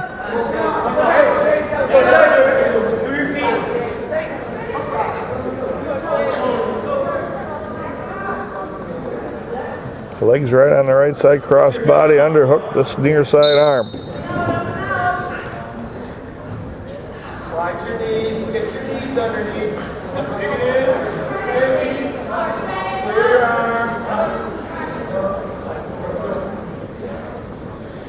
Isom doing a good job here of not staying on his stomach. That's what his job is. Roll through with a Ellsworth. Little Ellsworth bar there. 2 near fall in here, and there he's got those, and they're out of bounds. You know, we call it an Ellsworth bar because I named it Ellsworth bar. And Yankee, who coached us, he said they never used the thing. He said, I didn't even, you're using it wrong, he said, if you're using it. Oh.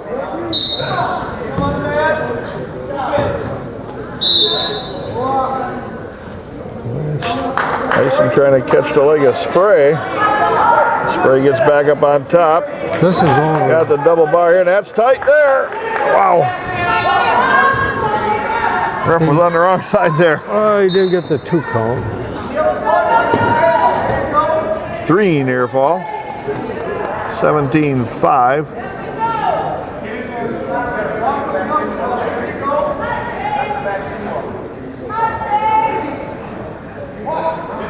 His tip here again. That'll be it. That'll be a technical fall for Patrick Spray.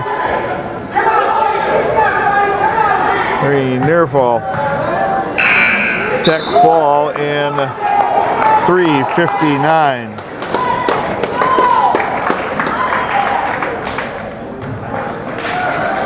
(20-5) the score. 15-0. The Red Raiders are up now.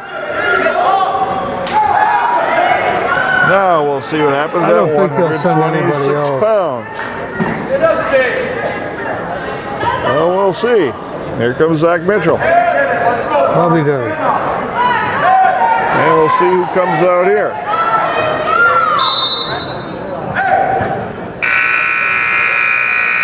Ryan McGinnis, scheduled. Is he their starter? That's who their assistant told me. Okay.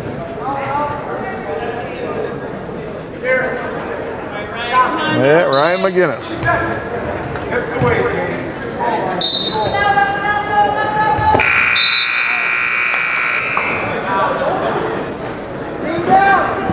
That's Zach Mitchell, your Red Raider. Obviously, McGinnis would be the favorite in this match.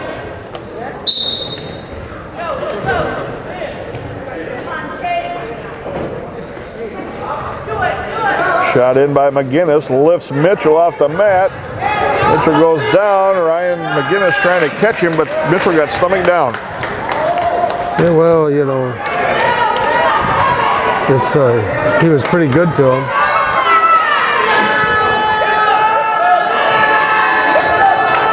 Turk tipped now by McGinnis.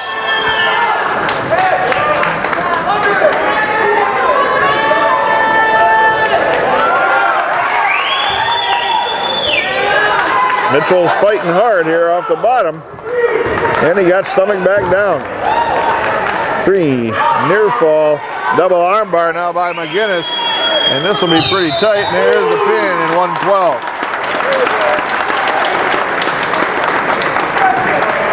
Well, again, for folks at home watching this in a day or two, I have some compassion for Zach Mitchell, you know. He never saw a wrestling match till this year and came out, and obviously didn't belong wrestling at the varsity level. But it was the only guy we had left at home. That's right. So you got to give him credit for stepping out there and taking on the tough task. Yeah, that's the nature of the sport. Max Benitz at 132. Cody. He said Jason. I thought he said this guy was like 17-6 or something. What Scott said. We'll see who this is. Hopefully.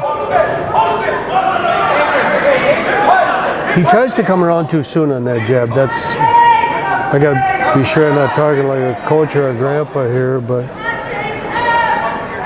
he had control right off the bat here.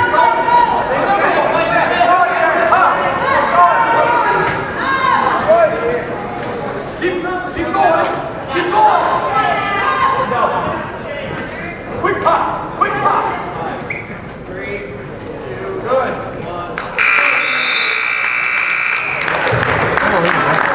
Change sides off that rush. Got it elevated. Cover him up here now. But you know, he came out to wrestle like he was more aggressive, like he had some offense, you know. Yeah. Like his grandpa.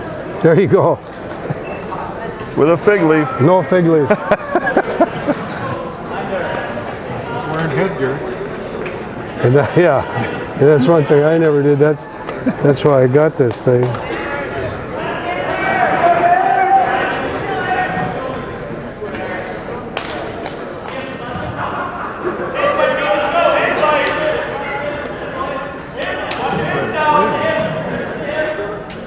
He's got the wrist underneath. Yeah, If he keeps some good chest pressure in, he'll be okay. 30 seconds left.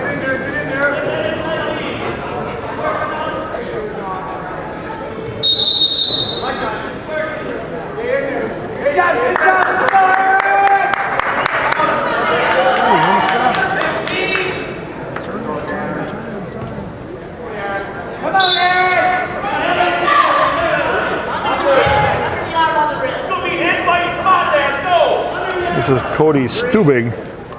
How'd you figure that out? I just heard the last name.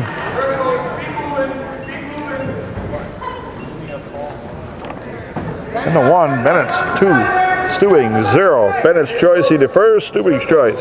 Going both on their feet. Let's go, Max.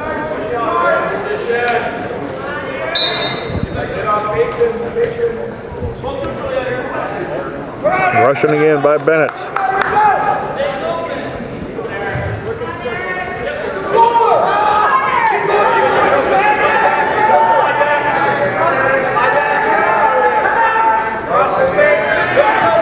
Headlocks there. Benitz tosses it. 2 take down Benitz. Now can you pull them in? They're out of bounds. He caught a break there on the call. I'm not sure that was a takedown. I'm not sure they were both in the mat there. No. But we'll take the call. Blood time on Stubing. 4-0, Benitz with a lead here. It's 1 minute and 32 seconds left in the second period.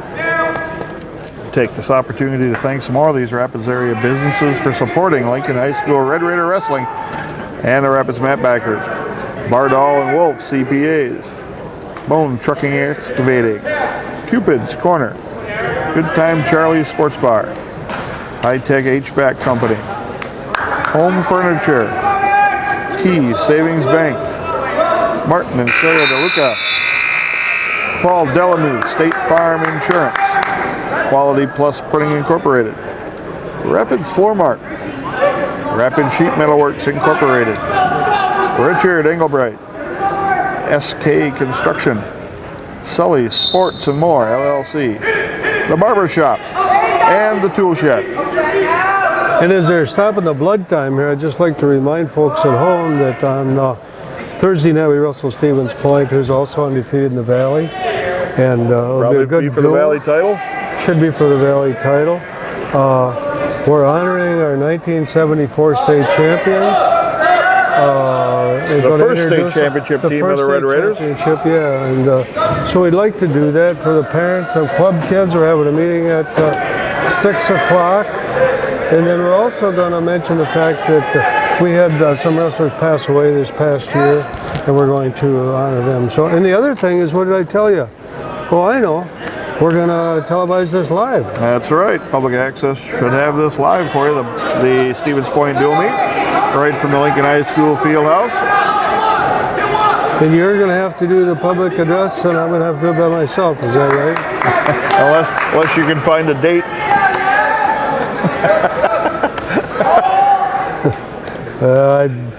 Let's not go there.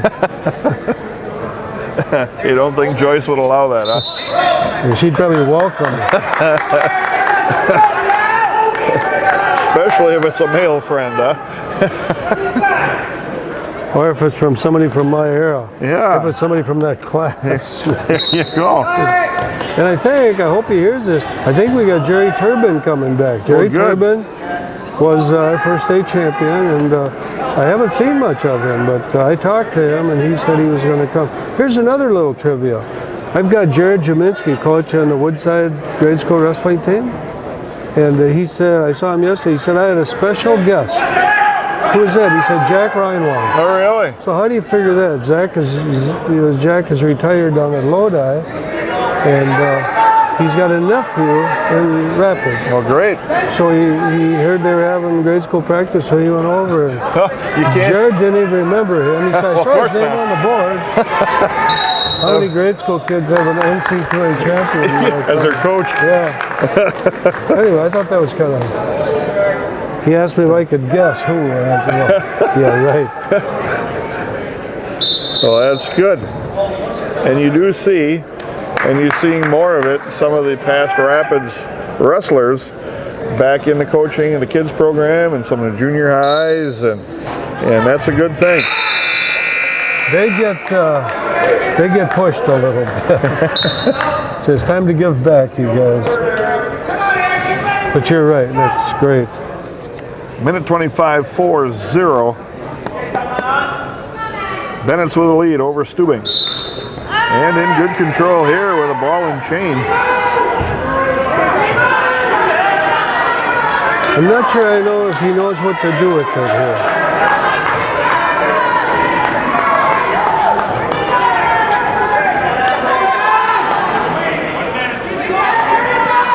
Oh, a good spiral crab ride here. Yeah. Stack attempt. Well, now he can get a little confidence back and feel a little more sure of himself. He had a rough week. Which a lot of wrestlers do, and we kind of take that for granted once in a while.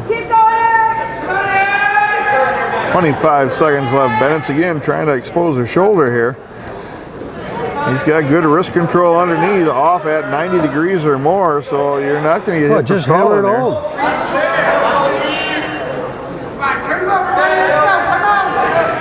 Wrist control, drove across the other leg, knocked him back down off his base.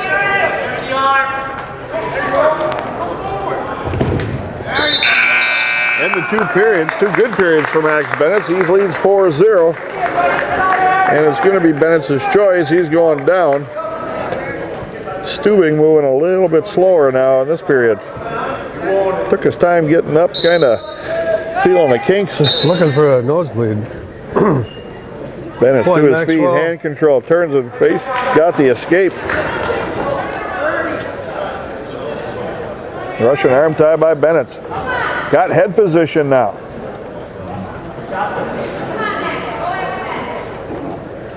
Benitz again with a Russian and head position. Forced his way into head position there. Yep.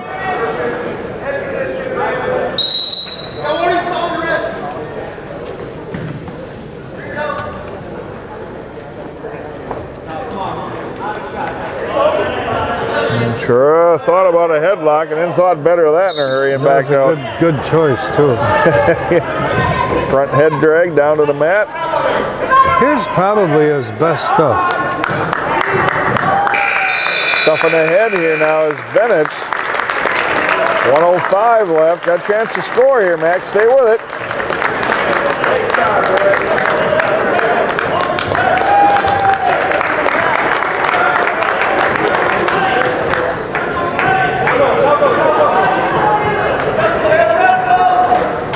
A little short drag, cleared the legs, got the takedown.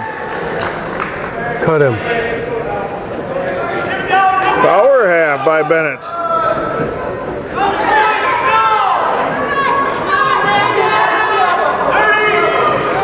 "30 seconds. Getting too late. 7-0. Benitz got a chance to get a turn here though. Come on, Scott. 20 seconds left. 1 point escape, 17 seconds left. Benitz got a Hunter takedown now. It's 7-2.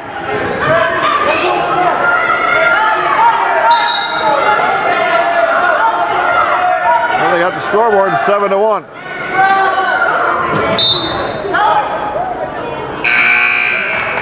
End of the match, Max Benitz with a win, 7-1. Waited a little too long maybe to get that major, but it was a nice match, a nice day for him. I'm happy for him and proud of him, and I think he went 5-0 here today. Max Benitz, 3 team points for the Red Raiders in the 7-1 defeat of Cody Stubing. And it's 18-6 now. The Red Raiders take a lead. 138-pounders next, Berg, Diebel. And we'll see. Josh Becker could probably be. A couple of refs are having some conversation now while we're waiting. I'll be talking about where they're going to have supper. As long as they'd buy, we'll let them talk. We could go there. Sure. Plymouth is a lot bigger community than I thought it was. They got quite there's those apartment houses. That's what Bill Nicholson said on the way. It's like 18,400 on the way in. We've seen the sign. So about our size. yeah, about the size of Rapids.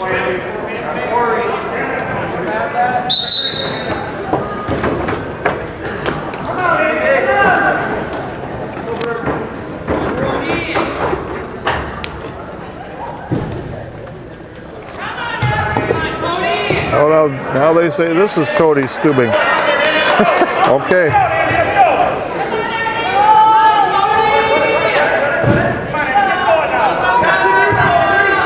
Well, we'll go with Cody Stubing on this match then.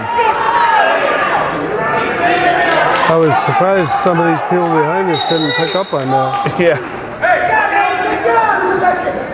Anyway, Max Benitz defeated somebody, and we're not sure who. But this is Cody Stubing going up to at 138. Maybe Brandon Hill for Max Benitz.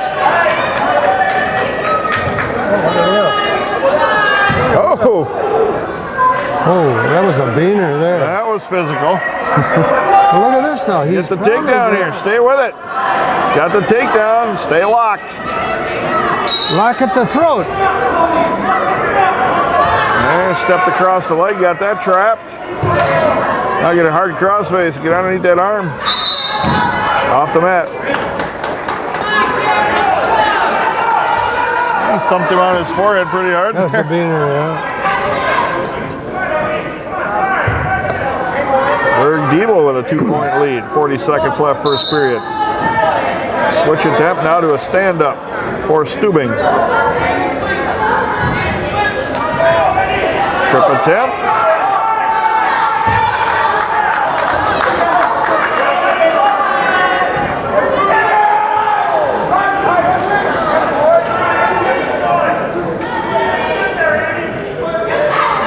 Diebel put the shoulder right in the back of his scapula there to keep some pressure down and trying to lift up on an arm. Now he's got it out. You're in good position here, Coach. Yeah, he is. Yep. Swinging. Come on.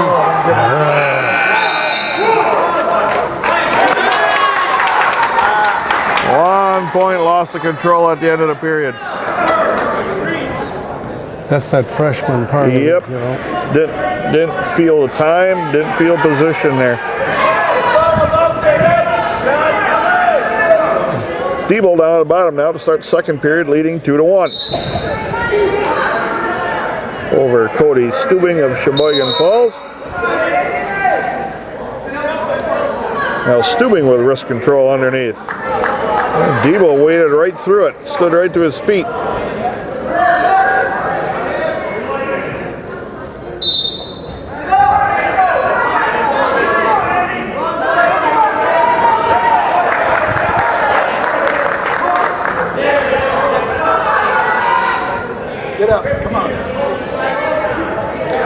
Back to a base now is Diebel. Now hits a stand-up, working on hand control. Back trip, takes him back down to the mat. And Diebel coming back up again. Grab his head. Okay, Grab his head. Come on, come on. Keep the cradle locked. To reversal, Diebel. And has a half here. Stay with the half of the chest pressure. There you go. Oh, he lost the arm trap. Let the arm get through, yeah. But somewhere you got 2 points. To near fall, Diebel.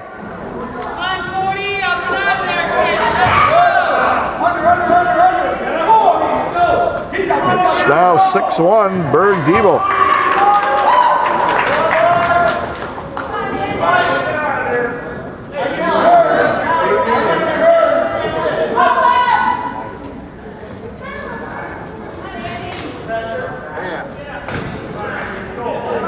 Fifteen seconds left, second period.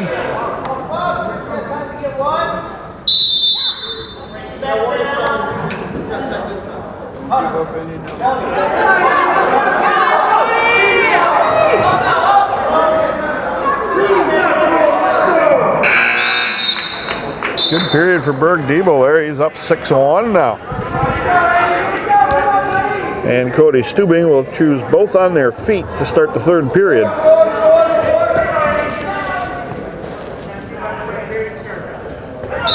Debo got to stay in good position here.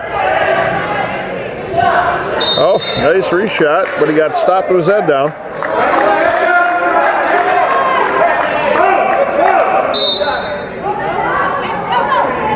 Those taller, lankier kids, like that don't have a lot of power yet, like Einerson, Debo,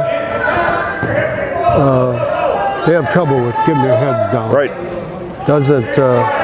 It doesn't mean it has to be that way. Wow, did Debo feel that coming? Yeah. And caught a half in a bar and an arm trap on the way in there. Oh, this is pretty tight in here. Berg Debo sticking Cody Stubing in 4:47.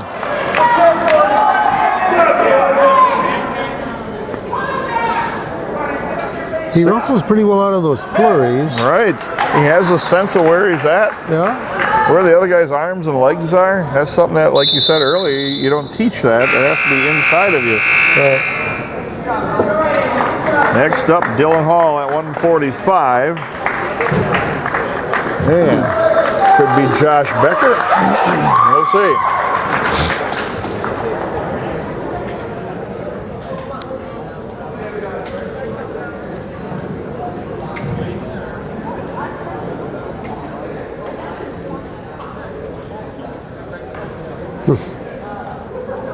Checking out his makeup.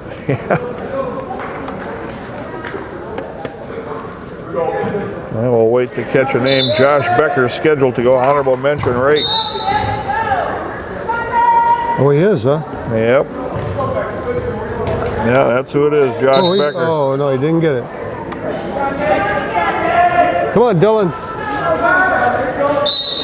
Becker honorable mention rank. Dylan Hall dropped off the ranking list this week. I saw that, you know, and he didn't wrestle bad over at the Chief. Oh, he didn't wrestle good, though, neither, I guess.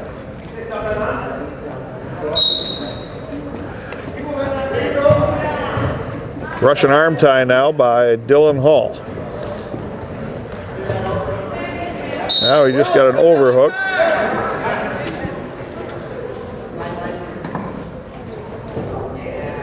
Good shot by Becker into a single on Hall. Hall fights that down. It's a good shot, good counter. Yeah, it was just good wrestling all the way around there. Yeah. 1:14 left, still no score, 0-0.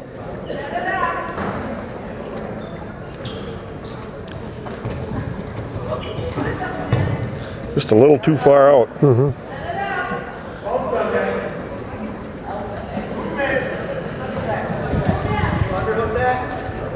Oh, works his way back out.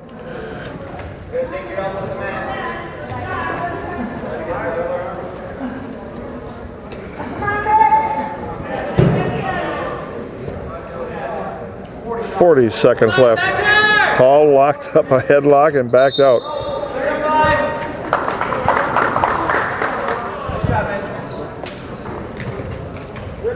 Becker with a shot, and Hall caught him with double underhooks coming in. 25 seconds left.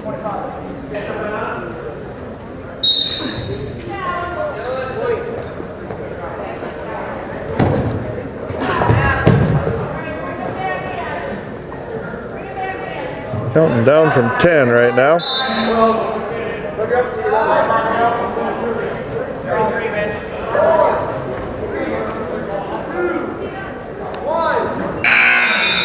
And the one period, 0-0.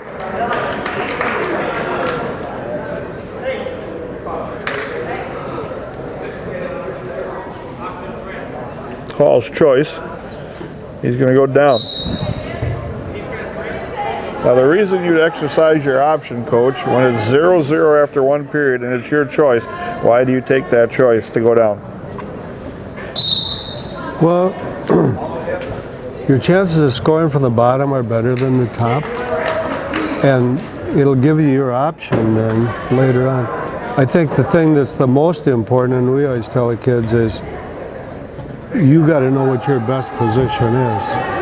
And if your best position is down, then you might as well go down. On the other hand, in the past, we haven't been able to control on top so well. I think we're getting better. But, you know, Patrick Spray, for instance, he's probably better off going down and getting that point right away. But basically, it's what you're best at. What are you best at? What do you feel more comfortable on? I don't know. I guess it used to we'd worry about where you were when you went into overtime, because if you go score first in overtime, or if it's tied in overtime in that second period, then your chances of getting your choice are better if you scored the first point back in the regular match. So, you know, you can do all that you want. Sometimes it's as much luck as anything. I've always felt it's when you're sitting in the corner, you better know what your kid is best at, you know. Wow. This is a good net. Is this boy ranked? Yep, he's honorable mention at 145. Oh, you said that, and Dylan was, and now he's not. It'll be a pretty even matchup, and it shows so far. Yeah. 28 seconds left. Hall with a 1-0 lead yet. And he don't ride very good. Knees under. Get those knees under. Everybody.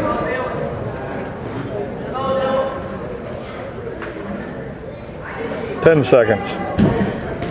Another shot in by Becker. Hall countered that. Sure was.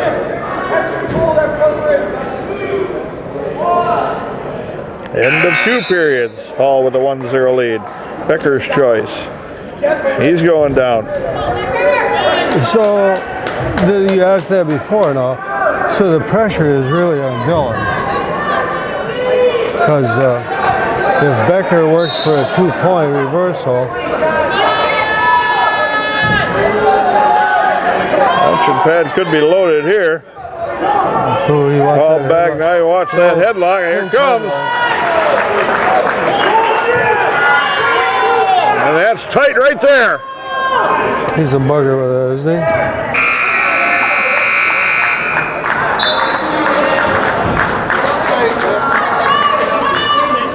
All sitting in here tight, settling in. Becker's got a long time to fight this off, minute and a half. Turn him in, Dill. And that looked pretty flat there. Oh, I should be careful. That's tight. 4:52 on the fall.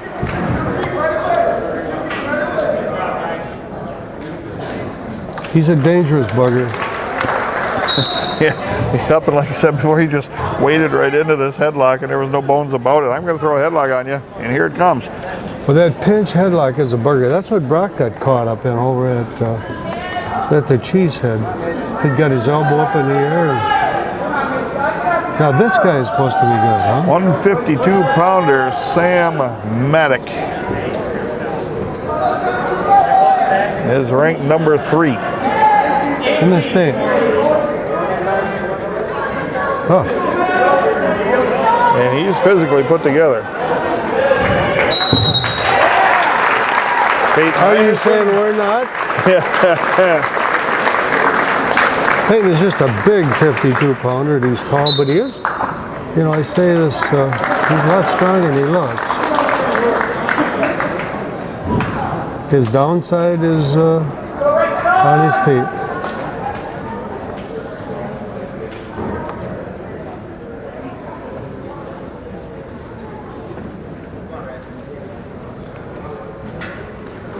You know, these other teams have all pretty much stuck around here to watch. That's good to see. Yeah, you'd think at least the coaching staff would want to have them be around here to watch. Different kids, different styles. You know, one of the better programs in the state for a long time, and in Rapids here, you think you'd want to learn something. Maybe they do something off a certain move that you don't, and you can improve on with your squad. Well, we're getting better. Stalemate, 106. No score. if we'll ever be as dominant as we were back there in the glory years or whatever you call it. But And some of that is, I mean, we were fortunate to have loaded classes of kids come through all at one time, you know, so you could get 3 years or 4 years out of one class of kids. well, I saw somebody on the forum saying that the other day about whatever happened to the class that Rapids had. We started all those kids as freshmen. Right. And then somebody said, well, Rylan Russell's for the University of Wisconsin. Casey's at the University of La Crosse. Zach was on Upper Iowa. That's not bad out of one class. Yeah.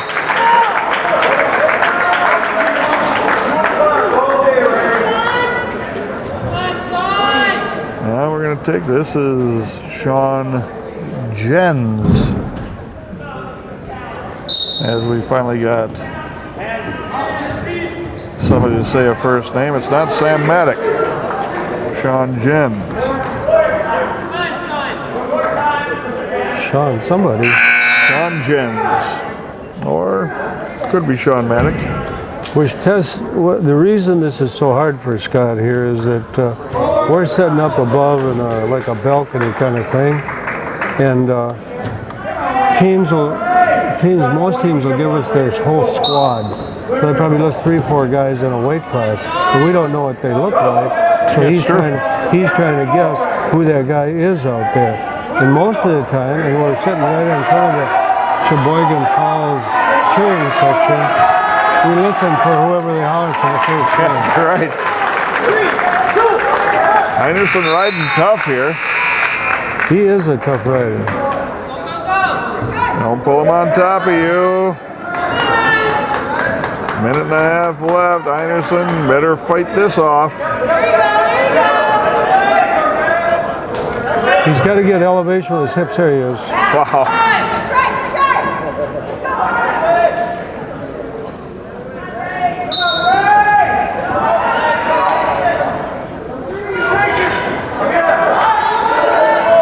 Uh-oh. Get your head up, Peyton.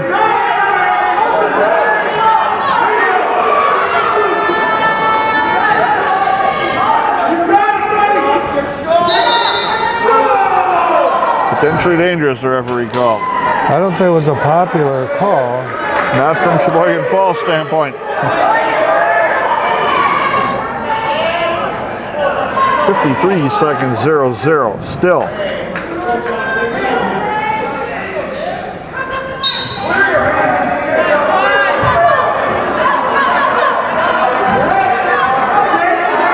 And Heinerson is up awful high again. Over the shoulders here with his hips.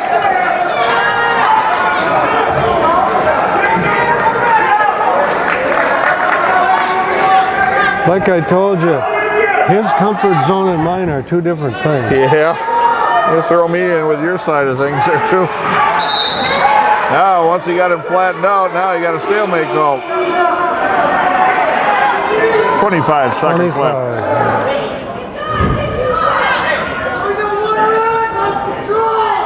Heinerson needs to ride him out here.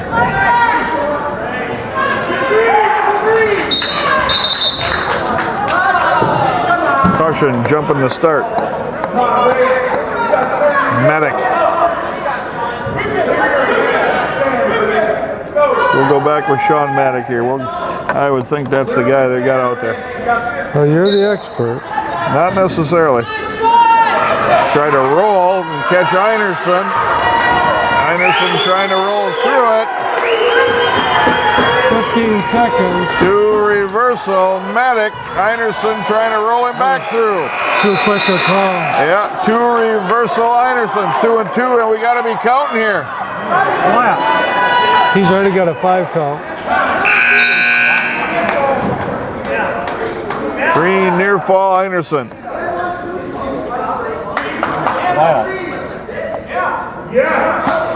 Made the call too quick. And now the Sheboygan Falls coaches are having a problem with the refereeing.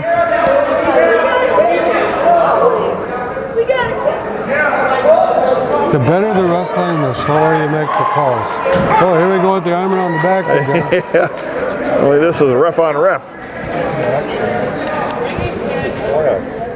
Yeah, the referee made a too quick of a call on the reversal, and then got reversed again, and then he wasn't watching near fall or the shoulder position of Maddock. And now we're going to get another conversation. And we've seen two fairly young refs, maybe not so experienced here, get themselves in a little trouble. Well, you just got to slow it down, you know. If that calls a call, it'll be there later. Our JV kids are down in a regional in Sauk Prairie, and I'm just kind of looking at some results here. We're pretty young to start with. And while we get this sorted out, we'll give you a rundown of what happened so far for the Red Raiders on the dual meet side. First round dual meet, they took on the host Plymouth squads, then they beat them 75-6. Second round, they took on Sheboygan North and won 72-12. Third round, they defeated Brookfield Central 69-12. In the fourth round, they took out Lamira and they beat them 44-18. It's the championship match with Sheboygan Falls, and now we have a 5-2 score. And now they're trying to figure out where they are in the match. Well, it had to be 5 points at the end because he had him under for a 3 count. But the referee in charge of the match wasn't doing the counting. 5-2 Einerson leads with 1:55. Starting the third period. And he's a legs rider as well.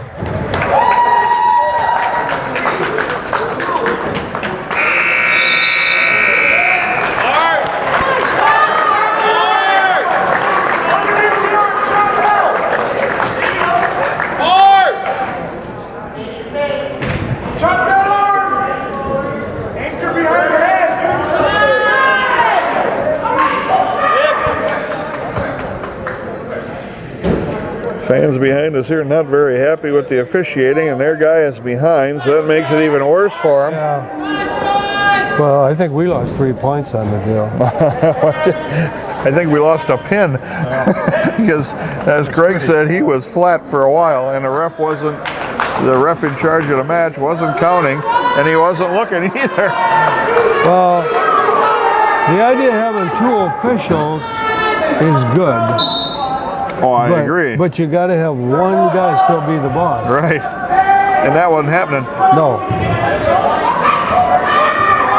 And now Maddock is right around the neck. Now he broke that. 38 seconds left. Einerson trying to pick the leg off the inside, off the legs ride. And he'll be okay from here. And grabs the leg, gets a little space, turns inside, has Maddock in trouble. Got him reversed. It's 7-2 now.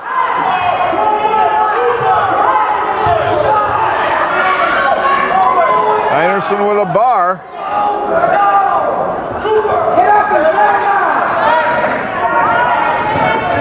Double arm bar now for Einerson, but he's going to run out of time. 7-2, Peyton Einerson with a win. That wasn't the kid's fault neither. You know, neither kid was at fault for that. 3 Red Raider team points, 33-6 right now on the dual meet.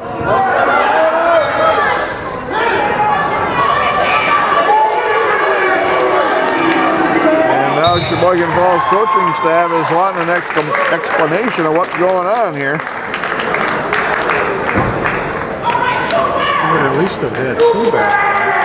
Oh, yeah. Let's go, Brock. 160-pounder Brock Benitz. And we'll see who comes out forward. That's pretty classy. Brock Benitz. Could be Isaiah Richards.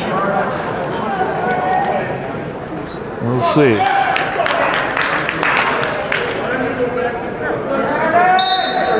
Ooh, they're taking a lot of abuse down.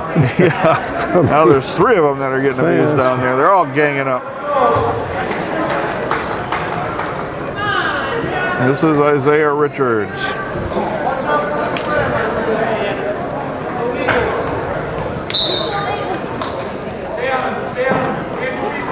Isaiah Richards and Brock Benitz. Benitz in on a double. Catches him, looking for the puts him quick on one. his back. Catches a bar, traps that. Now he's looking to get a half. And the arm went up. Two near fall Benitz after the takedown, and one They called it illegal. illegal. I'm not sure what was illegal about it. So it's 4-1 Benitz.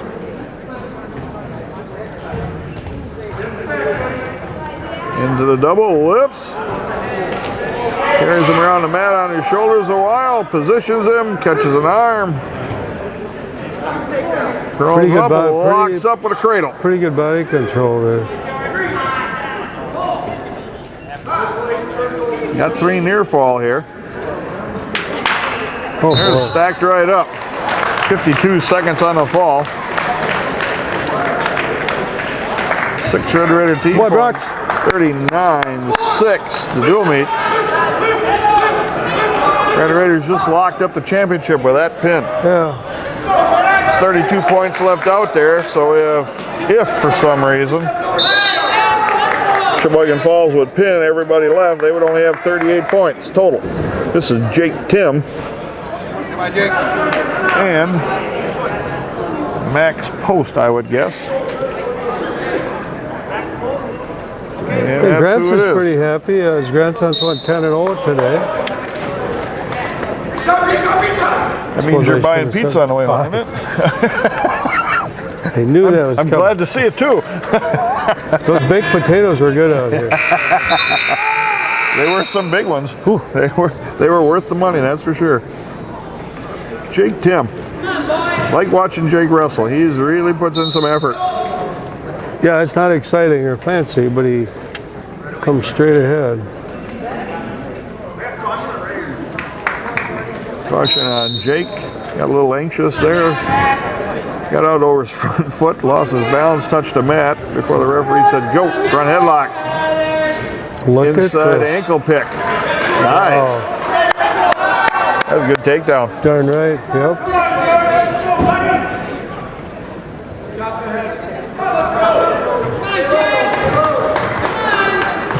So what are they going to do with Nate Fuller over here? I would say leave him sit. Dual meet's not in You danger. never know. You don't know about my son, though. He's a hard ass. Oh, I shouldn't have said that on the air, should I? He's a hard guy.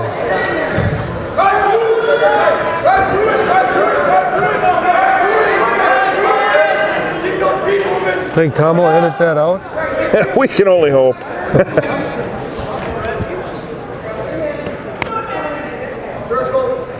Jake mellowing out Max Post here a little bit. Keeping good control, pressure on. Making him work off the bottom here. And Post able to get out of bounds. 43 seconds left, 2-0. Jake Tim. Okay, turn that on. Here we go, Jordan. Come on, man.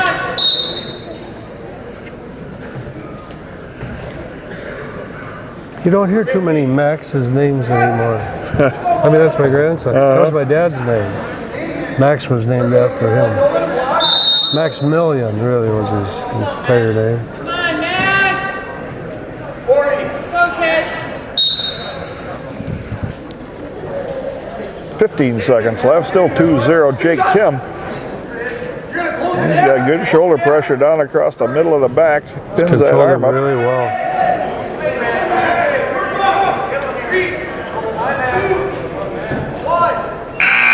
End of the period, 2-0. Good period for Jake Tim. Sure was. Yeah. Not a lot of score, but pretty dominating in that first period.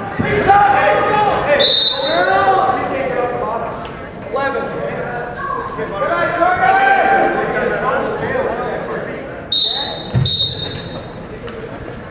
Jake Tim fights to his feet in a hurry. Gets the hands free, gets the escape. 3-0. You know, you and I and Craig have seen this. You really can't appreciate him until you saw him last year. Right. Right away, man. Right away. Yeah, he was the guy that you kind of maybe threw out there and hoped, you know, he could absorb most of the match and not get pinned, you know. Or you went to the bathroom when he wrestled. Right? No, he's just a hard-nosed, grinding style of wrestler. A really great kid. Sometimes guys got to grow into their body a little bit. He's lifted pretty hard. Well, that work is really starting to pay off for Jake Tim.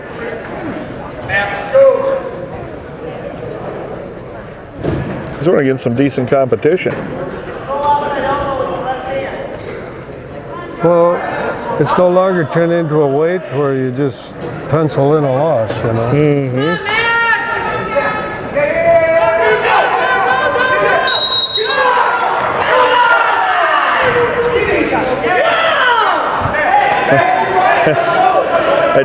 I don't think these fans would have wanted it to go any further because So I'll ask you for them. Jake Tim was who would going have to ended up with that takedown? Post would have been on his back. So that was a good call for Sheboygan Falls. 38 seconds left. Still 3-0 Jake Tim with a lead.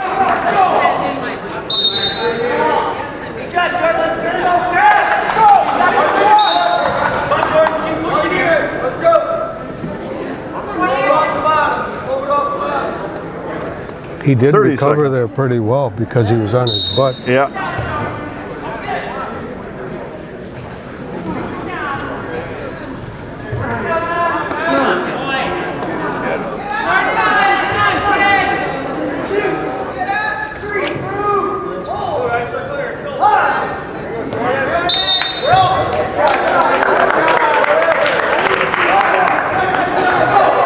Ten seconds left. Second period. Still 3-0 Jake Tim, your Red Raider.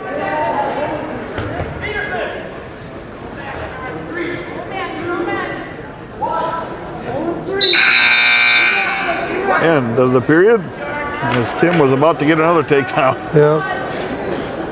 We're kind of blessed here today. Not only do we have Tesch and Tim here, but one of our original fans, Bill Nicholson, who his son wrestled for us. When did Wiener graduate? 84. Okay, his son Wiener, I still call him Wiener, Pat Nicholson, graduated in 84, and these folks have been the ultimate fans, and they worked our concessions, still do. Rode over with Tesch here today, and they're just great people, and I don't think sometimes we remember what the wrestling family is all about. And it truly is in our case. If you've been to a Rapids wrestling match anywhere, you've seen the Nicholson. Yep. And like you said, for years, they have had nobody involved in the program in any way, shape, or form. But they are part of what the fabric of Rapids wrestling really is.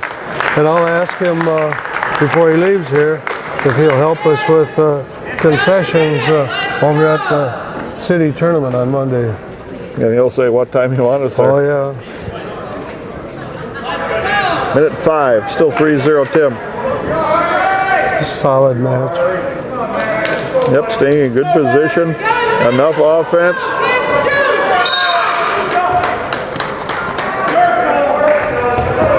Arm drag. Now we got a chance to score here, Jake. I think we must be in pretty good shape, huh, as a team? I would, especially Jake Tim here. I mean, he's been pushed in all his matches, and he's the fresher later in the match. 45 seconds left. Yeah.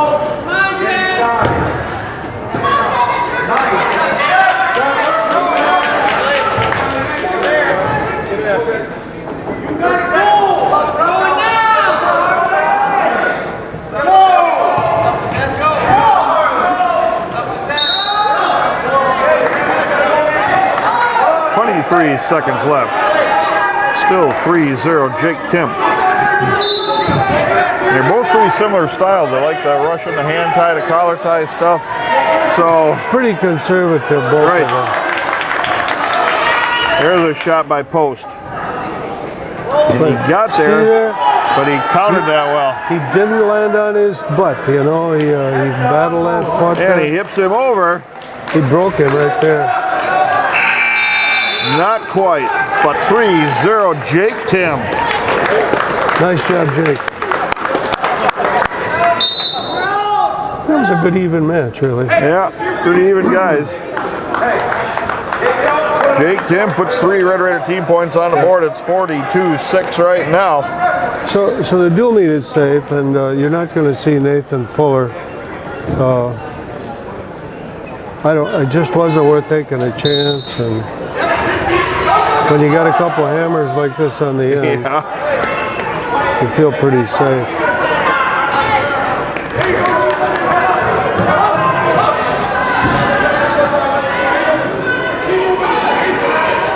We don't have anybody either. Well, they see what they do. If they have somebody come up or what. We do now. Come on, pull somebody out of the stands. Yep, Hey. somebody coming up. Hey, you're up. Go ahead and get a forfeit.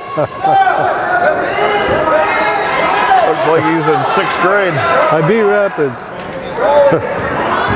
And, you know, I guess anybody would do that. Sure. So they picked up 6 points here.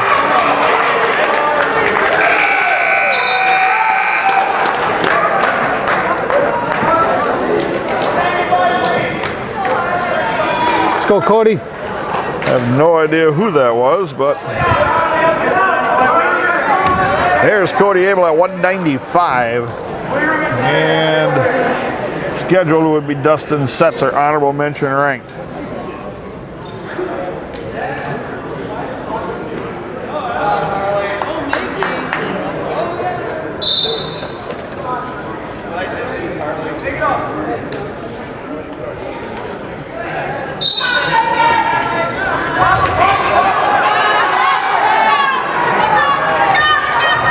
Front headlock by Abel. Oh.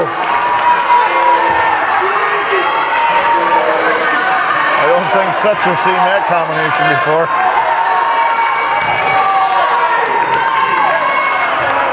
Abel ranked number 3 in Division I at 195 and just cuts him loose. 2-1. Minute 20 left. First period.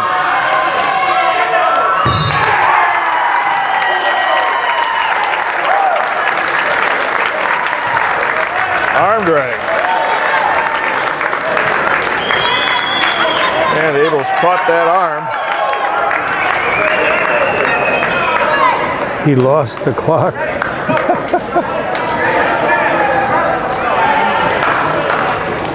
And he cuts him loose. 4-2.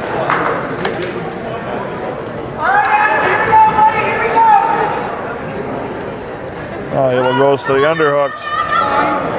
Trip attempt and just a toss and slings Setzer across the mat. I can't even respond to that. He does things you shouldn't do. And Technically yet half not the time sound there. He makes them work. I don't know what he's doing here. Slide by, missed This that. kid recovers here pretty good. Oh, it's a nice duck there.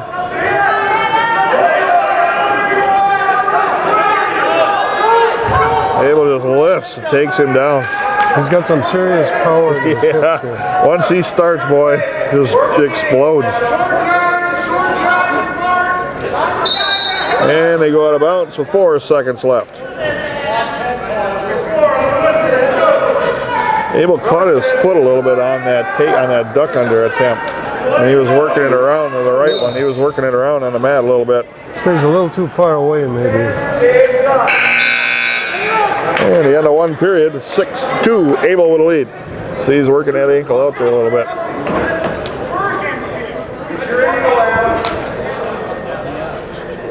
That's why he quit football. He said he was worried about that ankle.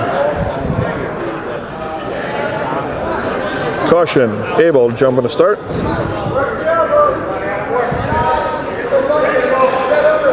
First caution, no points.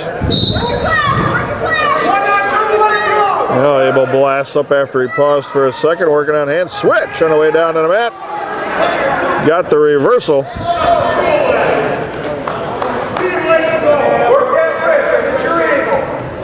Abel trying to step through with a trip off that leg lift. Wanted to leg turk him, but he never Couldn't get across the leg. No. Gonna try it again here.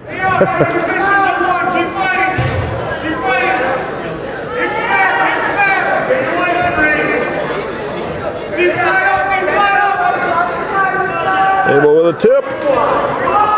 Uh-oh, Abel got caught here. That's the pulling on top part.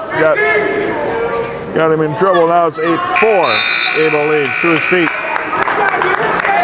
pretty loose.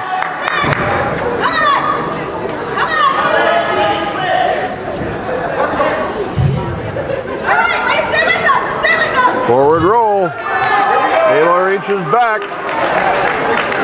Got the loose headlock right now. Don't get rolled through it. Now he's in some deep trouble. Is Setzer. 43 seconds left. You don't teach that.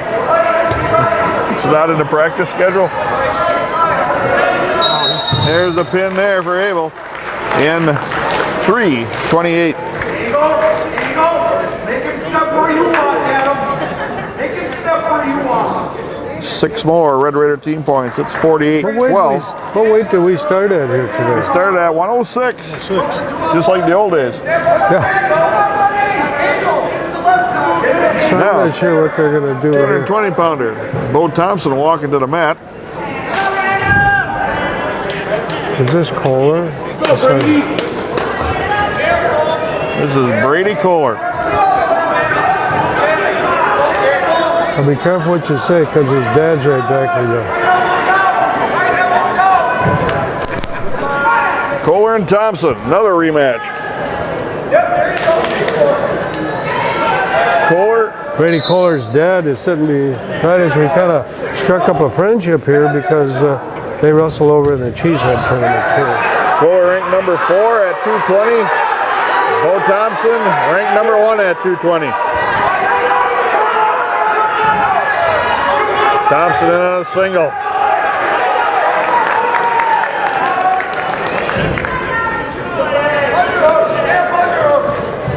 Try to get a trip, missed. Thompson body lock. Launching pad is loaded here. See who goes to orbit. Thompson trying to figure out how to keep him in the mat and then toss him too. And Kohler is backing out of the mat. That was a good bit of wrestling there. Nice angle, good counter. He doesn't feel real comfortable up there.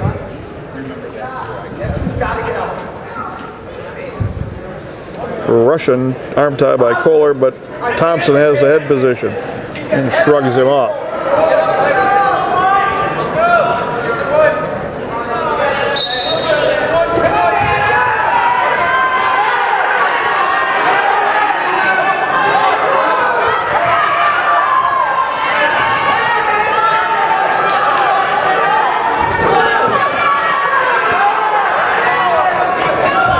Thompson with a double to the body lock.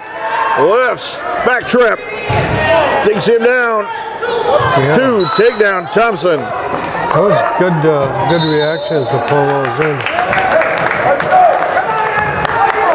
27 seconds left and Thompson leads 2-0. Kohler's a nice wrestler. You can see he's physically put together. Yeah. Looks pretty athletic as well. Yeah. We don't get guys like Thompson too often.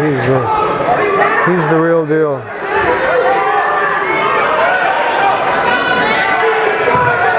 .15 seconds left.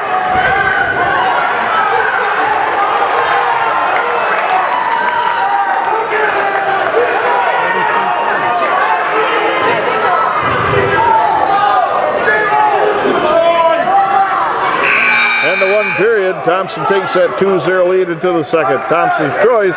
He defers. Kohler's choice. Going on their feet.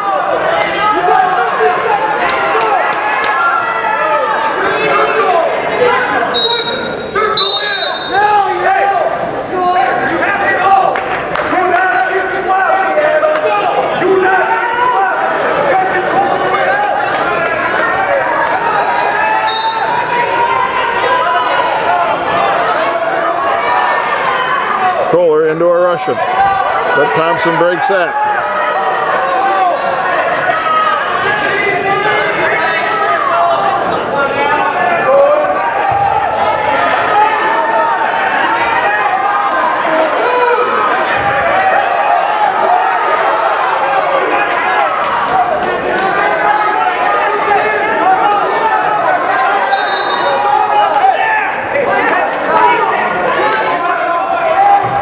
Sweep shot by Kohler, not close. Thompson into a double leg, comes up to the body lock again.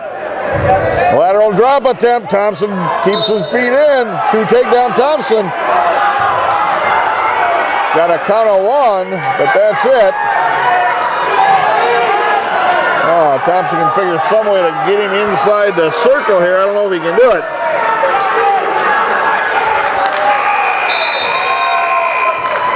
Off the mat.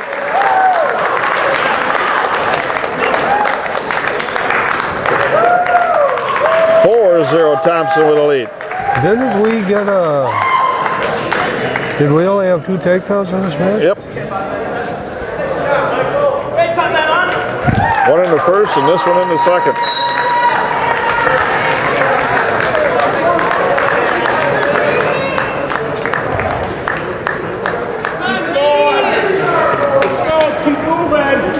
And I think Brookfield Central may have just beaten Lomira.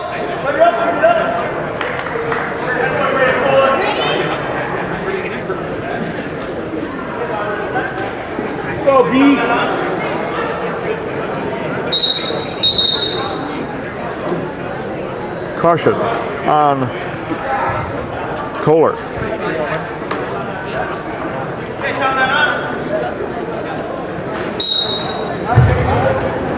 Good hard start by Thompson there. Stopped the first move of Kohler.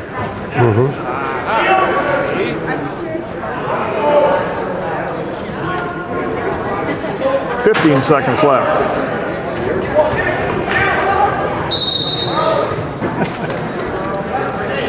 Thompson got out so far in front they lost pressure. Kohler almost was able to get out there.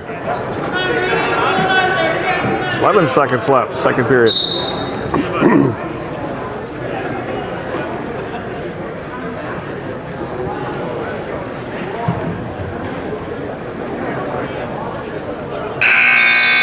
End of 2 periods, 4-0 Thompson. It'll be his choice.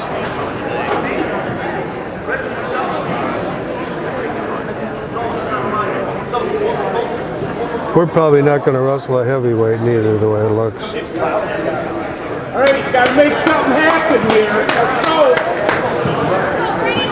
1, 2, 3,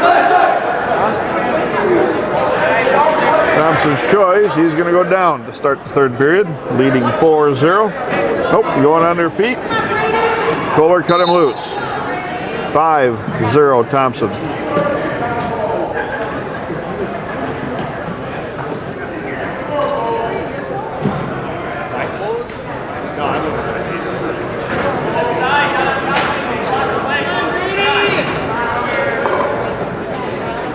Thompson into the body lock again, and Kohler heads out of bounds.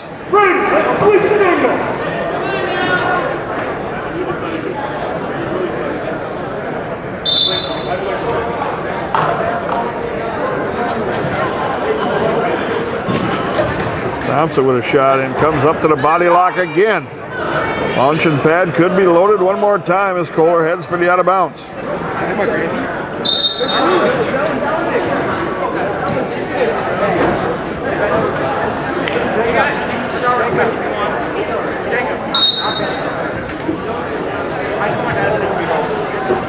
Kohler now trying the under overhook and wading in. Underarm spin. Well, he's throwing everything at him. Yeah, tried to get to a barrel roll. Thompson picking an ankle, just runs him over, comes up with a Turk. Just pretty athletic. 2 takedown and near fall coming.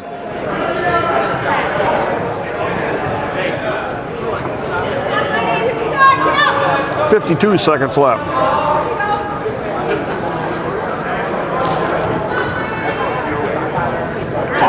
Three near fall Thompson. It's 10-0 right now. He's got a major. Forward roll. Thompson in the saddle, rode right along. Got a bar. And Kohler able to pull it ahead. Well, Kohler's pretty frustrated, and you know, I could see that.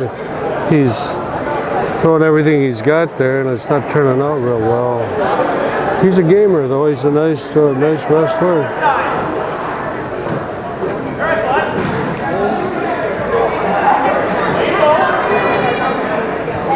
Go, B! Come on, upgrade!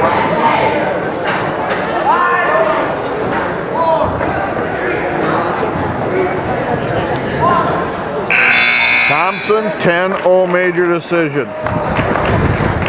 4 Red Raider team points. It's 52-12 right now. And I do believe the Red Raiders may be done sending guys out on the mat. And that was a good match. And Mike got hit really hard in the face early, and Scott just didn't think he would use him at all. So that's probably the end of it. Yeah, and the Red Raiders send out nobody at heavyweight. That 220 match was a good match. It was two pretty good wrestlers, you know. So at heavyweight, Jacob Lorenz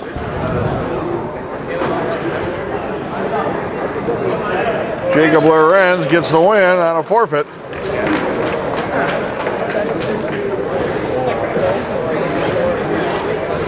And the 16 points for Brookfield. Those last two were pretty entertaining dual meets, you know. Yeah, they were. 52-18, the Red Raiders beat Sheboygan Falls.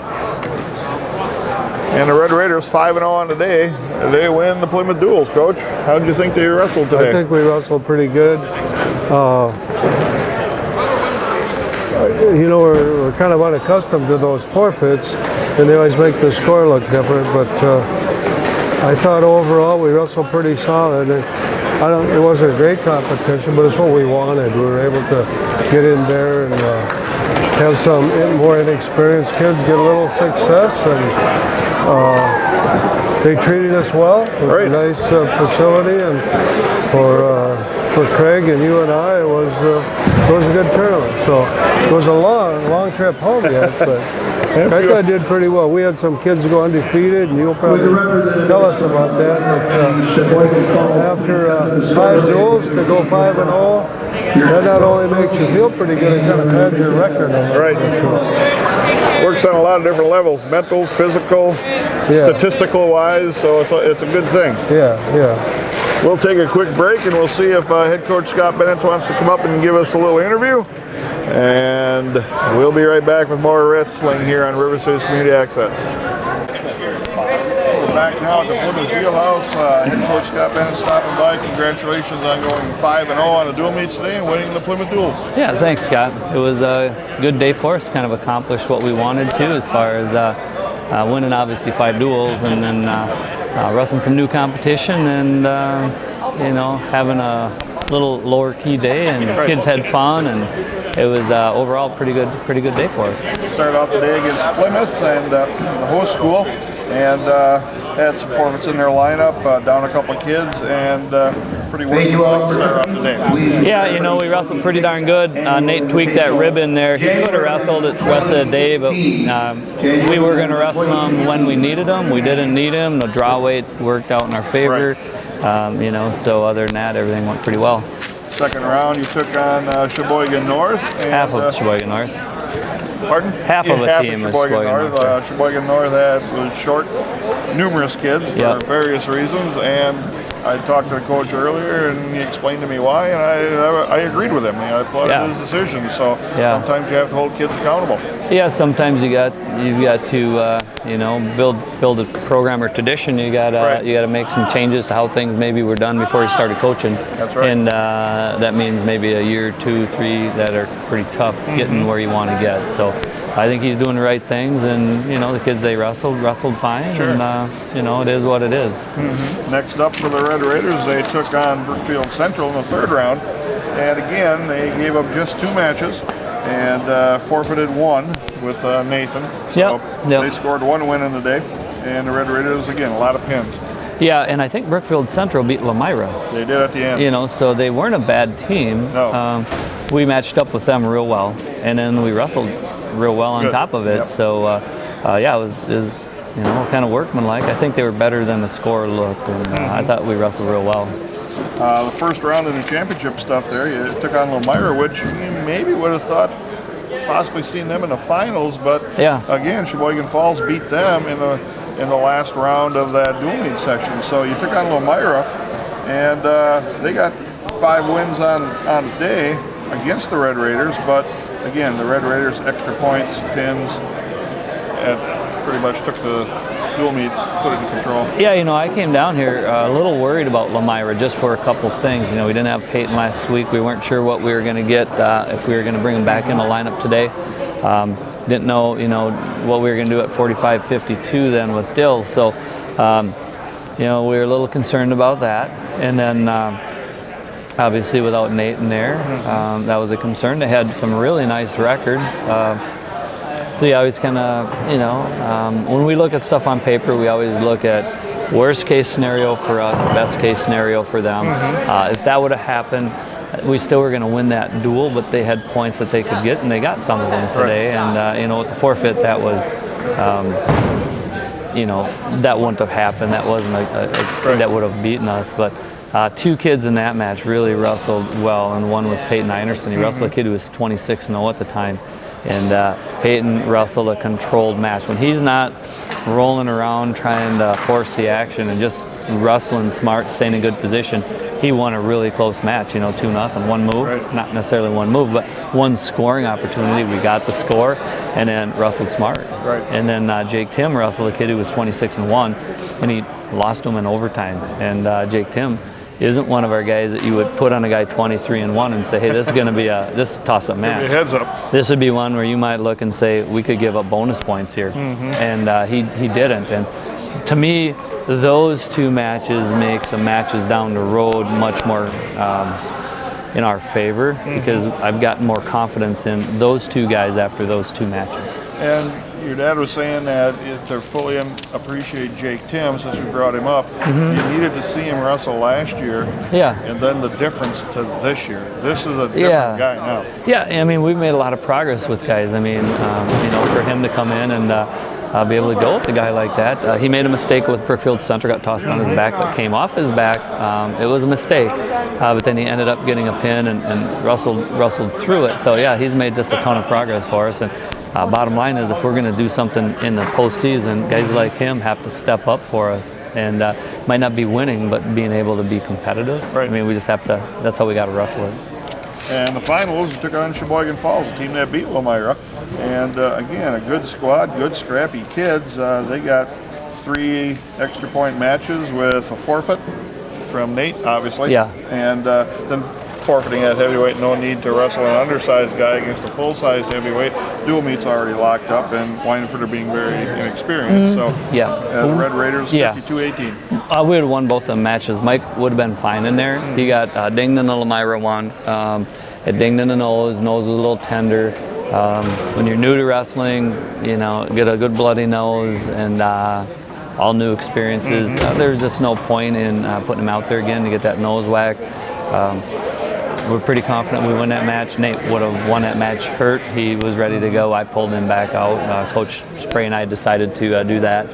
And then, you know, Zach Mitchell, we were going to forfeit 26 all day. I'm going to just talk about just a couple kids quick. You know, our 3 light guys there, they do what they do. Zach Mitchell last night in practice, I looked through the lineup, looked at Coach Spray. We decided 26, we were going to probably get beat pretty soundly there. We weren't going to be competitive. Pulled 4 of our guys together that can wrestle 26 on the JV team, said, you know, you guys have JV regional today, you guys can go take a shot to get to the state tournament. Anybody here want to go with the varsity? Probably looking at maybe being able to find a win, probably going to get beat up 2 or 3 times. He said, I'd like to wrestle. Other guys said that too, okay, which was good. We decided to take Zach, he's a little bigger, and he could have went to the JV meet and nobody would have, you know, felt too different about it. But he wanted to be on the varsity, and sometimes getting on the varsity, you get in over your head. He's in over his head. It maybe was one of the tougher weights, and as far as depth-wise, everybody had winning records, and we weren't ready to compete there. But he took the shot, you know. And a guy like Max went you know, 0-6 at the Cheesehead after he won his first round. Got beat again with Marshfield, so he's 0-7, and then he came back and goes 5-0 today. What a big day for him. Right. They weren't easy matches. They definitely were not pretty. His grandpa probably was going nuts up here a little bit. But, Max has to do what he does, and then we got to improve a little bit on some spots. But he found ways to win close matches. And then Berg, kind of the same thing, won a couple matches big. Or, you know, that could have went the other way. Dylan Hall, Russell, a kid who beat him last week at the Cheesehead. And there was a little bad blood between them. I don't think they really liked each other from that match last week. It was a rough, physical, close match. And Dylan wrestled smart. He doesn't always wrestle smart. Right. He wrestled smart and in control that match, put himself in a position. That was a perfect time to throw that headlock because it was a pinch. Pinches are safe. He was safe in that spot. And, you know, he gets the guy in a headlock, he's gonna win the match. So that was really nice. And then Peyton Russell, kid, was 7th in the Cheesehead. And again was probably the underdog. I don't know. They said that the kid thought the buzzer sounded. He probably did. He looked like he stopped wrestling as we were rolling them through. We teach our guys, you wrestle till the ref touches you. Right. I mean, if the buzzer went off over here and you lost a match because of that, don't stop when the buzzer goes off over here. He made a mistake. Somebody will always come in, they'll wrap you up, stop you, whatever. Yeah, you know, so go more. The ref will always shut you down. Don't shut down early. It's a great lesson for that young man, Sean Maddock. It's a good lesson for our kids as well because that changed the complexion of the whole match because he stopped wrestling 10 seconds before the buzzer. Right. And, you know, other than that, they weren't real competitive matches other than Bo. Beat a kid who was 5th last week. And she said, beat him 3 times down the last 2 weeks. Probably sick of wrestling him, but you know, overall there were some good matchups in that meet. Right. And we wrestled real well. Next up, the Red Raiders will head back to the Lincoln High School Fieldhouse. Tough dual meet with the Stevens Point Panthers and probably for the Valley Conference crown. Yeah, we got beat Spash. We beat Spash and we got Merrill. We're pretty well, I think, favored with Merrill. Nothing's for sure ever. But we are in a driver's seat if we can beat Spash. They look dinged up right now. Now, if they look at our roster, we held guys 2 today. So we will be healthy. We will wrestle our full lineup on Thursday night. We'll be ready. If they're not healthy, you know, we should, yeah, I mean, that's what it is. If we're not healthy and we lose, you can say we could have won. Bottom line is, if they're not healthy and we are and we win the conference. If they're healthy, we're healthy. We're going to win that duel somehow. We're going to find a way. And, you know, it's been a couple years since we won a Valley title. Used to be one of those things just kind of took in stride. It's just one of the goals to get to where you want. It's not our main goal. I mean, our goal is not to be conference champions and then the rest of the year is all whatever we get. We're going to win a state title this year. One of the ways to win a state title is to meet some goals along the way. Okay, one is to go undefeated in duels. We're undefeated. We're 14-0 right now. We got 2-3 duels left. We got Freedom, Point, and Merrill. Okay, we're in position to do that.